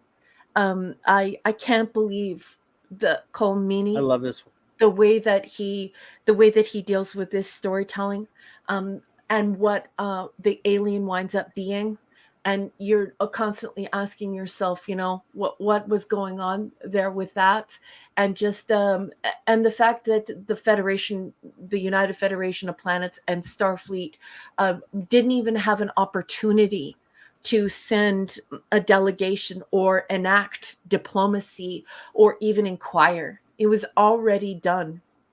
Was that the one where he gets sent away in his mind? He has a 20-year prison sentence implanted into his mind, and he felt every minute of it. Yeah. Yeah. It So really happened for him. expertly written, One of my wonderfully favorites. acted. Clobby and I we love this. This was good I love stuff. this one. I mean, it's disturbing in all the best ways. I mean, yeah. Really, yeah. So that's season 4, episode 18. It's 4, yeah. Yep. And then they say, well, the synopsis: O'Brien's mind has been altered to create memories of being incarcerated for 20 years on an alien world on charges of espionage and sedition. Yeah, and I would all gave that A+.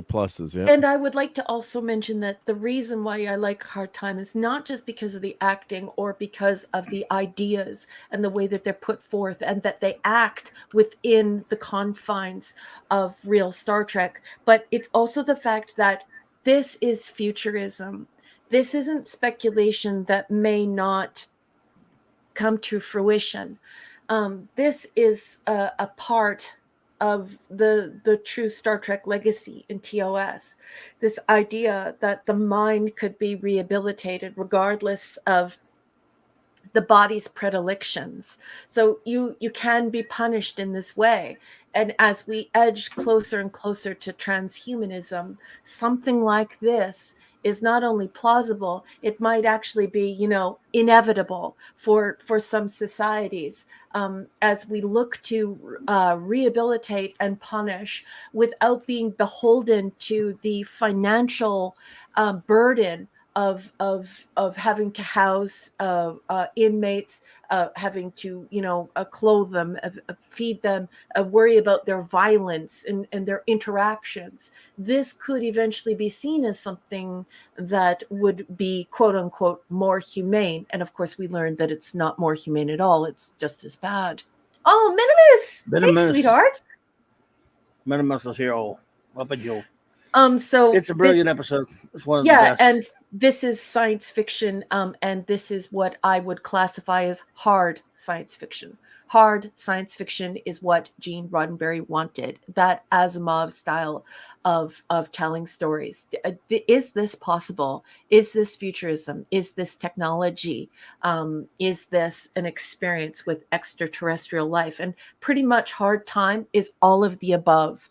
And it's pretty damn scary when you think about transhumanism, when you think about inserting chips into people's brains, when you think about the ability to change someone, to alter someone's perception of reality. So Hard Time, I believe, is the best and brightest of all of DS9.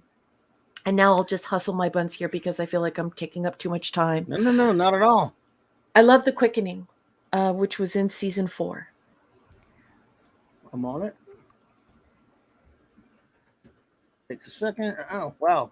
That's weird. It's the first one to come up. Yeah, Bashir tries to free the population of a Gamma Quadrant world in the Telpin system of an engineered disease left by the Dominion 200 years previously. Yeah. Directed by Rene Augerbrois. Yeah. I can't say his name now. Augerbrois. I love The Quickening because I love the ethics behind The Quickening, but I also think it's really important for the filth people to realize that the Dominion also distributed their own biological weapons meant to wipe out whole populations. So this is another part where you have to scold these filth people who think they're Star Trek fans and they're not. There are some great medical lessons here. There's a lot of hope here.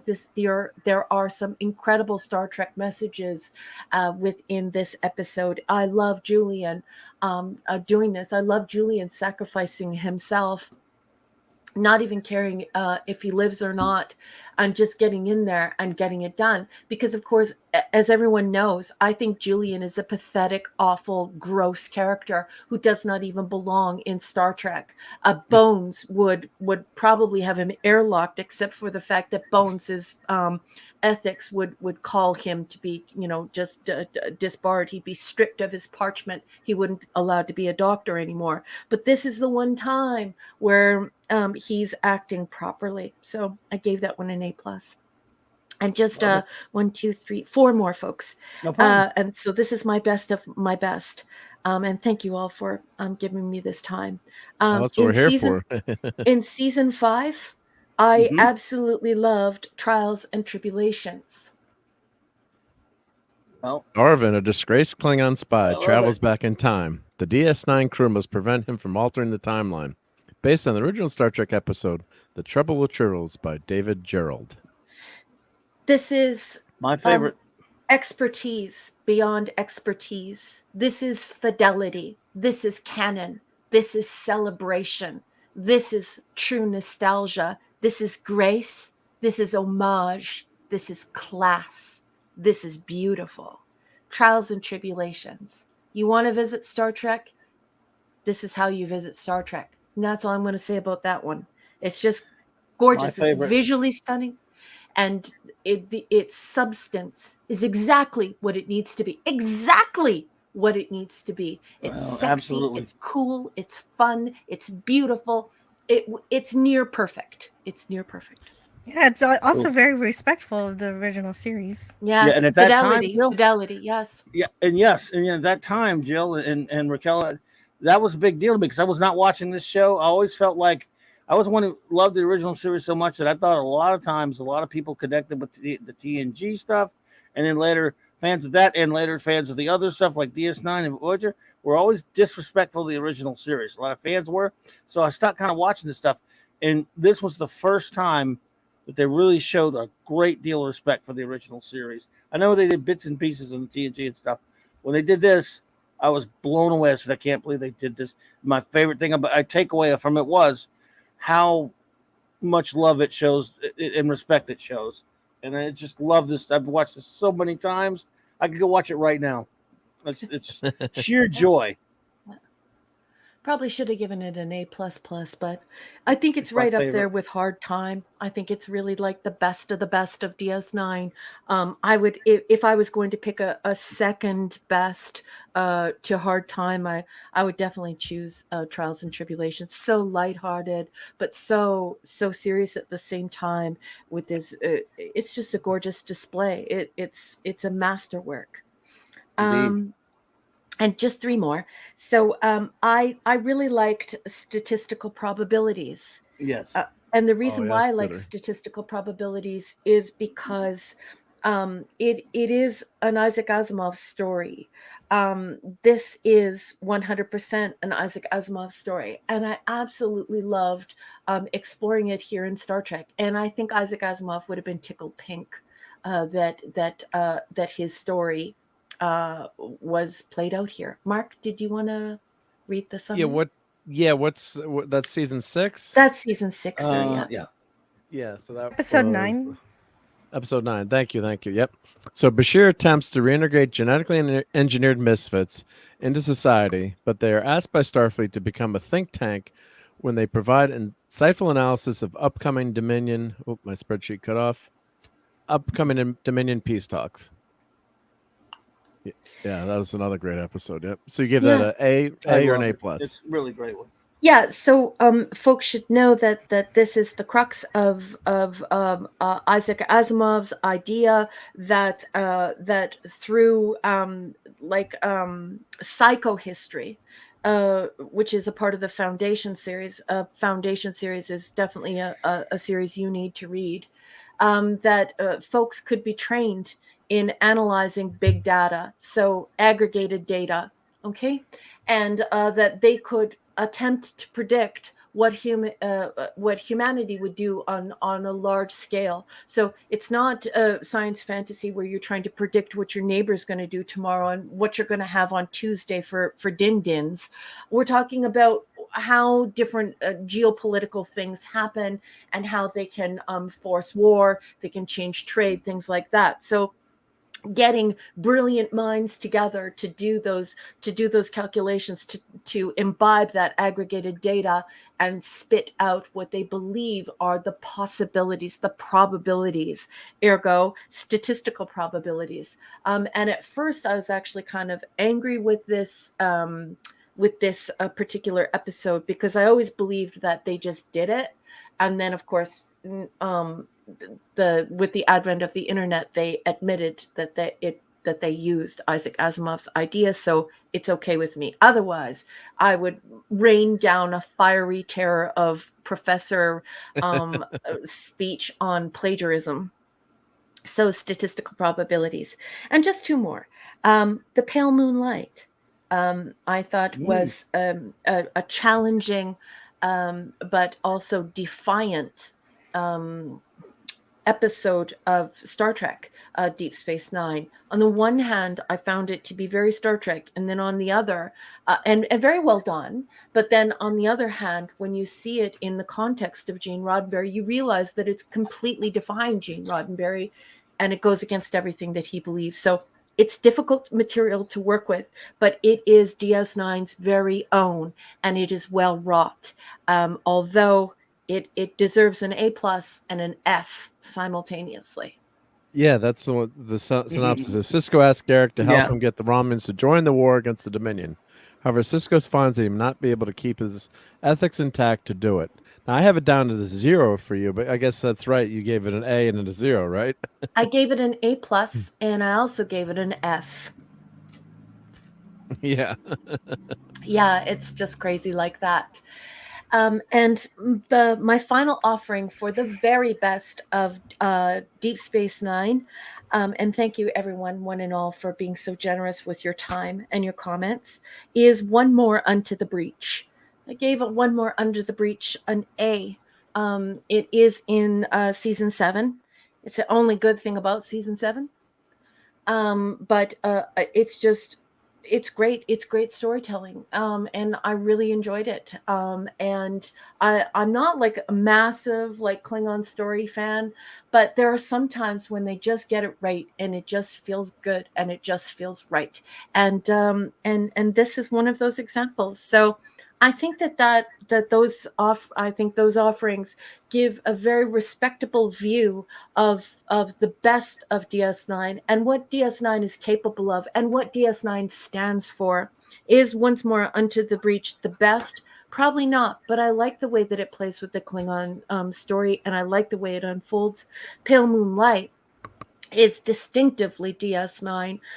It's not Star Trek, but it's distinctively DS9, and it is so good. Statistical probabilities, Captive Pursuit, Dax, Whispers, The House of Quark, The Quickening, and definitely the top would be Hard Time and Trials and Tribulations. And that is my best of the best of the best for why you need to heal your heart and maybe still leave a little bit of room for DS9.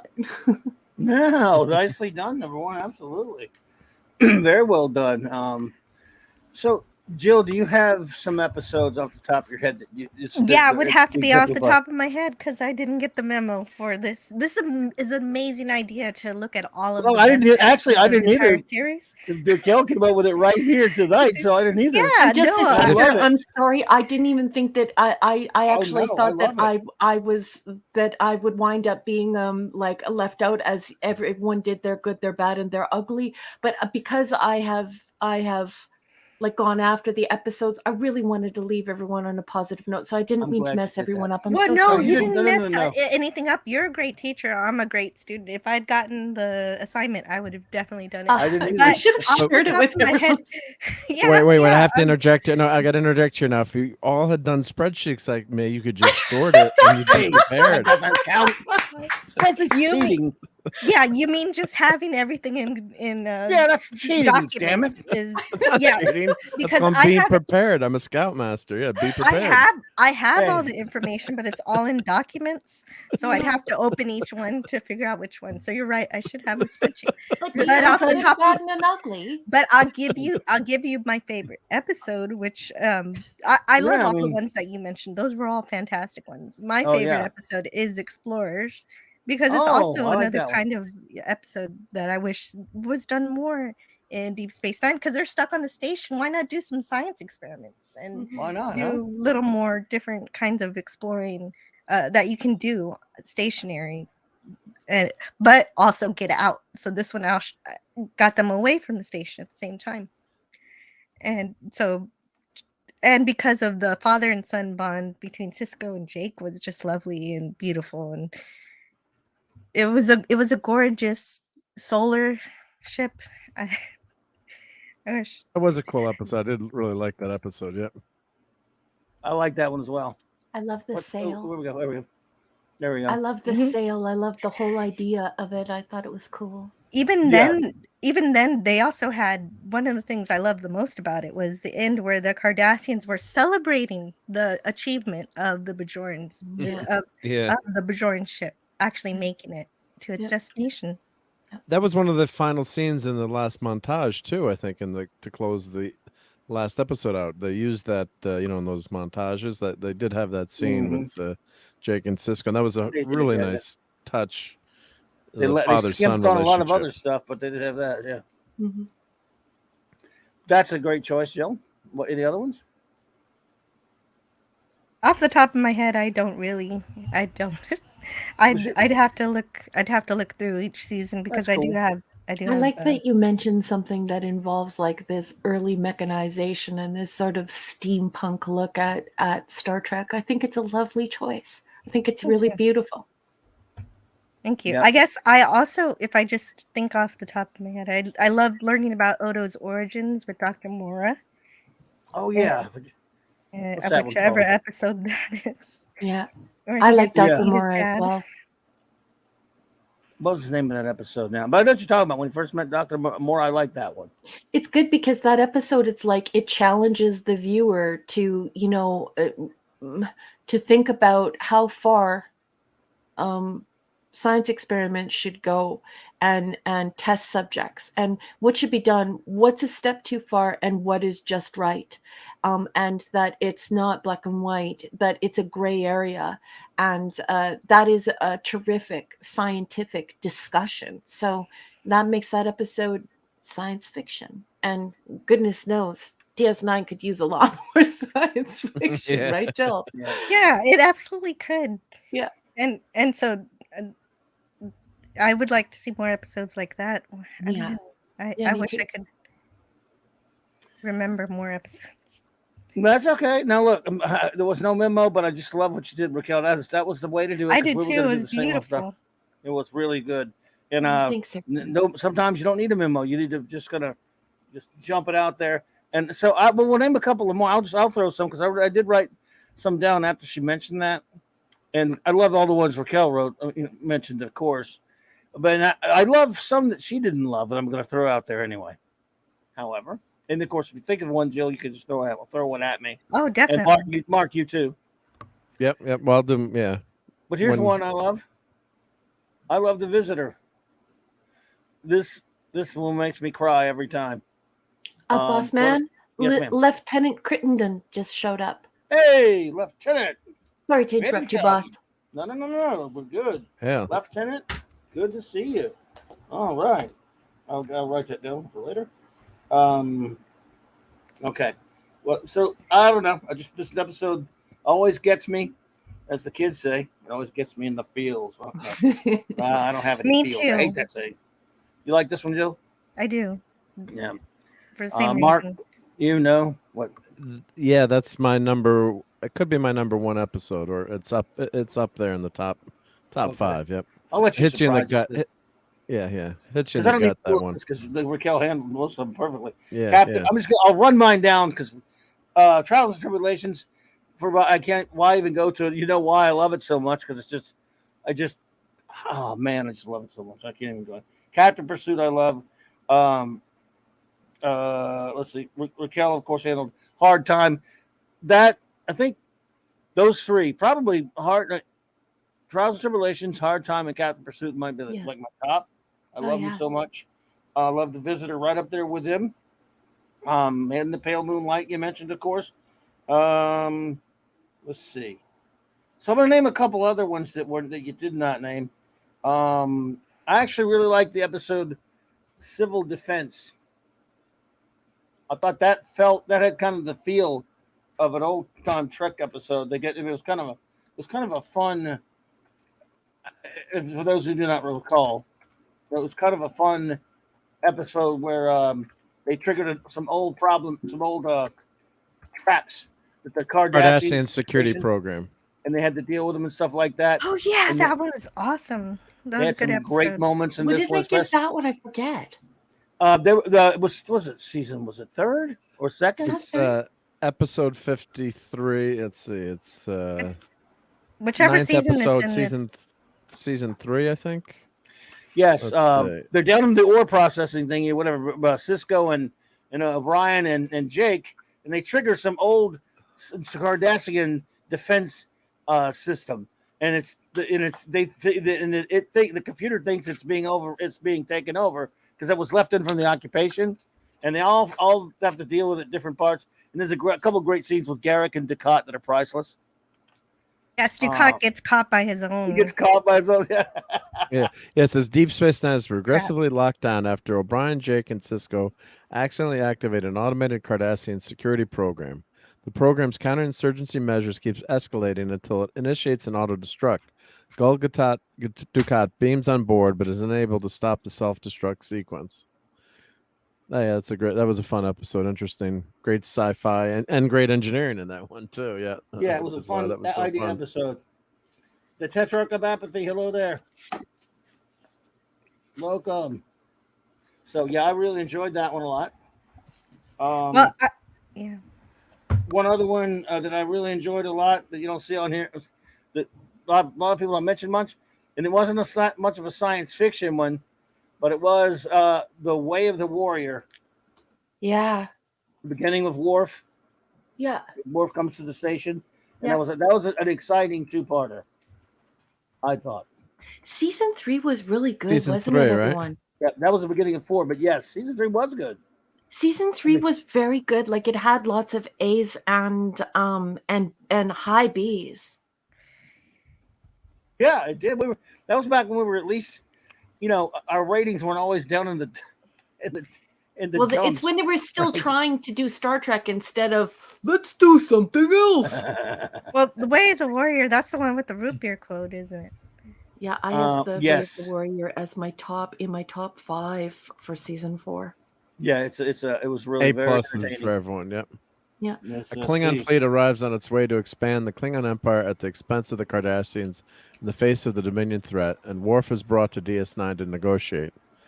And it was, and of course, Worf was one of my favorite characters from TNG. And you were mentioning 3 and 4 were, probably the best seasons, and a lot of people, I guess, would TNG considered 3 and 4 probably the best seasons of TNG if memory serves, which is interesting. Yeah, they hit their strides by the 3rd and 4th season.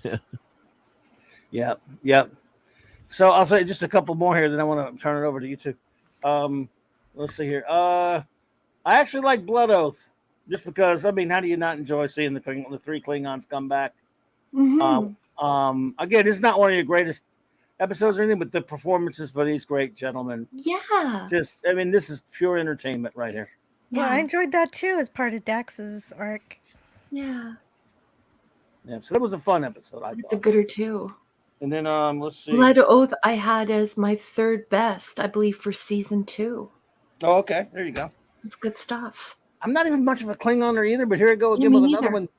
Another Klingon episode. Another Klingon I'm coming up with after that one too, and that's Apocalypse Rising. Yeah. I really enjoyed this one. Mm-hmm. Again, when they find out basically that the changeling is there. Yeah. Whether they go undercover on remember this one? Yeah. Obviously. Yeah, That was a good one too. Yeah. That was a pretty good one. So, that's all I have. Mark and Jill, if you Those are pop great up with any, choices, boss. all right. Mark, Well, if you pop I'm up all with over any, the place, but I'm thinking of. okay. I do love Odo Hit quite me. a bit. I go back to the pinnacle of Quark and Odo's relationship when Odo was still stuck as a solid, and they got stuck on the mountain, the ascent. Ascent, yeah. Yeah, The I like. Ascent, yeah. I enjoyed the Hold it, teamwork Mom. that they had to. Odo being stuck as a solid had to have in order for them to survive. Yes, yes. Good That was cooperation. entertaining. Enemy Mine episode. And then it worked to forward their characters or give background to their characters and have a meaningful interaction. I thought too, and I remember watching that. I was on an airplane flying. I had loaded up all the DS9 episodes, so that was a great one to watch on the airplane. Although I was like, Yeah. I do not want to crash now and be stuck on a mountain. But yeah, there was really some great speeches and great inspiration there. And Odo and Quark, it's a love hate. They'll never admit that they respect each other, even at the end of the At the end, that was season. Yeah. But that's a great picture because I really I like the character development and also not giving up in the end. So there's a great spirit to that episode. So yeah, that was a good one. Yep. Okay, Mark or Jill, if you want to just throw it out there, or if you Jill can Mark, keep going. Jill Mark, can you keep have a going, list, then do I you? got mine. Jill, throw one. Okay. Okay, Jill? well, another Odo episode when he Uh-huh. gets to become a changeling again, when he yeah, becomes a father himself a little bit, he gets to experience that, and he finds a baby, and that was a way for him to become a What was the name of changeling that again. one? But it was the Begotten. Begotten, yeah. Yep. Okay, That's a good one too. Yep. I've begotten you. There you go. I've Yes, begotten you. that was a pretty interesting episode. Yeah, except, boy, that the B plot was annoying. I don't even remember the B plot. What was the I'm B sorry. plot? Right there. Gave that one a good one. That's why Raquel hated it. Remember that crap? That B plot. I just No, didn't pay that's a attention. bad episode. That's a bad episode. But I agree with Jill though. The changeling stuff was pretty good. I know, but that was the show me know. your coochie coochie coo. Everybody had look at Kira's hoo. No, that's bad. You can just edit it. Coochie coo. Yeah, You're missing the Uchi. Captain. Yes. Oh, on purpose. Edit the Uchi out of there. So We just do the gross. Jill edit. Yes, we'll Yeah, do the just Jill forget edit about that part. Well, I used to have all those gross. clips. I did clip all those. Remember when Worf was helping deliver when Ollie, on in TNG Disaster? Yeah. in Disaster? Yeah, I had a Lion bunch of those clips. I don't think they're Disaster. handy, but you may now deliver. It was like Worf's bedside manner. It was hysterical. Yeah. Oh shit. You may now give birth. What about another one, Thanks, Jill? Worf.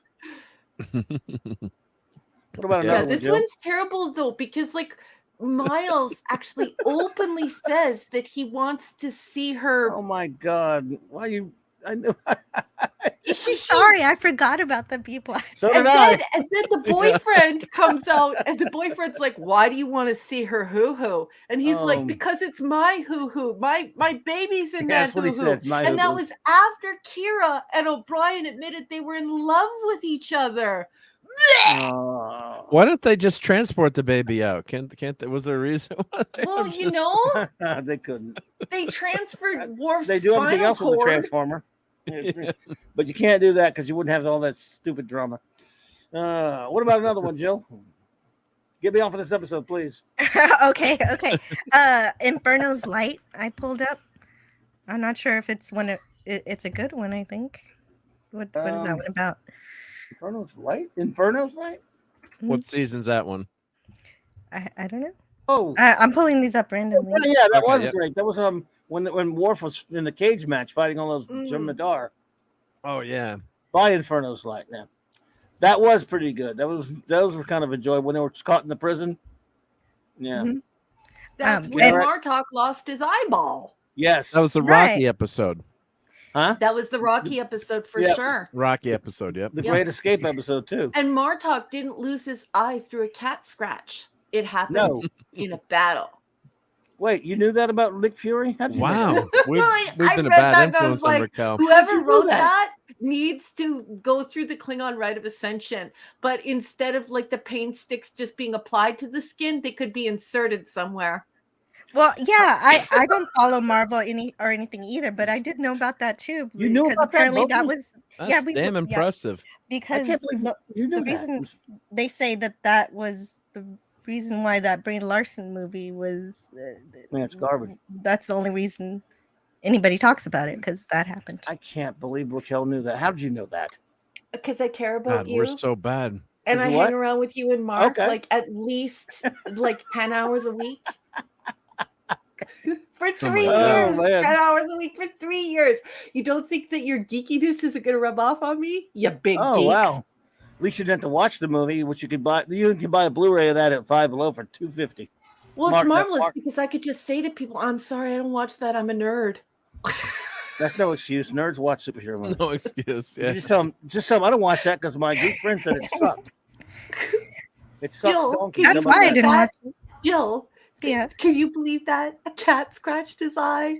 No, I still don't believe So that. stupid. Well, it was an alien, though. It was an alien monster cat in the I form know, of a but cat. still. But it's still stupid. It didn't Anyway. make any sense.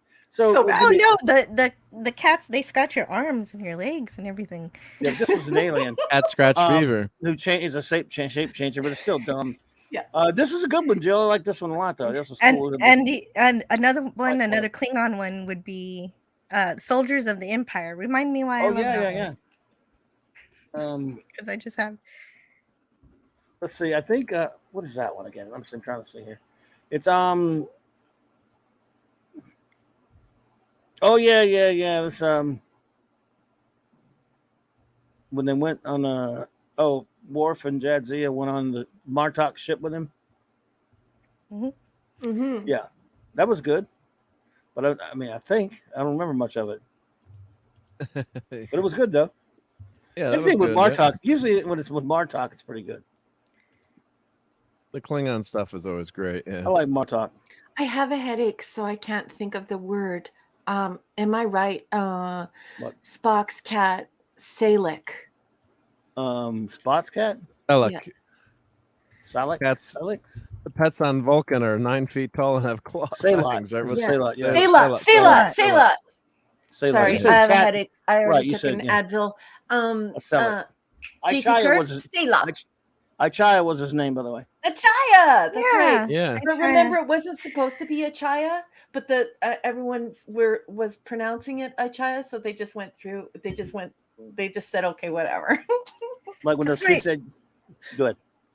No, go ahead, Joe. That's my favorite animated series episode. A lot of people agree with that. It's the only one that will even count as canon, but they're wrong. They're all canon. Even the dumb ones. Yes. They're all canon. Yeah, even them. Yeah, even them. Even the Infinite Vulcan. What's you got another one, Joe? Lay it on me. I know. I kind of just want to talk about the animated series now. Me too. we got to finish up DS9 and do it right. Invasive Procedures was I know. also another one. You like that one with Tim Russ was a Klingon. I don't know. Yeah, this is the one with when they stole the Dak symbiote. The great performance by John Glover. Yes. Yeah, Broad Dax, definitely. I think this episode aggravated me because I wanted Cisco to he kept getting his ass kicked or something, didn't he? Maybe.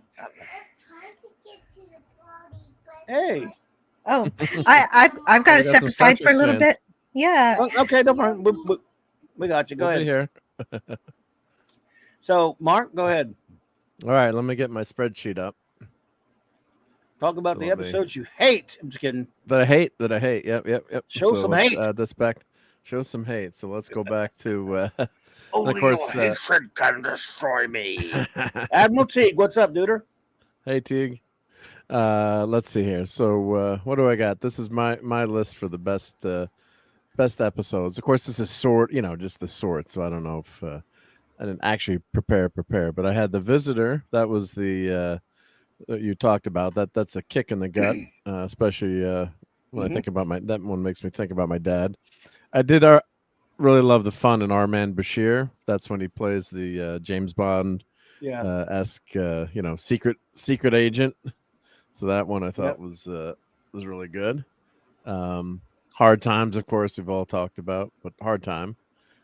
Trials and Tribulations. The only thing I add to that too is the technology they used, and it was really innovative. And it was back when they did, it was one of the most expensive episodes on TV. They had to recreate part of the bridge. Brilliant. And they had to insert the characters. Now it would be a lot easier to do that with today's technology, but this episode was better. It's better than they do today. That was better than stuff they do today. But it would be easier. Technologically, it would be easier to do today you're right. if they did a nice job. But that was 1996, so. And Was T2 out by that time? Yeah, T2 was out. That was 92. This was 96. Yeah. So you had some of that tech, but from T2, but really fantastic job and just so gorgeous to watch the episode. So that was just a lot of, and the story was good too. On top of it, it wasn't just as much as it was going back. Maybe in time, the silly time travel, but it was still, but it kind of made sense with Darwin. Yeah, it was cool. Statistical probabilities. I also love that episode. I love the characters, the mutants. Yeah, that was just so good. Yeah, it was very good. And and I like how Serena solves the issues with mathematics and chemistry, and she figures out about that the Dominion are making catch cell light. There's a lot by of understanding the chemicals necessary through that mushroom. Exactly. The fungus. That's when you know you're a fungi. Bum. And then actually, what was interesting too was actually at some point they were wrong too. So as brilliant as they were, they could not predict the future, and Bashir kind of tricks them up in the end too, in terms of how they're not infallible.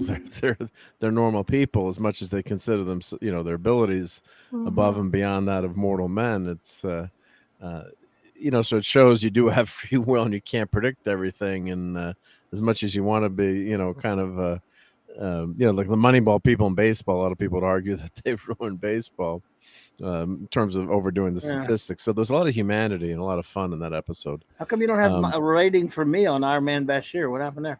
Because I wasn't tracking. What do you think? You don't remember what you gave that one, or I wasn't putting in. I think I gave it either a B plus or an A. Because I don't usually like holodeck ones, but if you can make a fun one that's kind of cool, and I thought it was kind of fun. Yeah. What did I give our man Bashir? 2.3. 2.3. What is that? What number? What letter? That's a C plus. Okay. You're rough on that one. I liked it. I thought it was fun, and I don't usually like the holodeck crap. I love holodeck stuff, and I gave it a B. So much holodeck crap. But that was fun, and that's Bond, and that's Bond. The Bond take off on Bond, so that was fun. Yeah. Yeah. One little ship I loved, and Raquel didn't really I did like that one. Yeah, Raquel hated that one. She hated that one. Yeah, I like that it was one. like forbidden. The what's the sci-fi up? Raquel Welch. Fantastic Journey. Fantastic Voyage. Voyage. Yeah. Journey was a TV show. Yeah, and the special effects were really good in this one. There was a lot of great humor. Honey, maybe it was a little bit ridiculous. I like Honey, I Shrunk the Kids. I figured out why I love for miniature science fiction stories, and it's because of the Magic School Bus, because that show taught me a bunch of real science when I was a kid, and I enjoyed that. A kid for the Magic School Bus? I was, and my favorite part was at the end of the episode where they explained all the stuff that couldn't happen because it's a pretend show, and they separated the science from the pretend, and I thought that was fun. I raised my offspring on the Magic School Bus. It was on PBS. Yeah. Yeah. Anytime they rolled out the VCR in school, they showed it to us at school, and then I asked for it at home. Aw. Very nice. Yep. So then I had love One Little Ship, a lot of fun. In the Pale Moonlight, we've talked about. I understand the contradictions in that, but it's a very, very, very well done well done episode. Although Star Trek giving us Section 31 and not, or DS9 giving us that and not undoing it was a big flaw in the series. If they had introduced Section 31 as a rogue group and then eliminated them, Yeah, quite a bit. if he didn't backpedal it to the creation of everything. Yeah, they're in the Federation Charter now. Well, Which but one are you anyway, talking we'll get about? too. Oh, Well, Pale Moonlight? in the Pale Moonlight, in terms of Yeah, the yeah. darker, the darker side of Star Trek. Yep. One more Into the Breach. Just love that one too. And I love most of the Klingon episodes. Yeah. Whispers. I also have You know that. what? That's a really good one. Yep. So that was being altered or replaced. And you gave that one an A too. Clobbering Times. Captive Pursuit, which we've talked about. It's probably one of the. I give that an A plus. That's probably one of the best ones. Try to see if there's any. Should have been 20 more episodes like that. Yeah. Agreed. It'd be nice. If wishes were horses. 165 more episodes just like that. Yeah. I'll settle for bad. Wait, if wishes were horses, did you put that on there? Was that the Rumpelstiltskin one? Why Yes, would it was. I don't know. Did you put that on there? I have a I can't imagine I give that. I We got didn't rate to it? double check. Well, some of these I didn't. I wasn't tracking. I actually everyone's didn't hate ratings that at the episode. time. It was goofy fun. It felt like an old Maybe Trek I did. episode. It was, I remember you guys referencing feeling like that was like a TOS episode. yeah, it was goofy, but it was an interesting idea with the aliens and stuff. I didn't hate so that you one. gave it an A. Okay, I'm trying to remember now. Yeah, I don't give know. that one I an mean, A. maybe I don't know if number one hated it, but we don't have Yeah. ratings on this. I don't know. Yeah, well, I wasn't tracking it, but I was. My homework is incomplete. Yep. What season was If Wishes Were First Horses? season. First season? First, maybe? Episode 16. Remember, Cisco met the old baseball player, and there was Rumpelstiltskin, and Yeah. I know why you probably hated it. Jadzia's, a fantasy version of Jadzia was created from Bashir's mind. Oh, that's right. Yeah. Which I mean, I can't blame him. So I mean, That she was the version that was in but love I know with you him. would yeah. not. I can't imagine you like. Well, I wasn't that mean to it. I gave it a B. I said That's there you go. Clooney reportedly wasn't happy about TNG's Up the Long Ladder. Now with a bigger role and more influence, he changed the crude character of ethnic and indigenous Irish in this episode. Go to page 54 of the DS9 companion. The quote is there. O'Brien books, Cisco baseball, Bashir sex, manifested desires, thoughts used a lot in Star Trek, ladies and gentlemen, and all androgynous creatures. 1993, Before the Filth. I was a young man once, Jadzia, 1993, Before the Filth. Not a unique story, but a fun science fiction concept. So I didn't roast There you it. go. There you go. That's a good one. I thought it was pretty good. I got to go back and look at all the ratings. Yep. Yeah, exactly. So there you go. Rounding out my list, So the Search Part 2. Odo begins to connect this fellow changeling. Cisco attempts to negotiate peace with the Dominion. House of Quark. Yeah, Quark is just such a great character. Good you night. guys have picked that good one. night, as well. RJ Godzilla. I'm glad to have you here. Hope you come back. Good night, Take RJ care. Godzilla. Thank you Good so night, much RJ, for yep. participating Good in night, the RJ. chat, putting yourself out there, putting out your thoughts. And, you know, Yes. it can be a little intimidating in a room full of people that all know one another. So I thought that was so cool. And I hope you'll join us again. Hope you had fun tonight. Absolutely. Thank you. Yeah, for being next here. week we start Voyager. We do. That's right. Yeah. The voyage continues. The Voyager continues. Yeah. Okay, so I'm just going to read these. Prophet Motive, The Way of the Warrior, The Ascent, The Magnificent Ferengi, and Go Away, Sound of Her Voice, The Siege of AR 558. Round out my A's. So I had, how many A's did I have for DS9? Let's see here. You forgot a very important episode. What did I forget? I cannot believe you serious. No, Your favorite episode you're gonna leave off. Yeah. What was my favorite What's episode? your problem? Come on now. Do I even have to remind you? Seriously, Yeah, you got to Mark. remind me. You got to remind me. Yep. All right. Well, if you're All gonna be right. that way about it, I'll remind. I mean, All right. I should not have to Okay. remind you. Okay, you got to remind me. Come on, man. Where are you? Oh, I know what my. Oh, wait. Yes. Yeah. Yep. We definitely have to list this episode.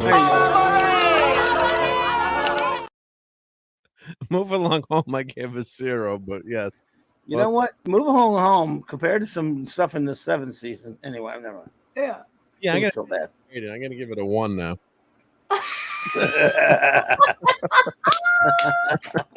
There we go. Oh dear. I can vote early and often here. I hate when I can't find stuff on this damn thing. So. Well, yeah, at least was trying to explore other beings from the Gamma Quadrant, but they were just too one-dimensional. Indeed. Well, it's getting late, folks. We thought we were gonna run all night, and here we are. We're getting there, so we're gonna start wrapping it up, Marky. Yeah, let's wrap it up. Wow, look at all these zeros. Sorry. So you and your spreadsheets. Jesus Christ. Jesus. I mean, hey, Vinny, what do you think of this guy in his spreadsheets? Everything that guy just says bullshit. Thank you. Thank you. Oh my goodness gracious! Wow, 20 Fs. 20 Fs. Oh, 20 for who? You? Yeah, 20 Fs. Wow, we must have had 70. Yeah, right, Bobby? 70. Yeah, that's 20 Fs. I have all of my notes in front of me right now, and they're like 2.5 inches thick. Jesus. I know I didn't give as many Fs to TNG for sure. Well, that's true. You were very kind. So, yep. But hey, yeah. But you know what? Again, Jill, like I said, TNG. Like I said, the original series had maybe 4 comedy episodes, 3.5. TNG had some, but nobody had more comedy crap than this one. Even maybe not even V'ger did.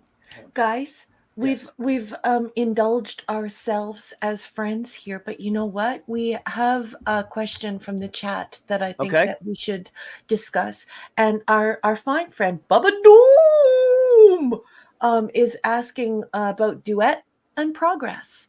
And what's the giveaway thingy going on? Yes. All right, what was the question? Did you star him? Did you star some? What was the question I'm supposed to answer? By the way, I just mentioned that because that Bubba Doom wanted us to answer what we thought of duet. Oh, and duet! What we thought of oh my progress. God, duet's a brilliant one. I can't believe I forgot about it. Yeah, it was where Kara has that. to look at things from a different point of view. Yeah, that was brilliant. I'm glad you. Thank you, Bubba Doom. Thank you, because it wouldn't have been a crime if it didn't get mentioned at least. What did I give those, Mark? Oh, and I don't know, but I got to refresh my memory on progress. Okay, so when duet was that? And progress. Progress was another Kara episode. Duet. Search Control F here. All right, duet. Brilliant. Duet. Let me find it. Yep. A visiting Cardassian, Martezia may be in fact a notorious war criminal, Gold Darhel, butcher of Gal. I cannot pronounce these. I apologize. It's okay. Don't worry about it. It's all made labor up. Camp. Yeah, and Kira's determined to bring him down. Yeah. So I gave that an A. Unfortunately, I don't have your ratings written down for that one. What is that? What season is that? That is episode 19. First, I'm guessing that's first season. Season 1.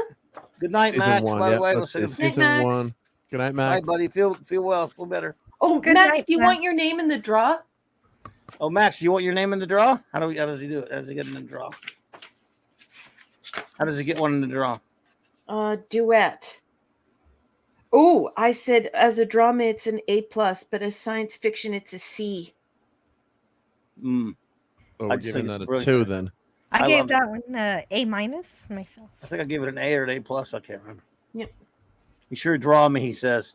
How does that work? How do you get doing then? Well, usually I ask Mark to do that for me. I just get him to go to a draw app that's online, and I ask who wants to be in it. I already chose the gift, and I'm gonna send Mark the money because Mark does that for me, because Mark is the coolest person ever, because he's in America, and when the winners are in America, I can't send them a gift. It's insane to try and do it. So if you want your name in the draw, please put your please say so in the chat, and we'll take down your name, and then we'll get Mark to input it and do a spinorama. Max says, "Sure, draw me." Okay. Derek K says, tonight the winner will be the only one who does not get the DS9 DVD set. That's awful. Okay, so we put Max's name in there. Would you like your name in there, Jill? Please. Okay. One of the best Star Trek. That's not seen Lenrod on says, television. "Draw me like one of your French girls." Okay, so Lenrod is in there. That's one. Okay. Anyone else? Just draw me if you want to be put in there, folks. I guess that's the easiest way. JT Kirk. JT Kirk. Anyone else? Indeed, thank you, Enigmatic Drug Bear. Zathras. Zath. Okay. Zathras, yeah. Mm-hmm. And Rob JT Altus. Kirk. Bubba Doom. Rob Altus, Bubba Doom. Bubba Doom. Shooter. Rob Altus. Anyone else? Shooter. Shooter. Parker Luck. Parker Luck. Anyone else? Anybody else want to be drawn? Admiral Teague says, "I like free stuff." Okay, Admiral. Go for Admiral Teague. There you go. Yes, yep. That's a yes, yep. Wait until they see the gift. I don't think that they understand what they're signing up for. It's going to be so funny, Mark.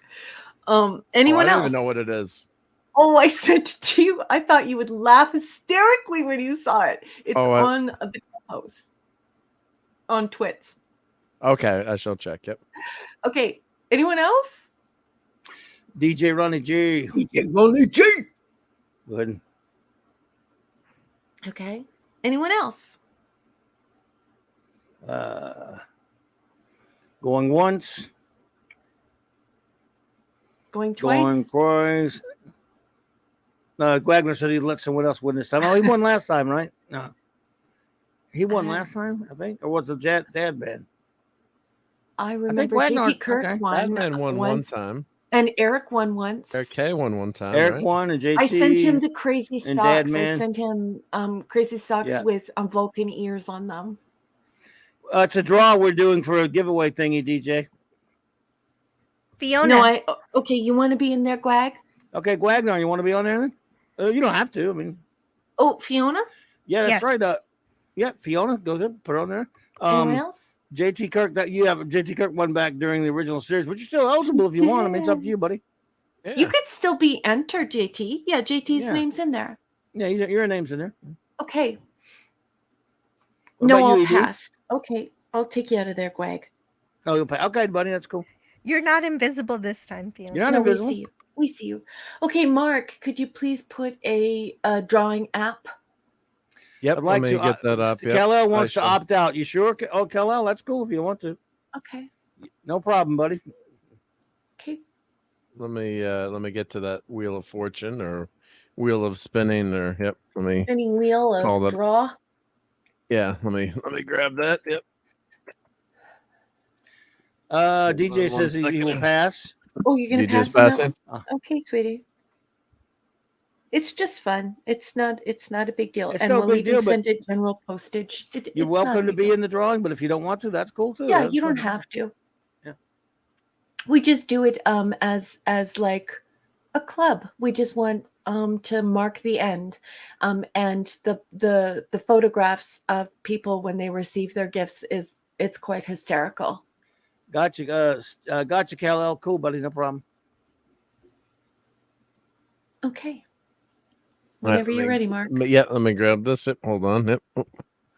Let me go to a different tab here. And this was called. Oops, I got the wrong thing here. Yep. Yeah. Yep. Okay. All right. So let me. Oops, sorry. I'm so excited. Wheel of Name. Shooter. It was Wheel of Names. Yep. Shooter's that's what it worried. was. Do you have Shooter in there? I do have I Okay. have Shooter? Cool. Yes, I have Shooter in there.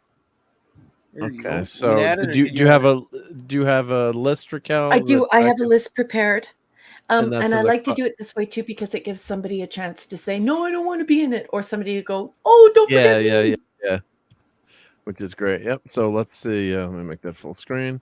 So you put it in the Clubhouse chat or the list, or do you want to just read them off to me and I'll retype I'll it? just read them off to you because Okay. whenever I do a public draw, I like it to be entirely public. Sure. Yeah. No, I cut and pasted in here, but yep. Yeah. Okay. So Max. Max. Mm-hmm. Our Jilly. Jill. I'm just doing first names here. I'm not. Yep. Zathras. Zath. How do I spell that? Zath. Zed. Yes, Zath is good. Yeah. This is a Z, not a Z. Though. Yep. Rob Altus. Rob. Yeah, A. I guess you could put Rob A. We don't have any other Robs. Parker Luck. Parker Luck.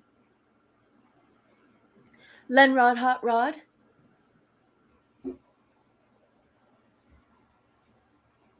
JT Kirk. Lenrod. Our very own Bubba Doom. Boom. Our good friend Shooter. So, everyone watching this, any of you who are not on yet, do you want to come jump on and speak now? Forever hold your peace. Don't forget Admiral Teague. Oh yeah, Admiral Teague, right. And our Fiona. Our Fiona. Our Fiona. Boom, boom, boom, boom, boom, boom, All right. So this is the first call, the second call, and the last call. If you want your name on or off the list, you need to tell us now. We're going to do a spin, and we'll send a prize. Okay. So here we go. Some of our friends opted off the list, so I hope we read you right that you don't want to be on because we don't want to leave anybody out. But anyone now? Anyone? 5, 4. I think Lazarus from the Alternative Factor is beaming in. Of course. But what of Lazarus? What the hell's wrong with you? Okay, everyone, A lot. now. 5, 4, 3. Spin it! Wait! Enigmatic drop bear. Edie? Yes, oh, please, yes, Edie. yes, Oh, yeah, yes, yeah. yes. Absolutely. I Put thought an I asked enigmatic them drop earlier. there.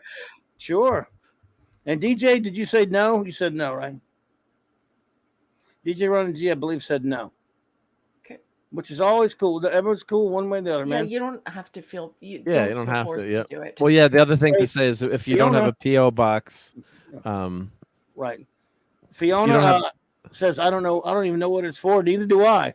I don't know what it is. It's usually a Star Trek joke gift. I order it off of Amazon, and it is sent directly to you from Amazon, and Mark arranges it for me. And if you would like it to just a general post to your general post office, that is fine as well. Cool, DJ. Just glad to see you here, dude.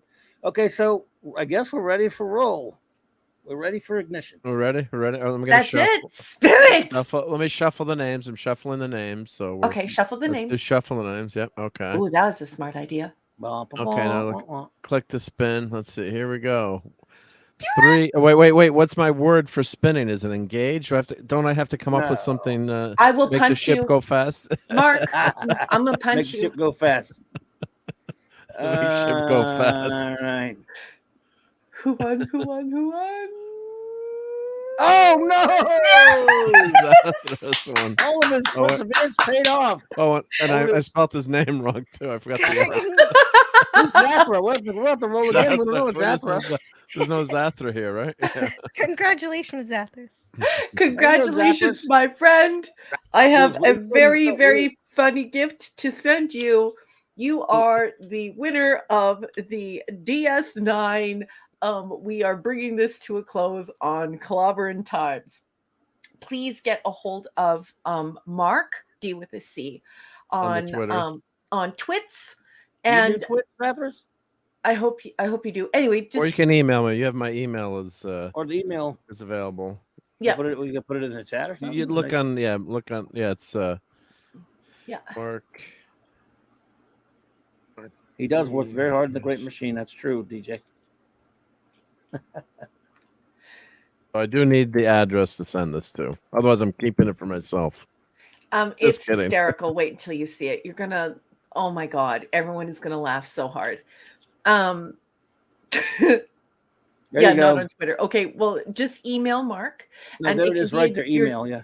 Yeah, it can be your general post office. It could be your work. It doesn't matter to us.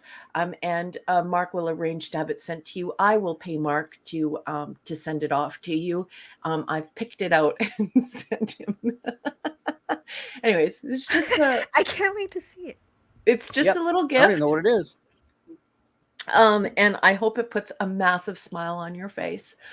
So get a hold of Mark, and I'll make sure he sends off what I have picked, and I will make sure that I pay him, and it will be tons of fun. So thank you, everyone. Thank you all so much for being here with us, for hanging out. We stuck it out, did every episode of this show, and well, next week. And we're going to do it like we do beginnings and endings. We're going to do the pilot and the pilot only of Star Trek Voyager. Here, moving into, wow, another phase in our ongoing mission to review all of real Star Trek. So, Lisa, it's over.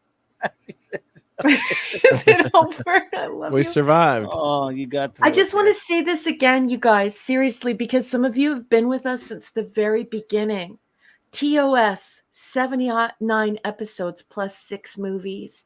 TAS, 22 episodes. TNG, 178 episodes plus 4 movies. Right. DS9, 176 episodes. And now, folks, we're on our way. 172 episodes are ahead. Wow. Voyager, we're almost there. Are you excited?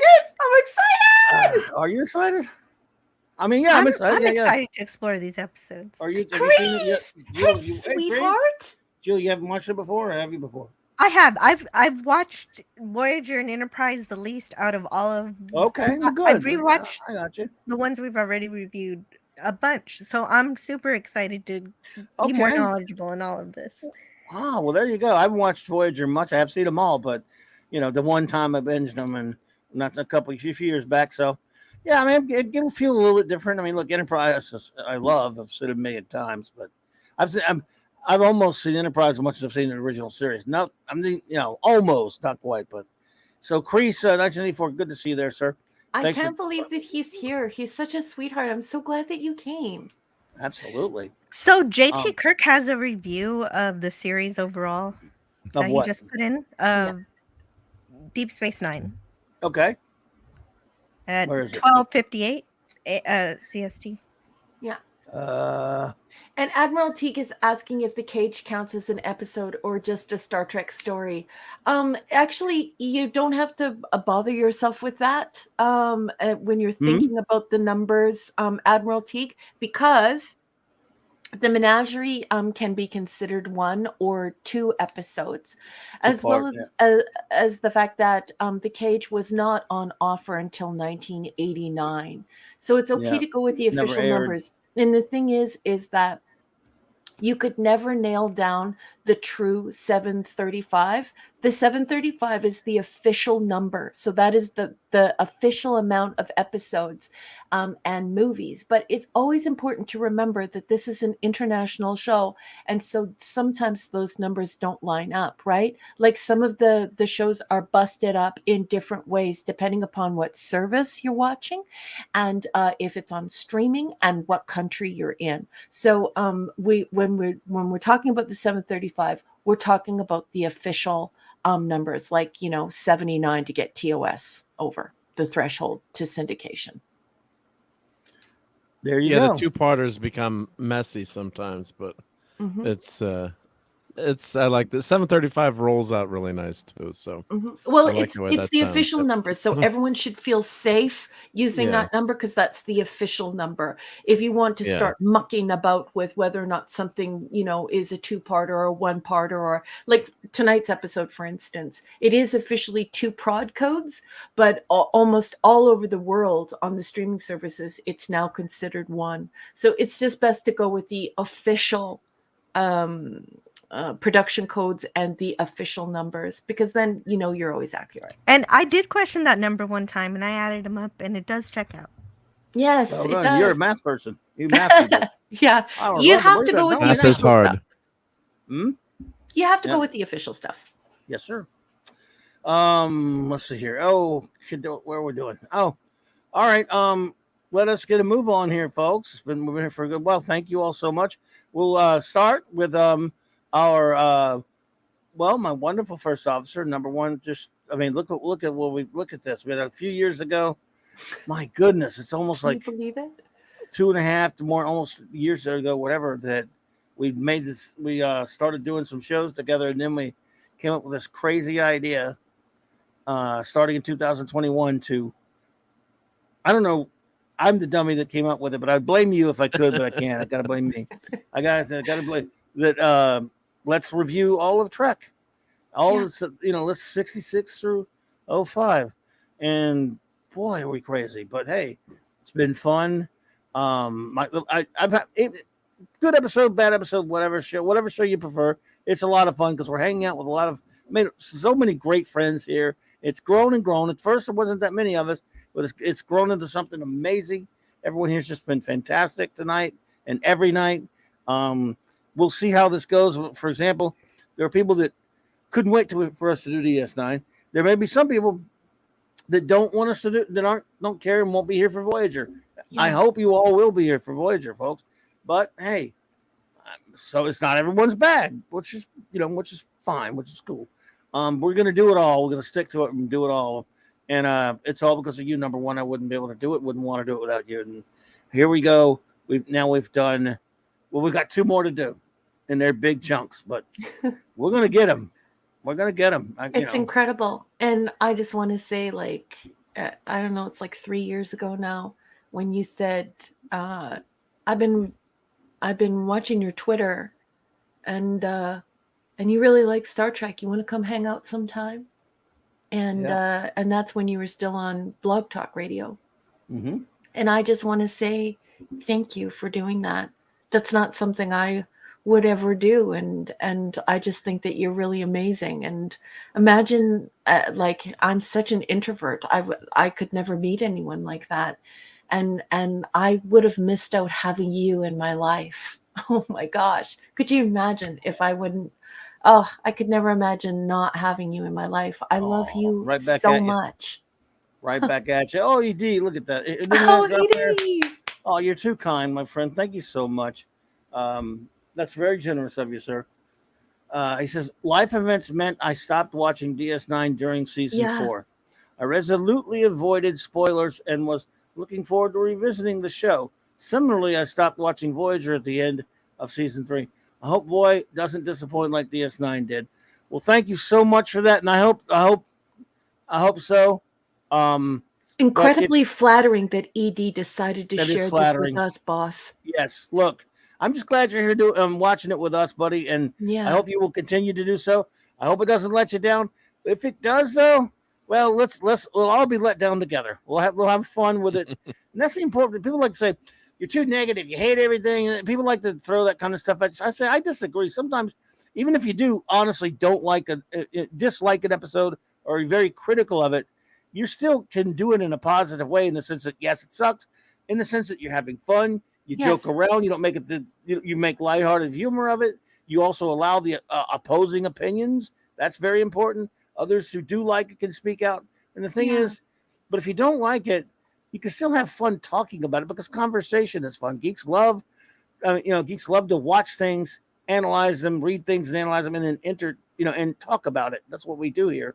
So we'll have fun no matter what. It's always going to be like that, right? Because that's what Clubby is like. And I should make sure everyone realizes that. I know him really well now, and that is what he's like. This is always going to feel like a mini Star Trek convention every week. It will always have that look and feel. But I need to clarify, just for 2 eggs of a puppy's tail here. Edie, have you watched Voyager? Yes, he said he watched. Similarly, he said he watched it. Stopped at season 3. Season 3. Oh my gosh! So here we are again. This is going to be brand new for ED again. I can't believe that you are doing this with us, Enigmatic Drop Bear.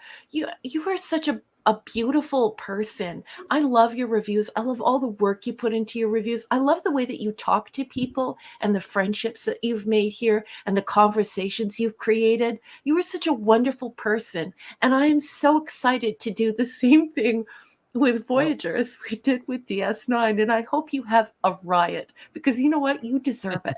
You've been such a good friend to one and all. Absolutely, dude. Yeah. We hope we'll have fun one with the other, but I forgot. I'm sorry, JT Kirk. I forgot to read this one. I was supposed to earlier. Jill reminded me of it, and then I got sidetracked. I'm sorry, buddy.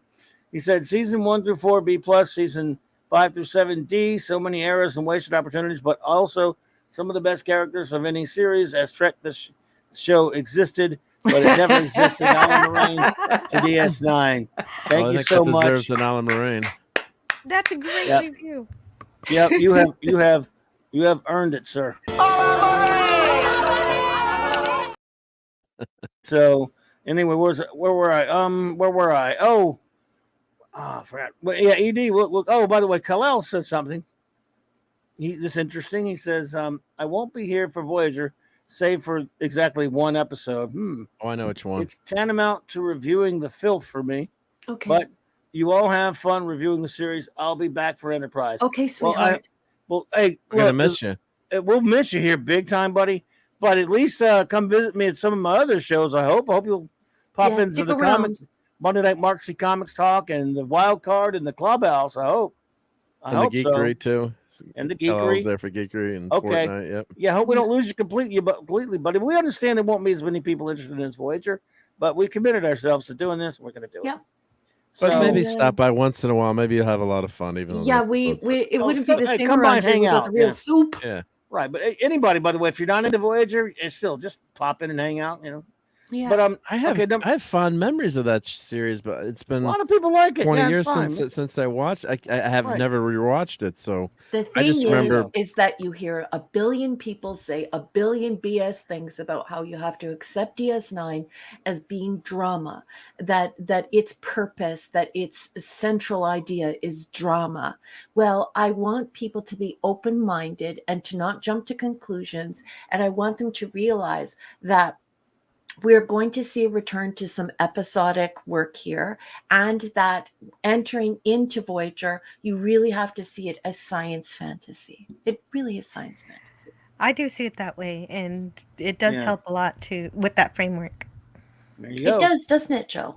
And you don't have to apologize for liking it if it's science fantasy. And the one bonus is that really marvelous return to the episodic episodic way of storytelling, which is I think essential to Star Trek. Yeah. Even when it is science fiction, science fantasy instead of fiction, there are still some really neat ideas that could be generated into science fiction. And lots of fun. Yeah. Doctors in there. I think I like it better. State the nature of your medical emergency. Fun was the big goal of the writers of Voyager. Yeah. There you go. All right, everybody. I thank you all for being here with us tonight. Let's number one, finish your go ahead and do your closing words. I'll get everyone to say something. Then we'll do the shout outs and shout outs, and we'll get everybody out of here. We promise. Well, let's just scram really quick. I want to thank I have a special treat for tonight too. To finish. Okay. I want to thank everyone for being here tonight. I loved your conversation. You were terrific. Thank you so much to all of the wrenches. You guys are the unsung heroes of YouTube. I love you guys so much. Thank you for everything you do for Clobby. It means a lot to me. He's my best friend, one of my best friends in the whole world in real life. And I just appreciate you doing this for him. It's really super terrific. Thank you. I have a book that is for sale. It is episodic science fiction. It's classic episodic science fiction short stories. 4 of the stories are actually Amazon bestsellers. I could use your support. Visit Amazon and pick up my book. I have another book coming out. I hope to have it done by December. You can support that book by joining me on a Patreon. I want to thank everyone on the panel for your marvelous company this evening.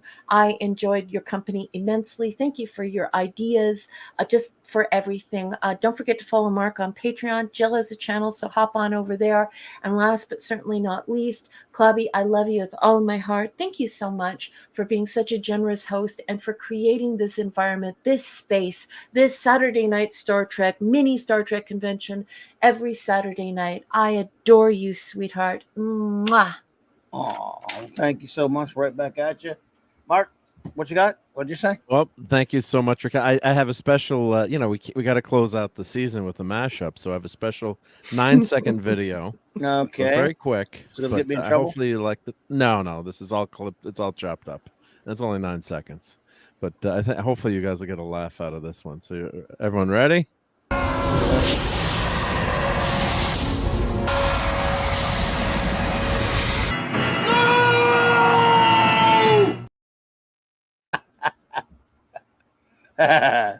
Nice. All right.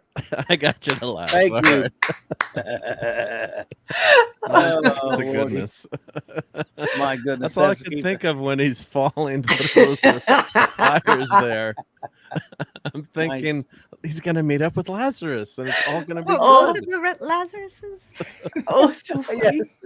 Oh, Bubba Doom, I hope you enjoyed the book. Indeed. So, Mark, words? Oh, yeah. Quick words. Well, actually, I got to turn my camera on here. I actually went to a party tonight and you had to go as famous duos. And I upgraded myself to captain, as you can see here. So the missus was had the I had the red shirt, the communications dress as communications officer. So I said I'm going as Kirk. I have the red shirt, so I bought this. It's nice because it's the T-shirt. So I hope I don't think I'm outranking you, Clobbering Times, but I was looking for any other Star Trek people there, and there was no one else wearing Star Trek outfits. And of course, I had my phaser and communicator. And everyone's like, I should be in red, but I felt like giving myself an upgrade. So I had my tricorder, and everyone's asking like, "What's this?" And I'm like, "What's a fucking tricorder? You don't know what a tricorder is? Come on!" I'm like, "Come on, really?" And then I'm like, grab my phaser. We're taking a picture, but I grabbed the phaser. And my friend's like, "What's a phaser?" They don't know Star Trek anymore. They don't know Star Trek, but this shirt is actually quite nice. This T-shirt, it's comfortable. It is cool. It's nice. So I want that. But yep. So yeah, thanks everyone. Check out Sunday Night Geekery on Sunday night. We'll be there. And I guess during the week I'll be on with Clobbering Times as per usual. Yes, and who's this guy on cam now? Yeah. And unfortunately my channel got demonetized, but I'm working with Raquel to get that back. And so I kind of stopped doing the shorts until I can fix that snafu. We're gonna get it fixed, folks. I'm helping him. Yeah. It's gonna. Don't worry. Everything is gonna be okay. Yep.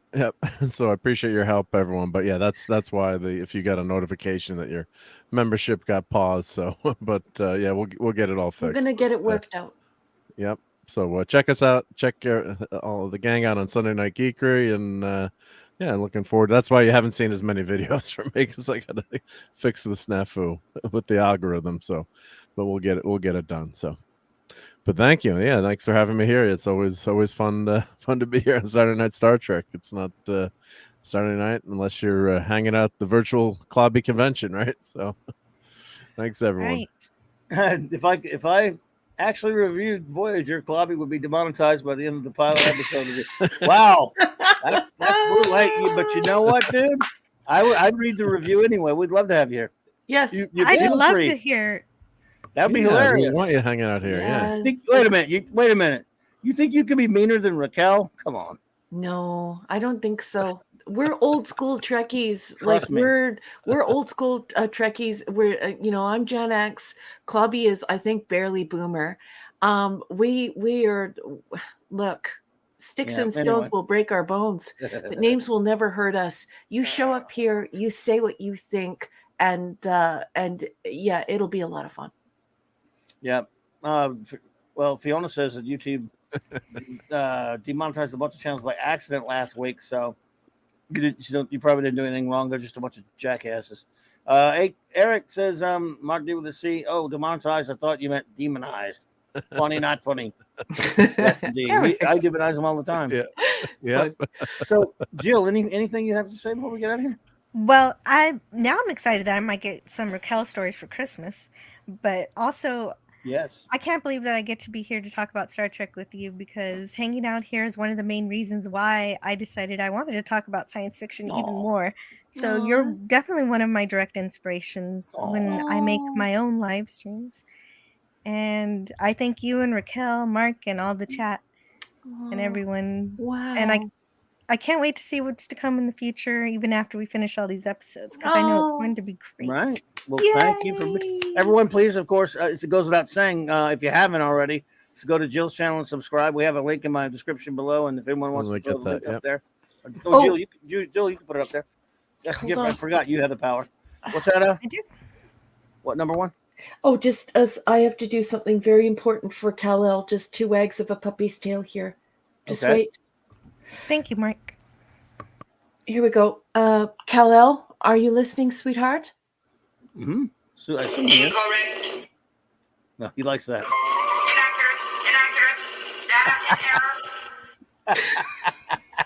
He asked. I had to. I love it. Thank you. All right. Well, show notes and shout outs, folks. First of all, Monday. This again. Should be hanging out at the Geekery tomorrow night with the great Buck D with the City Chief Engineers channel, geeking out and probably annoying me by talking about food. And Indy. Hungry. Yeah, and that. And anyway, and but on Monday it is a double feature of Monday Night Mark C Comics Talk at the early special time. The great J-Man joins me at 6 p.m. Central for another Clobby's Classic Comic review on Earth B, Wacky World of Bob Haney production. Yeah, Brave & Bold number 141, and it is a kicker. It is a wacky one. And then at my regular hour, 9 p.m. Central Standard Time, celebrating the 60th anniversary of two of the most important Marvel comics ever to come out. Avengers number 1 and X-Men number 1, the only number ones they'll ever really have. And it came out the same week in 1963, so 60th anniversary. I'll be talking about the history of that little stuff going on. And then, of course, regular stuff throughout the week, including next week. Don't forget Saturday night Star Trek Voyager. And so, let's see. Shouting out the wrenches, of course, the great Eric K., Chris Persia, D. Bud Martin, Lord Thoth, Avon Lives Long to the Legion, J-Man, Hungry Boy, Kal-El, Maddie's Daddy, Fanty Outsidery, and Maximum Redstone. And let's see who else was here with us up in here tonight, because we have quite a group to shout out, and we always shout you all out because that's how we roll up in here. So, again, of course, there was the great Mark D with the C, the chief engineer. Thank you. Our wonderful chief of communications, Andrew Derivative Joe, was here. Let's see. Joseph Dredd, here comes the judge. FKHC 2005, thank you. Shooter, Raymond Feliciano, and Sandra Feliciano, King Dolphin TV and Color. Bubba Doom, 1. Let's see here. Penny was here with us tonight. Guagnar, Larry, JT Kirk, buddy, Toxic Dust, 13. Zathras, the big winner, Simply Steve, RJ Godzilla 81, Enigmatic Drop Bear, Dadman and the Dadman Clan, SP4, H, and they called him Scuba Pete and Leslie, Sandar Hammerslag, Victor Fontaine, Mr. Angel, Chef, Lil Scotty, Sean Cutter of Mars, Claude Selling, Lisa, love you, Lisa, Parker Luck, Captain Infinity and Beyond, Hungry, sorry, I already got Hungry Boy, HB, Matt G, Captain James T. Skywalker, Michael Beacom, and Cassandra Smilex. Seriously awesome. Who's probably a troll. Your Old Toys. Oh, you better get yourself to bed, young man. It's late out there. Fiona M. Fiona, love you. I hurt 130. Warrior of Justice. Anonymous Gamer. Ray Lucard, The AI Show. Ravenscroft, Rob Altus, Wolfie, Linrod, Lemon Pie. And we're almost there, folks. Lovely, wonderful 6. DJ Ronnie G, Jerry Lahane, Minimusness, Lieutenant Crittenden, the Tetrarch of Apathy, Admiral Tig, and Crease 1984, that is. So, thank you all so much for being here with us tonight. Now, let me just play us out with our credits, and our usual stuff. And look, have a wonderful remainder of your weekend, and be safe out there, everybody. Trek on and clobber on.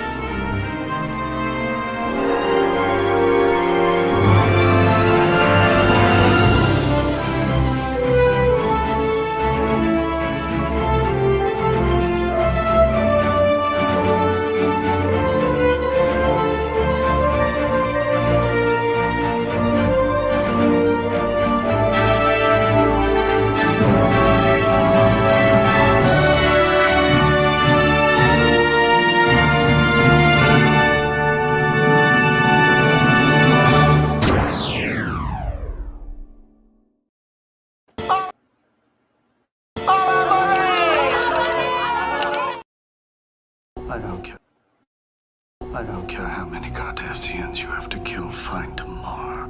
Is that clear? I'm going to hold you to that. By your command, Imperious Leader. Oh. Oh,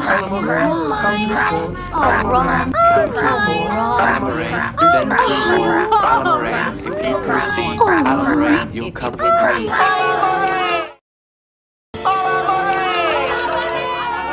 I just love clobbering time.